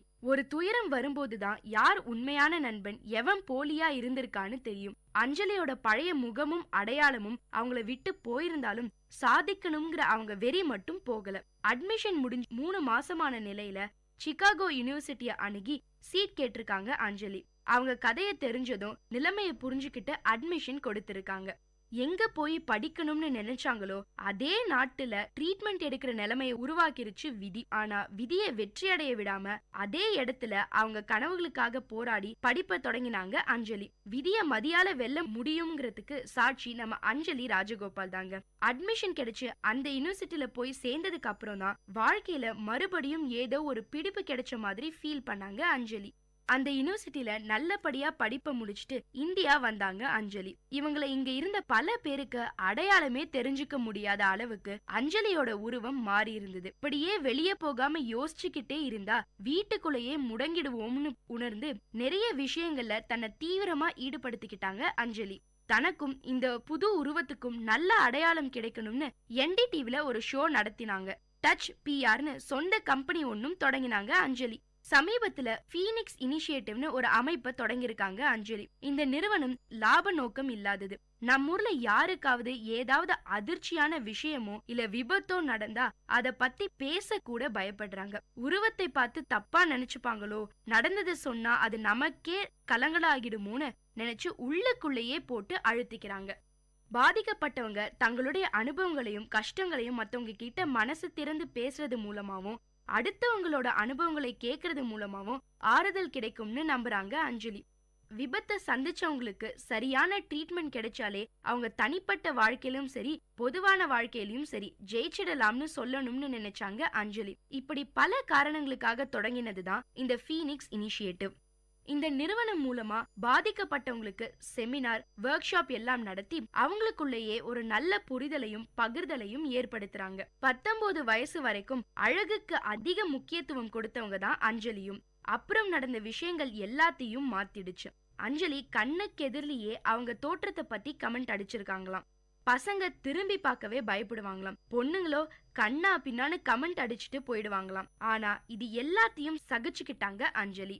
ஏன்னா சிதைஞ்சு போன முகத்தோட வாழ்க்கையை எதிர்கொண்டாகணுங்கிற பெரிய சவால் அஞ்சலிக்கு முன்னாடி இருந்தது. யார் வேணாலும் என்ன வேணாலும் பேசட்டும், கிண்டல் அடிக்கட்டும். அஞ்சலிக்கு அவங்க வாழ்ந்து காட்ட வேண்டிய மிச்ச வாழ்க்கையும் நிரூபிக்க வேண்டிய சாதனைகளும் மட்டும்தான் பெருசா தெரிஞ்சுது. அழகான அந்த லட்சியங்களை அடைய தன்னம்பிக்கை தான் அவசியமா பட்டதே தவிர அழகான முகம் தேவைப்படல. வாழ்க்கை அஞ்சலிக்கு நிறைய கத்து கொடுத்திருக்கு. எந்த சூழ்நிலையில இருந்தும் வெளியில வர தெரிஞ்ச அஞ்சலிக்கு மனச அமைதியாவும் வச்சுக்க தெரியும். இப்படி அவங்க அனுபவத்துல உணர்ந்த விஷயங்களை மத்தவங்களுக்கு சொல்றதுதான் ஃபீனிக்ஸ் இனிஷியேட்டிவோட நோக்கம். செம்மறி ஆட்டு மந்தைய பத்தி தெரியுமா உங்களுக்கு?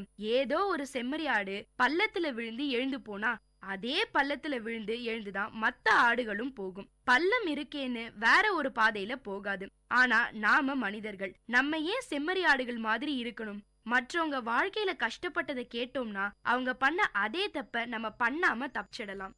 பரீட்சையில பாத்தீங்கன்னா நாம படிச்சதுல இருந்தேதான் கேள்விகள் கேட்பாங்க. படிச்சதுக்கு அப்புறம் தான் பரீட்சையே வைப்பாங்க. ஆனா வாழ்க்கையில அப்படி இல்லைங்க. பரீட்சையை எழுதிட்டதுக்கு அப்புறம் தான் அதுல இருந்து கத்துக்க முடியும். ஸ்கூல் எக்ஸாம்லயோ இல்ல காலேஜ் எக்ஸாம்லயோ தான் மத்தவங்கள பார்த்து எழுதுறது தப்பு. ஆனா வாழ்க்கையில மத்தவங்கள பார்த்து கத்துக்கிறது தப்பில்ல. ஃபீனிக்ஸ் பறவையாலேயே சாம்பல்ல இருந்து உயிர் தெழ முடியும்னா மனுஷங்களால ஏன் முடியாது? அஞ்சலியை இப்போதும் இன்னொரு முறை உற்று பார்க்க தோணுதுங்க. அவங்களோட அந்த வித்தியாசமான தோற்றத்துக்காக இல்ல, ஆவேசமான, வீரமான, அழுத்தமான அவங்களோட வார்த்தைகளுக்காக. அஞ்சலி ராஜகோபாலோட வாழ்க்கை உங்க எல்லாருக்கும் அழகு மட்டும் வாழ்க்கை இல்லைங்கிறத நல்லா புரிய வச்சிருக்கும்னு நம்புறேன்.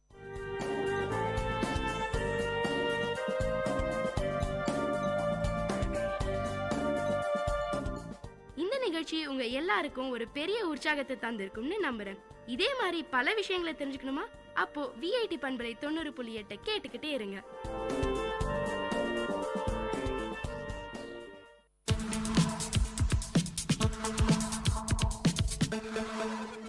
Way to Success. Uncommon scenes, inspiring stories from real life heroes in VIT Community Radio 90.8.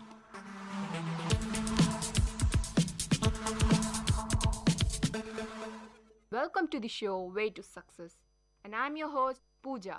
Today I'm going to tell you a story about Swami Vivekananda's journey to America. One day, Swami Vivekananda was traveling in a ship from Bombay to America on May 31, 1893. The ship suddenly stopped at Ceylon, Singapore, Hong Kong, and other ports in China and Japan. Swamiji did not bother about that, and he enjoyed the trip very much. The ship then sailed to Vancouver and Canada. Swamiji left Vancouver by train from Chicago. On the train, a rich, cultured lady named Miss Sanborn was impressed by his noble personality and her conversation with him. She said to Swamiji, "If you ever come to my home near Boston," I said, "I shall be happy to have you as my guest and introduced to persons of learning and culture." Swamiji reached Chicago in the middle of July. It was a strange new world. He visited the Chicago World's Fair, where the Parliament of Religion was to be held. He was surprised to see all the exhibits and scientific inventions. He marveled at the machinery and scientific inventions, the industrial products and the arts. After a few days, Swamiji went to the Information Bureau to find out about the Parliament of Religions. He was disappointed very much to learn that the Parliament would not open until September. Moreover, they told him that he could not accept as a delegate of the Parliament because he had no papers to show that he represented any group or sector. They also told him that the time for admission was already past. This news was a great blow for him. Worse still, he was fast running out of money. He had to wait almost for 2 months for the Parliament, but his money would soon be spent and then he would have to starve food or anything else. Swamiji left Chicago and went to the Miss Sanborn's place near Boston, as he was told that he could live there more cheaply than in Chicago. He also remembered Miss Sanborn's cordial invitation to visit her home. While in her home, he met Professor J.H. Wright of Harvard University. He had a long discussion with the professor and talked about many different subjects with him. Professor Wright recognized Swamiji's great scholarship and said that he should represent Hinduism at the Parliament of Religions. Swamiji told him that he had no official letters from any organization. The professor replied, "To ask your Swami for credential is like asking the sun to state its rights to shine." Professor Wright arranged everything for Swamiji. He wrote to the chairman of the Committee of Parliament of Religions, choosing Swamiji. In this letter, he said, "Here is a man who is more learned than all our learned professors put together." He also presented Swamiji with a ticket to Chicago. Swamiji was very happy to see how God's purpose was being fulfilled. When Swamiji reached Chicago, he found that he had lost the address of committee. He did not know where to go. He was tired and finding no other place, spent the night in a large empty walk. In the morning, he began to walk along a street where rich people lived in a large house. Like a sannyasi, he began to beg for food from door to door. But he was treated rudely, and even the servants insulted him. For begging, a lady came out. She went up to Swamiji and asked him, "Sir, are you a delegate to the Parliament of Religions?" Swamiji told all about himself. The lady invited him into her home and instructed the servants to look after him. She saw that he had breakfast and then took him to the office of Parliament. Swamiji gave his letter of introduction and was gladly accepted as a delegate. The lady who helped him was Mrs. George W. Hull.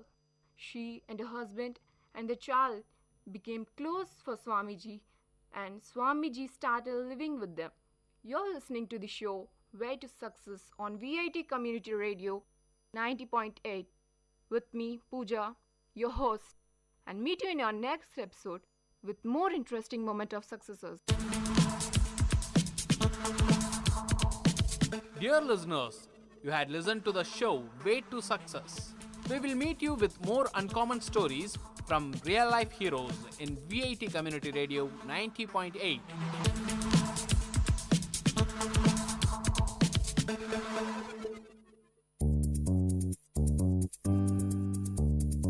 மழலைகளின் மொழிகளோடும் மாணவர்களின் திறன்களோடும் வாராவாரம் ஆர்ப்பாட்டம், பள்ளி பிள்ளைகளின் கொண்டாட்டம். உங்கள் VIT பண்பலை 90.8 பள்ளிக்கூடம் வேலூர் நகரின் பள்ளிகளில் இருந்து மாணவர்களின் பல்சுவை நிகழ்ச்சி.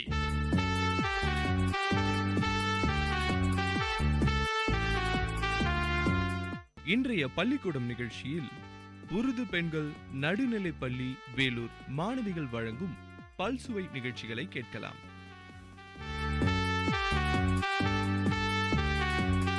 நிகழ்ச்சியின் தொடக்கமாக ஆங்கில உரை நிகழ்த்த இருக்கிறார் Salma. My hobby. A hobby is an interesting activity which gives pleasure in one's leisure time. It also helps us to relax. There are different kinds of hobbies such as painting, photography, gardening, woodwork, stamp collection, etc. My favorite hobby is gardening. There is a spacious ground in the backyard of my house. I have developed the ground into a beautiful garden. First, I have collected all the required tools for gardening in my leisure time. I went to the market and purchased some kinds of small plants for my garden. I mixed the good manure with the soil of the garden.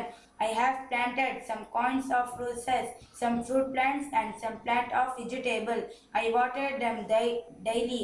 They grew up slowly. I watched their growth with pleasure. I looked after the plants very carefully. Our needs for fruits and vegetable are met from my garden. Thus, my hobby also is very useful to my family. Thank you.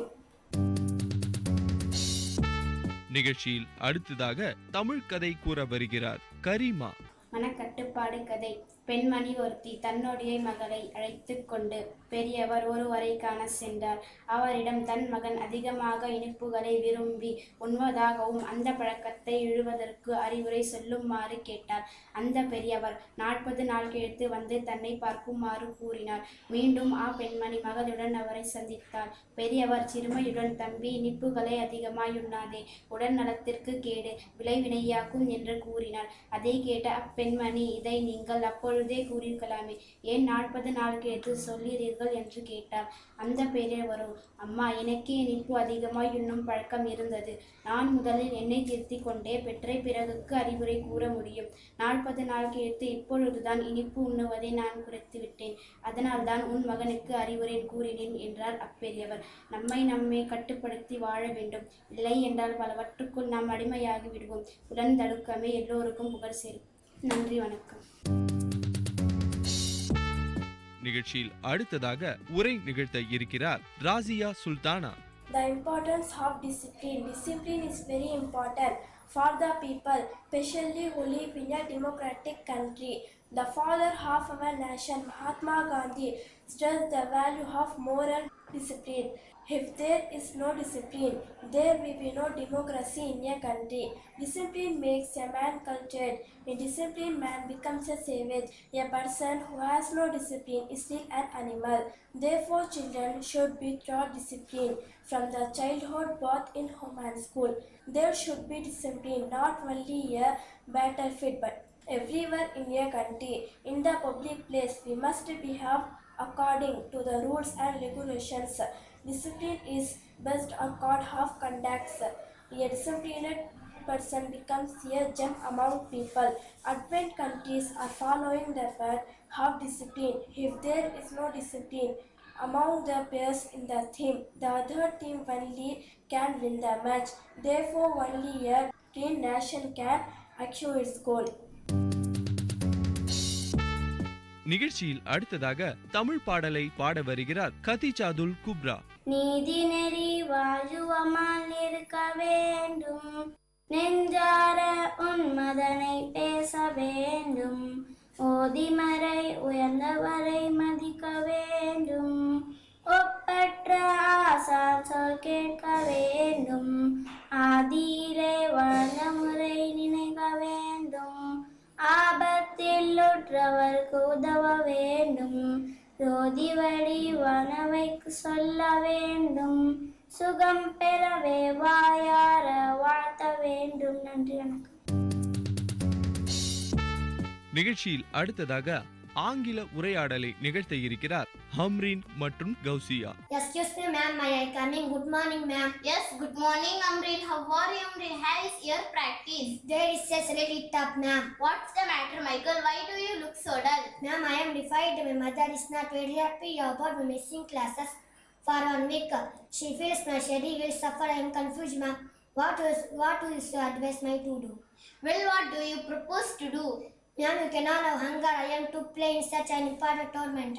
In that case, I think you should tell to your subject teacher, request them to teach in advance what they are going to teach the class during their absence. Ask them if they can teach. When both of you are free, then tell it with your mother. Will have any objection then? How thank you, ma'am. I feel great received. I am a sad that teachers will not say until request. Thank you, ma'am.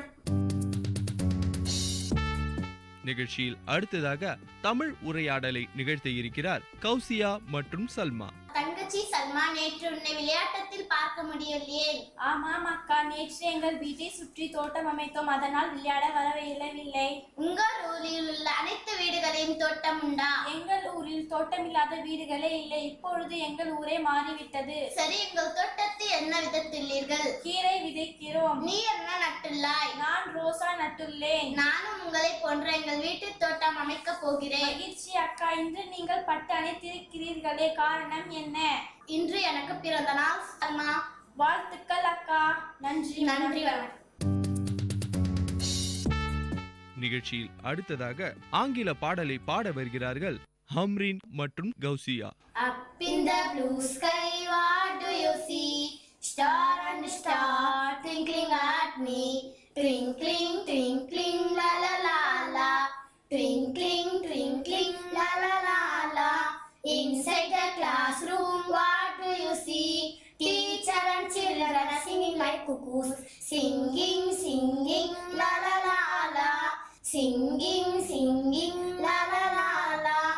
Up in the blue sky, what do you see? Star and star twinkling at me. Twinkling, twinkling, la la la la.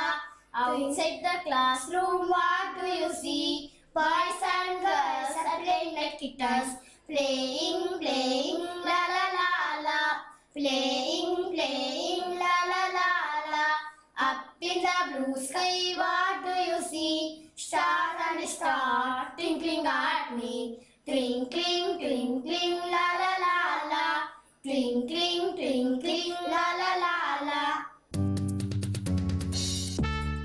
நிகழ்ச்சியில் அடுத்ததாக தமிழ் பாடலை பாட வருகிறார்கள் ஹுஸ்னா பேகம் மற்றும் நஸ்ரீன்.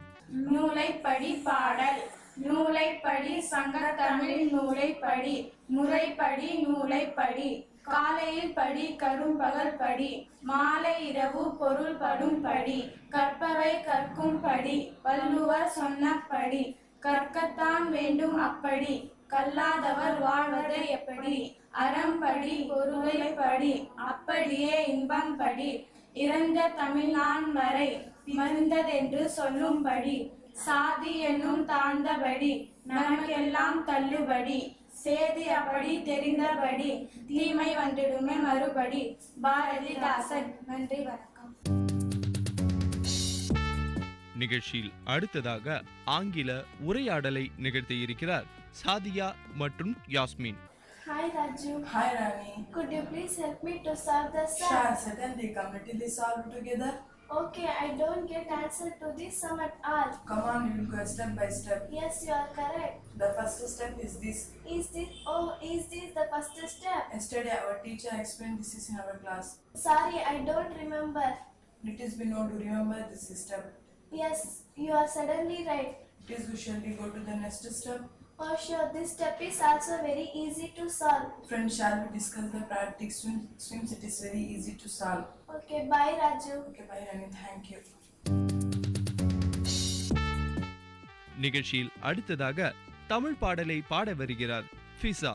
கிளையினிற் பாம்பு தொங்க விழுதொன்று குரங்கு தொட்டு விளக்கென்ன தொட்ட பிள்ளை வெடுக்கேட்ட குதித்து போல் கிளைதோறும் குதித்து தாவி கிழிவுள்ள விழுதையெல்லாம் ஒலிப்பாம்பாய் எண்ணி எண்ணி உச்சை போல் தன் வால் பார்க்கும். இந்த பாடலியை எழுதியவர் பாரதிதாசன். அழகின் சிரிப்பு. நிகழ்ச்சியில் அடுத்ததாக ஆங்கில உரையாடலை நிகழ்த்த இருக்கிறார்கள் சபிஹா மற்றும் Taslim Begum.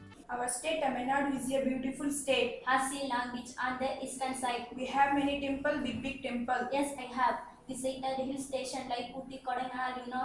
Have you visited any of this place? Yes, I have visited Ooty once.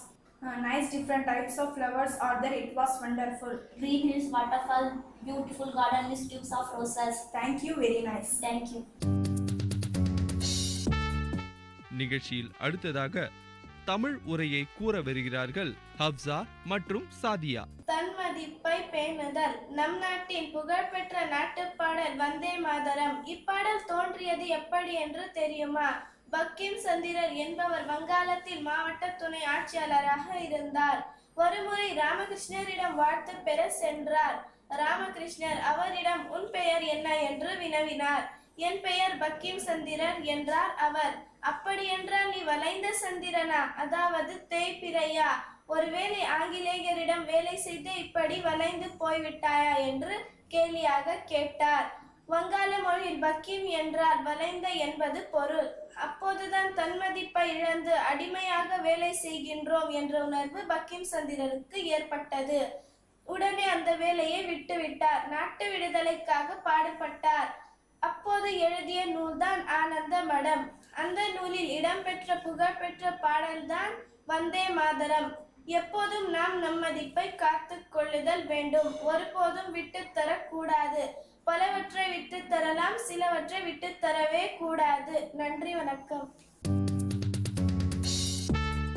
நிகழ்ச்சியில் அடுத்ததாக ஆங்கில பாடலை பாட இருக்கிறார் Niha Fathima. See spider, rhyme of the water spout. Down come the rain and rise up all the rain. Out come the sun and rise up all the rain. So see spider, rhyme of the water spout. நிகழ்ச்சியில் அடுத்ததாக தமிழ் உரை நிகழ்த்த இருக்கிறார் முஃபீசா. விவேகானந்தர் ஒரு முறை பசியால் வாடியிருந்தார். அவர் வாடியிருப்பதனை ஒருவர் பார்த்தார். அவரது பசியை போக்க விரும்பினார். ஐயா, நீங்கள் மிகவும் களைப்பாக இருக்கிறீர்களே. உங்களை பார்த்தால் உணவு உண்ணாத போல் தெரிகிறது. சப்பாத்தி சுடுவதற்கு தேவையான அனைத்து பொருட்களையும் உங்களுக்கு கொடுக்கின்றேன். நீங்களே சப்பாத்தி சுட்டுக் கொள்ளுங்கள் என்று கூறினார். விவேகானந்தர், ஏன் நீ எனக்கு சுட்டுக் கொடுக்க மாட்டியா என்று வினவினார். ஐயா, நானே ஒரு ஏழை. என் கையால் உங்களுக்கு உணவு கொடுக்க கூடாது என்றார். மற்றவர்கள் சொல்லுவதை பற்றி எல்லாம் எனக்கு கவலையே இல்லை. நீயே சப்பாத்தி சுட்டுக் கொடு என்று கூறி அவர் சுட்டுக் கொடுத்து சப்பாத்தியை உண்டார். நிகழ்ச்சியில் அடுத்ததாக ஆங்கில பாடலை பாட இருக்கிறார் ஜுவரியா தபுசும். When you are happy and you know it, clap your hands, clap your hands. When you are happy and you know it, and you really want to show it, tap your feet, tap your feet. When you are happy and you know it, and you really want to show it, turn around, turn around. நிகழ்ச்சியில் அடுத்ததாக ஆங்கில உரையாடலை நிகழ்த்த இருக்கிறார்கள் சாஃபியா மற்றும் Harshiya Banu. Good morning, teacher. Good morning, Shafia. What do you do after you wake up? Say, I brush my teeth. Say, I brush my teeth. Teacher, I brush my teeth. Shafia, what do you do with a pencil? Say, I write with a pencil. Teacher, I write with a pencil. Shafia, our classroom look neat. Thank you, teacher. What did you do yesterday? Yesterday I finished my homework. நிகழ்ச்சியில் அடுத்ததாக ஆங்கில பாடலை பாட இருக்கிறார்கள் Safia அர்ஷிரா Banu. Poem trains over the mountains, over the plains, over the rivers. Here come the trains, carrying passengers, carrying mails, bringing the precious loads in without fail. Thousands of light cars all rushing on through day and darkness, through day and dawn, over the mountains, over the plains, over the rivers. Here come the trains. Thank you. நேயர்கள் கேட்டுக்கொண்டிருப்பது பள்ளிக்கூடம் உங்கள் VIT பண்பலை 90.8 வேலூர் நகரின் பள்ளிகளில் இருந்து மாணவர்களின் பல்சுவை நிகழ்ச்சி.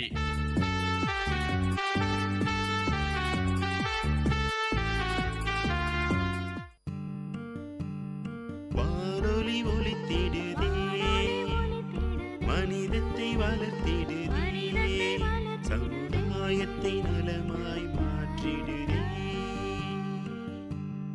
செவிகளை வருடுதே, கவிதைகள் வார்த்திடுதே, பண்பலைகளின் பயன்களை பரவிடுதே.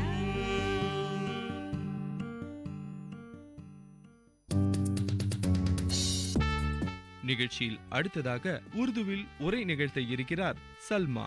यौम आज़ादी, हिंदुस्तान हमारा मुल्क है। इस मुल्क पर पहले अंग्रेज़ों की हुकूमत थी। अंग्रेज़ तिजारत करने के लिए हिंदुस्तान आए थे। रफ्ता रफ्ता इन्होंने सारे मुल्क पर कब्जा कर लिया। ये बात यहाँ के लोगों को पसंद ना आई। जिन लोगों ने अंग्रेज़ों के खिलाफ आवाज़ उठाई उनमें गांधी जी, जवाहरलाल नेहरू और मौलाना अबुल कलाम आज़ाद शामिल हैं। अंग्रेज़ों ने आज़ादी के मुजाहिदों को कैद किया, गोलियां बरसाएं, लेकिन उनके दिलों से आज़ादी की लड़ाई ख़त्म ना हुई। वो बराबर अंग्रेज़ों से लड़ते रहे। आखिर मजबूर होकर 15 अगस्त 1940 को अंग्रेज़ों ने हमारे मुल्क को आज़ादी दे दी। जवाहरलाल नेहरू हिंदुस्तान के पहले वज़ीर आज़म बनाए गए। நிகழ்ச்சியில் அடுத்ததாக தமிழ் பாடலை பாட இருக்கிறார்கள் ஹும்மி, குல்சும் மற்றும் ரிஸ்வானா. மழையே மழையே வா வா வா, நலவான புனலே வா வா வா, இவயத்தமுதே வா வா வா, தகர பந்தல் தன தனவென, தாமும் கூரை சலசலவென, நகர பெண்கள் செப்பு குழங்கள் நன்றும் கன கன கனவென, மழையே மழையே வா வா வா, நலவான புனலே வா வா வா, ஏரி குளங்கள் வழியும்படி, நாடு எங்கும் இன்பம் பொழியும்படி, பொடிவாரி தூவும் பூவும் காயும் மரமும் தழையும் நனைந்திடும்படி, மழையே மழையே வா வா வா, நலவான புனலே வா வா வா, தழையா வெப்பம் தழைக்கவும், மெய் தாங்கா வெப்பம் நீங்கவும், ஒருவார் எல்லாம் மழை போலே எருதை ஓட்டி பொன்னே பூட்டவும், மழையே மழையே வா வா வா, நலவான புனலே வா வா வா. நிகழ்ச்சியில் அடுத்ததாக உருது பாடலை பாட வருகிறார் ஹஃபீஸா. जब तू पैदा हुआ कितना मजबूर था, है जहाँ तेरी सोचों से भी दूर था, हाथ पाँव भी तब तेरे अपने न थे, तेरी आँखों में दुनिया के सपने न थे, तुझको आता था जो सिर्फ रोना ही था, तुझको आता था जो सिर्फ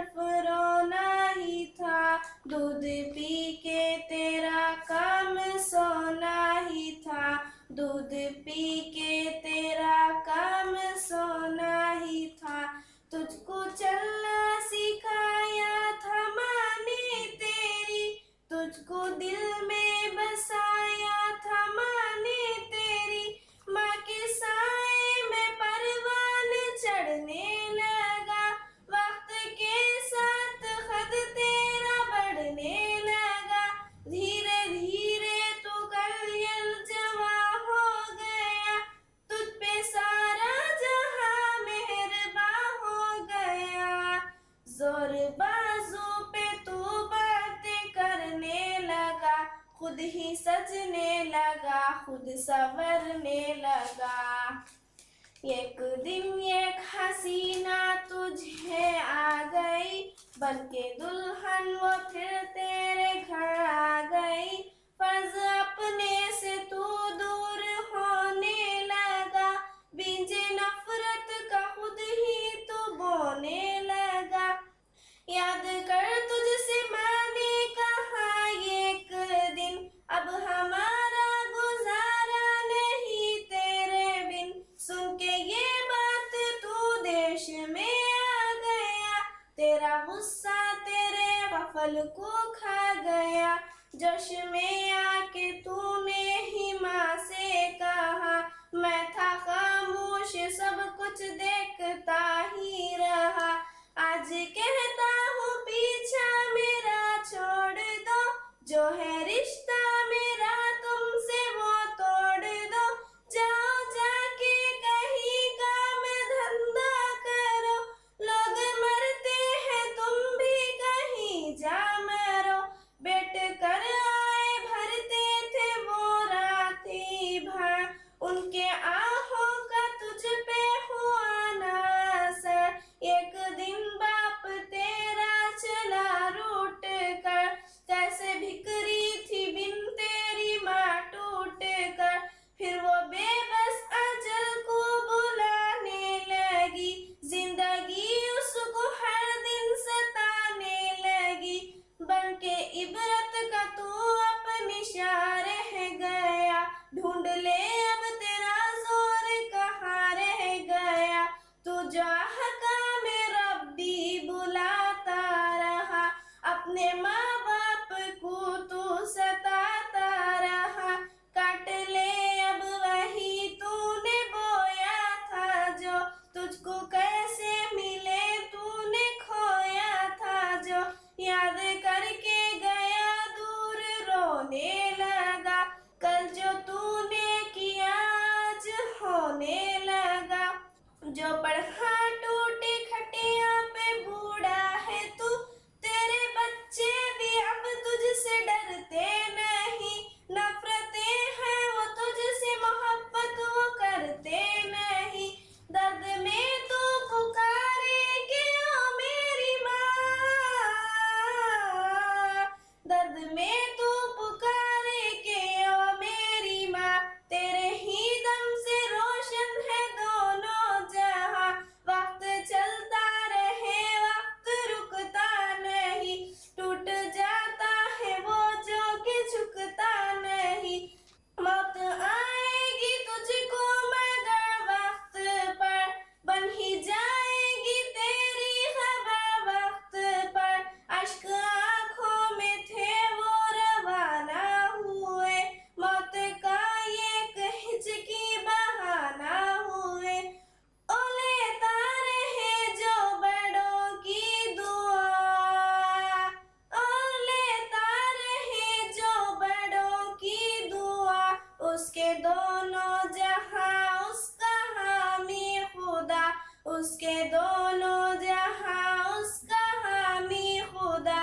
याद रखना तू सागर की इस बात को, भूल जाना न रहमत की बरसात को। भूल जाना न रहमत की बरसात को, भूल जाना न रहमत की बरसात को। நிகழ்ச்சியில் அடுத்ததாக தமிழ் உரையாடல் நிகழ்த்த இருக்கிறார்கள் நிஷா துனிசா மற்றும் ரேஷ்மா. தோழி, ஊர்வான பரப்பான சில பூச்சிகளை துன்புறுத்துகிறோமே, அது முறையா? உலகில் உள்ள அனைத்துக்கும் மனிதர்களுக்காக படிக்கப்பட்டவை, அவற்றுள் துன்புறுத்துவதில் தவறு என்ன? உன் எண்ணம் தவறு. எல்லா உயிர்களையும் ஏதோ ஒரு காரணத்திற்காகவே படிக்கப்பட்டுள்ளன. அவற்றுள் துன்புறுத்துவதனாலும் கொள்வதனாலும் இழப்பா நமக்குத்தான். இழைப்பா நமக்கா? எப்படி? சொல்கிறேன் கேள். தவளைகள் சில நட்பூச்சிகளை உண்டு அரிடம் இருந்து நம்மை காக்கிறேன். பறவைகள் பழங்காலை உண்டு எச்சிமிடுவதனால் அதிலுள்ள விதைகள் மரங்களை முளைக்கிறேன். போது தொறுகிறது இழப்பா யாருக்குண்டு? நமக்குத்தான். ஆனால் இந்த பாம்புகளை மட்டும் விடக்கூடாது. இதனால் மனித உயிர்களுக்கு ஆபத்து தவிர பயன் ஒன்றும் இல்லை. பாம்புகள் பயன் இல்லையா? பாம்புகள் எலிகளை உணவாக உண்ணவில்லை என்றால் எலிகள் பெருக்கி அவை பெயர்களை அல்லாஹ் அழித்து விடும். அட ஆமா, இனி எந்த உயிர்களையும் துன்புறுத்தவும் மாட்டேன், கொல்லவும் மாட்டேன். நன்றி நண்பா ரேஷ்மா. மிக்க மகிழ்ச்சி நிஷாத். நிகழ்ச்சியில் அடுத்ததாக உருது பாடலை பாட வருகிறார் மரியம். जब मेरे मुस्तफा मुस्कुराने लगे, चांद तारे सभी झिलमिलाने लगे, जिस तरफ से भी गुजरे मेरे मुस्तफा, जिस तरफ से भी गुजरे मेरे मुस्तफा, रहमतों के खजाने लुटाने लगे, रहमतों के खजाने लुटाने लगे, जब मेरे मुस्तफा मुस्कुराने लगे, पत्थरों को जो आका इशारा किया, पत्थरों को जो आका इशारा किया, कलिमाए तैयबा गुनगुनाने लगे, कलिमाए तैयबा गुनगुनाने लगे, जब मेरे मुस्तफा मुस्कुराने लगे, पहुँचे मेराज में जब मेरे मुस्तफा, पहुँचे मेराज में जब मेरे मुस्तफा, जिब्राईल अर्श पे लड़खड़ाने लगे, जिब्राईल अर्श पे लड़खड़ाने लगे, जब मेरे मुस्तफा मुस्कुराने लगे, जब अमामा हिटाया मेरे मुस्तफा, जब अमामा हिटाया मेरे मुस्तफा, जिब्राईल अर्श पे शर्म खाने लगे, जिब्राईल अर्श पे शर्म खाने लगे, जब मेरे मुस्तफा मुस्कुराने लगे, चांद तारे सभी झिलमिलाने लगे। अस्सलाम वालेकुम।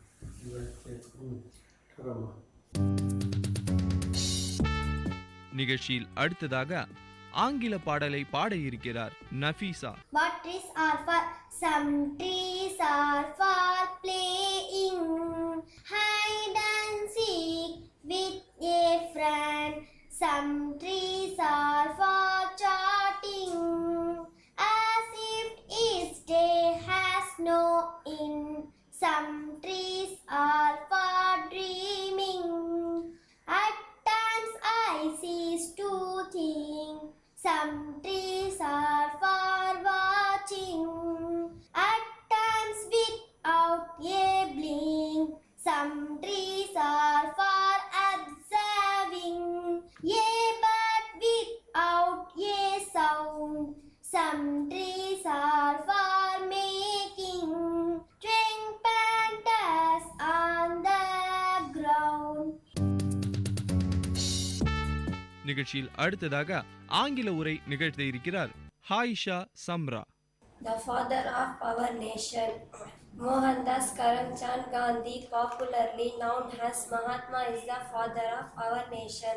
He was born on 2nd October 1869 at Porbandar. Mahatma was neither brilliant nor bright in his studies, but he was honest and hardworking. He went to England for higher studies and returned as a barrister at law. He sailed for South Africa on some professional work. He continued to stay there to help the Indians who were being ill-treated. He waged his non-violent fight against the South African government and on his return to India in 1950, Rabindranath Tagore gave him the title Mahatma. Mahatma Gandhiji started his nationwide non-cooperative movement in 1921. He was arrested and imprisoned. He started his famous Quiet India movement in 1942. Thank you. நிகழ்ச்சியில் அடுத்ததாக உருது பாடலை பாட வருகிறார் சுமேரா ஃபாத்திமா. सुने सुने डगन उजड़ा उजड़ा चमन बिन तेरे न महकेगा मुश्के खतन टूट कर जैसे गिर जाएगा ये लगन मेरी माँ तू है जन्नत में मस्तो मगन कैसे तुझको कहूँ फिर से आ जा यहाँ कैसे तुझको कहूँ फिर से आ जा यहाँ मेरी माँ प्यारी माँ प्यारी माँ मेरी माँ मेरी माँ प्यारी माँ ये तो मुमकिन नहीं भूल जाऊँ तुझे रात दिन फिक्र है कैसे पाऊँ तुझे दिल में क्या है तमन्ना बताऊँ तुझे अपने अल्लाह से मांग लाऊँ तुझे ये तो मुमकिन नहीं अब मिलेंगे वहाँ ये तो मुमकिन नहीं अब मिलेंगे वहाँ मेरी माँ प्यारी माँ प्यारी माँ मेरी माँ मेरी माँ प्यारी माँ तू है सरमाया है उसने दुनिया दी तेरी अजमत पे कुर्बा है जाने हाजी दिल में आता है रख दूँ मैं अपनी जबी तेरे कदमों के नीचे है बेशत भरी तेरी बेटी ज़मी और तू आसमां तेरी बेटी ज़मी और तू आसमां मेरी माँ प्यारी माँ प्यारी माँ मेरी माँ मेरी माँ प्यारी माँ खब्र तेरा बने एक उम्दा चमन तेरा महलाना होता क़यामत का फन खब्र तेरा बने एक उम्दा चमन तेरा महलाना होता क़यामत का फन सोती रह जैसे सोती हो कोई दुल्हन ए जो आ करते हैं सारे ही मर्दुम सन तुझको मिल जाए जन्नत में बेहतर मकान तुझको मिल जाए जन्नत में बेहतर मकान मेरी माँ प्यारी माँ प्यारी माँ मेरी माँ मेरी माँ प्यारी माँ सलाम. நிகழ்ச்சியில் அடுத்ததாக தமிழ் பாடலை பாட வருகிறார் ஹஸ்மா பானு. லட்டு தத்தா லட்டு எனக்கு தா லட்டு எனக்கு வேணுமா துட்டு எனக்கு தா லட்டு தத்தா துட்டு இல்லைனா லட்டு இல்லை லட்டு தத்தா உங்க மீச எவ்வளவு பெருசு உங்க மீச எத்தனை அழகு உங்க மீச சுட்டி பையா இங்கே வாயே துட்டு எனக்கு வேண்டாம் லட்டு இந்தா. நிகழ்ச்சியில் அடுத்ததாக தமிழில் உரை நிகழ்த்த இருக்கிறார்கள் சாஹிரா பானு நஸ்மி. உரையாடல். அம்மா உரிமை என்றால் என்ன? நீ இந்த பூமியில் வாழ என்னவெல்லாம் தேவை? நிலம், நீர், காற்று, சூரிய ஒளி மற்றும் பாதுகாப்பு. மிக்க சரி, எதனுள் ஏதாவது ஒன்று இல்லாவிட்டால் என்னவாகும்? இதனுள் எந்த ஒரு இல்லை என்றாலும் என்னால் உயிர் வாழ முடியாது. உயிர் வாழ தேவையான அடிப்படை தேவைகள் அனைத்தும் உரிமைகள் தான். இப்போது புரிகிறதா உரிமை என்றால் என்னவென்று? அம்மா, இனி நான் வினாக்கள் கேட்கிறேன். உரிமைகள் நமக்கு மட்டும்தானா? பிற உயிர்களுக்கும் உள்ளதா? அருமையான வினா. உயிர் வாழும் அனைத்து உயிரினங்களுக்கும் உரிமைகள் பொதுவானவை. ஆனால் மனிதர்களின் உரிமைகள் அடிப்படை தேவைகளுடன் முடிந்து விடுவது இல்லை. அப்படி என்றால் மனிதர்களின் உரிமைகள் என்றால் என்ன? மனிதர்கள் தன் மதிப்புடன் வாழ தேவையான அனைத்தும் மனித உரிமைகள். குழந்தைகளுக்கும் உரிமைகள் உண்டா அம்மா? குழந்தையும் மனிதர்கள் தானே.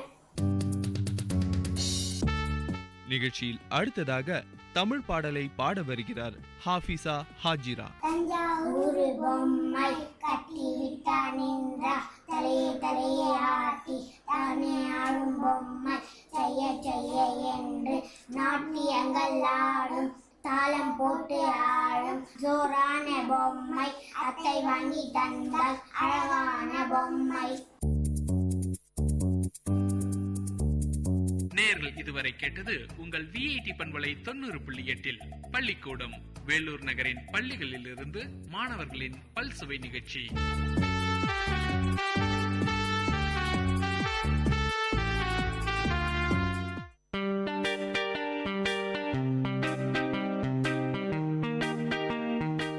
Dear listeners, for the next hour, you are going to listen to the program Team Speak Time in VIT Community Radio 90.8 FM.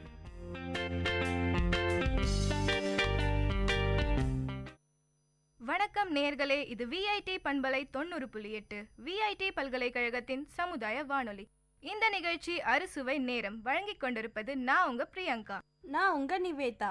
இந்த நிகழ்ச்சியில நீங்க முழுக்க உணவு பத்தி தாங்க கேட்க இருக்கீங்க. உணவோட நற்குணங்கள், உணவுல இருக்கிற பல வகைகள், அதை பத்தி தான் நம்ம பேச இருக்கோம். உணவு அப்படின்னு எடுத்துக்கிட்டோம்னாவே அது மனித வாழ்க்கையில ஒரு அத்தியாவசியமான விஷயம் பிரியங்கா. இப்ப இருக்க காலத்துல அது ஆடம்பரமான விஷயமா மாறிட்டு இருக்கு. ஆமா நிவேதா, இதுதான் எனக்கும் தோணுது. என்னன்னு பார்த்தோம்னா அந்த காலகட்டத்தில இருந்து இந்த காலகட்டம் வரையும் பார்த்தோம்னாவே உணவு பல வகையா மாறிக்கிட்டே வருது. நம்ம உணவு முறையும் ரொம்பவே மாறிட்டு வருது. அதுக்கப்புறம் நிவேதா, உணவுன்னு எடுத்துக்கிட்டாலே அது சுவைதான். ஒரு உணவு முழுமை அடையுது அப்படின்னு நம்ம நினைக்கிறோம்னாவே அதுல இருக்கிற அறுசுவைன்னு தான் நான் சொல்லுவேன். நம்ம டைட்டிலே பார்க்கலாம், அறுசுவைன்ற ஒரு வார்த்தை இருக்கு. அறுசுவைன்னா நீ என்ன நினைக்கிற நிவேதா? அறுசுவைனா 6 வகையான சுவைகள் பிரியங்கா. இனிப்பு, புளிப்பு, உப்பு, துவர்ப்பு, காரம் மற்றும் கசப்பு, இதுதான் அறுசுவை. இந்த அறுசுவைகளும் நம்ம உணவுல இருக்கணும். அதுதான் நம்ம தமிழர் கலாச்சாரத்துல ஒரு முக்கியமான ஒரு விஷயம். அது மட்டும் இல்லாம இப்ப நல்லா சமைக்கிறவங்களன்னு பார்த்தேன்னு வச்சுக்கோ, அவங்களை எப்படி சொல்லி கூப்பிடுவாங்கன்னா அறுசுவை அரசன், அறுசுவை அரசி அப்படின்னு தான் சொல்லி கூப்பிடுவாங்க. ஸோ இந்த 6 சுவையுமே நம்ம உணவுல ரொம்பவே முக்கியமான ஒரு விஷயம். கண்டிப்பா நிவேதா, நீங்க தமிழர் கலாச்சாரம்னு பேசுறப்பதான் எனக்கு ஒரு விஷயம் ஞாபகம் வந்துச்சு. அது என்னன்னு பார்த்தோம்னா விருந்தோம்பல். விருந்தோம்பல்னு ஒரு விஷயம் நம்ம கலாச்சாரத்துல இருக்கு. அது என்னன்னு பார்த்தோம்னா, உறவினர்கள், நண்பர்கள் யாரா இருந்தாலும் நம்ம வீட்டுக்கு வரப்ப அவங்களுக்கு விருந்தளித்து அவங்கள சந்தோஷப்படுத்துறது நம்ம வழக்கமாவே இருக்கு. நிவேதா, விருந்துன்னா உனக்கு என்ன தோணுது? எனக்கு விருந்துனாலே வாழை இலை தான் பிரியங்கா ரொம்பவே ஞாபகம் வருது. அந்த காலத்துல எல்லாம் வாழை மரம் எல்லார் வீட்லயுமே வளர்த்துட்டு வருவாங்க. வாழை இலை எளிதாக கிடைக்கக்கூடிய ஒரு விஷயம். அதுல உணவு பரிமாறுறது நம்ம விருந்தோம்பல்ல ஒரு முக்கியமான ஒரு விஷயம். அது மட்டும் இல்லாம நிவேதா, வாழை இலையில சாப்பிடும் போது அது ருசியே தனிதான். சுட சுட சாப்பாட்டை ஒரு பெரிய வாழை இலை வச்சு அதுல வர ஒரு மனமும் ருசியும் தனிதான் நிவேதா. இதுல எனக்கு பிடிச்ச விஷயம் என்னன்னு பாத்தீங்கன்னா, சூடா இருக்கிற பாயசத்தை வாழை இலையில ஊத்தி அதை வழிச்சு சாப்பிடுறப்ப வர ருசி இருக்கே, என்ன ருசி! சரிங்க நிவேதா, வாழை இலைய பத்தி பேசணும். வாழை இலையில எப்படி பரிமாறணும்னு உங்களுக்கு தெரியுமா? கண்டிப்பா தெரியும் எனக்கு. வாழை இலையில உணவு பரிமாறுற முறை அப்படின்னு நம்ம தமிழர்கள் கலாச்சாரத்துல ஒரு முறை இருக்கு. வாழை இலையில மேல் பகுதியில பாத்தீங்கன்னா உப்பு, ஊறுகாய், கூட்டு, பொரியல், இனிப்பு இந்த மாதிரி சின்ன சின்ன விஷயத்தெல்லாம் வைப்பாங்க. கீழ்பகுதியில சாதம், சாம்பார் இந்த மாதிரி நம்ம எந்த உணவை மெயினா சாப்பிட்றோமோ அந்த உணவெல்லாம் வாழை இலையோட கீழ்பகுதியில வைப்பாங்க. இப்படிதான் நம்ம தமிழர்கள் கலாச்சாரத்துல அந்த உணவெல்லாம் பரிமாறிட்டு இருந்தாங்க. நம்மளுக்கும் சில பழக்க வழக்கங்கள்லாம் இருக்கு பிரியங்கா நம்ம தமிழர்கள் கலாச்சாரத்துல. அதுல எத்தனை வகையான உணவுகள் இருக்கு அப்படின்னு உனக்கு தெரியுமா? கண்டிப்பா நிவேதா, இப்ப நான் சொல்றேன். தமிழரோட உணவு வகைகள் பத்தி நான் இப்ப சொல்ல இருக்கேன். என்னன்னு பார்த்தோம்னா 4 வகைகள் இருக்கு. கடல் உணவு, இறைச்சி, மரைக்கறி உணவு, சிறப்புணவுகள் ஒரு சிலது இருக்கு. கடல் உணவுன்னு எடுத்துக்கிட்டோம்னா அதுல மீன், இறால், நண்டு இந்த மாதிரி வகைகள் இருக்கு. இறைச்சின்னு எடுத்துக்கிட்டோம்னா நம்ம சண்டேனா சாப்பிட்ற ஒரு சில விஷயம் தான் நிவேதா இது. அதுதான் கோழி, ஆடு இந்த மாதிரி விஷயங்கள். இதுல அந்த காலத்துல மாடு, மான் இந்த மாதிரி சாப்பிட்டுட்டு இருந்தாங்க. ஆனா இப்ப நம்ம இதெல்லாம் சாப்பிட்டோம்னா நம்மளை யாரும் சும்மா விட மாட்டாங்க. அதனால நம்ம கோழி, ஆடோட நிறுத்திப்போம். அடுத்ததா பார்த்தோம்னா வந்து மரக்கறி உணவு இருக்கு. இது வந்து தாவர உணவுகள், அதாவது காய்கறி, பச்சை காய்கறிகள், இந்த மாதிரி ஒரு விஷயம் தான் இதுல வந்து சேரும். சிறப்பு உணவுகள் எடுத்துக்கிட்டோன்னு பார்த்தீங்கன்னா கூழ் பொங்கல். உங்களுக்கு நல்லாவே தெரிஞ்சிருக்கும், ஆடி மாசம்னாவே கூழ் பொங்கலுக்கு தான் சொல்லிடுவோம். எல்லார் வீட்டில இருந்து கூழ் எடுத்துட்டு போயிட்டு அந்த கோயில்கிட்டே வச்சு பொங்கல் வச்சு ரொம்ப சந்தோஷமான ஒரு தருணம் தான் அது. சரிங்க நிவேதா, இப்போ வந்து நம்ம தமிழர் உணவு வகைகள் பத்தி பார்த்தோம். இப்போ அடுத்ததான் நான் உங்ககிட்ட ஒன்று கேட்டு தெரிஞ்சுக்க இருக்கேன். தமிழர்களோட உணவு உட்கொள்ளும் முறையை பத்தி உங்களுக்கு தெரியுமா? எனக்கு தெரியும் பிரியாங்க. தமிழர்களோட உணவு உட்கொள்ளும் வகை வந்து மொத்தம் 12 வகைகள் இருக்கு. நம்ம வந்து நம்மளுக்கு தெரிஞ்செல்லாம் சாப்பிட்றது, தண்ணி குடிக்கிறது, இது மட்டும் தான் நம்ம எல்லாமே. எனக்கும் அவ்வளவுதான் தெரியும் நிவேதா. 12 வகைகள் சொல்றீங்க, அப்படி என்னென்ன இருக்கு? 12 வகைகள்ல முதல் வந்து அருந்துதல். அப்படின்னா வந்து மிகச்சிறிய அளவு உணவு தான் உட்கொள்ளுதல். அதுக்கு பேரு தான் வந்து தமிழர் கலாச்சாரத்துல அருந்துதல் அப்படின்னு சொல்றாங்க. அடுத்ததா பாத்தீங்கன்னா உண்ணல். அப்படின்னா பசி தீர, அதாவது வயிறு ரொம்ப சாப்பிட்றோம் அப்படின்னா அதுக்கு பேரு உண்ணல், அதாவது என்ன மாதிரி. ஆமா. அடுத்ததா வந்து உறிஞ்சல். அப்படின்னா ஒரு வாயை குவித்து நீரியற் பண்டங்களை ஈர்த்து உட்கொள்ளல், இதுதான் வந்து உறிஞ்சல். அப்படின்னா நம்ம ஜூஸ் அதெல்லாம் வந்து உறிஞ்சி சாப்பிடுவோம், அதுதான் உறிஞ்சல் அப்படின்னு சொல்றாங்க. அடுத்ததா பாத்தீங்கன்னா குடித்தல். நீர் உணவு வந்து பசி தீர சாப்பிடுறது. குடித்தல்லே வந்து நம்ம நீர் உணவு, அது வந்து ரொம்ப பசியார சாப்பிட்றோம் அப்படின்னா அது பேர் வந்து குடித்தல். அடுத்து வந்து தின்றல். அப்படின்னா தின்பண்டங்களை தின்றல். தின்பண்டங்கள் அப்படின்னா வந்து சின்ன சின்ன ஐட்டம்ஸ்லாம் நம்ம நிறையவே சாப்பிடுவோம். நீயும் நிறைய சாப்பிடுவேன்னு எனக்கு தெரியும், அதுதான் வந்து தின்றல். அடுத்ததா பாத்தீங்கன்னா தொய்த்தல். சுவை தீர மகிழ்ந்து சாப்பிட்றது. நம்ம வந்து ஒரு உணவை ரசிச்சு ருசிச்சு சாப்பிடணும், அப்பதான் வந்து அந்த உணவு நம்மளுக்கு சரிமானம் ஆகும்னு கூட நம்ம பெரியவங்களா சொல்லி கேட்டிருப்போம். தூய்த்தல் அப்படின்னாவே சுவைத்து மகிழ்ந்து சாப்பிட்ற ஒரு விஷயம் தான் தூய்த்தல்னு சொல்றாங்க. அடுத்ததா ஒரு விஷயம் நக்கல். நக்கி துளாவி சாப்பிடுறது. அது நம்ம எல்லாருமே பண்ற ஒரு விஷயம் தான் நிவேதா.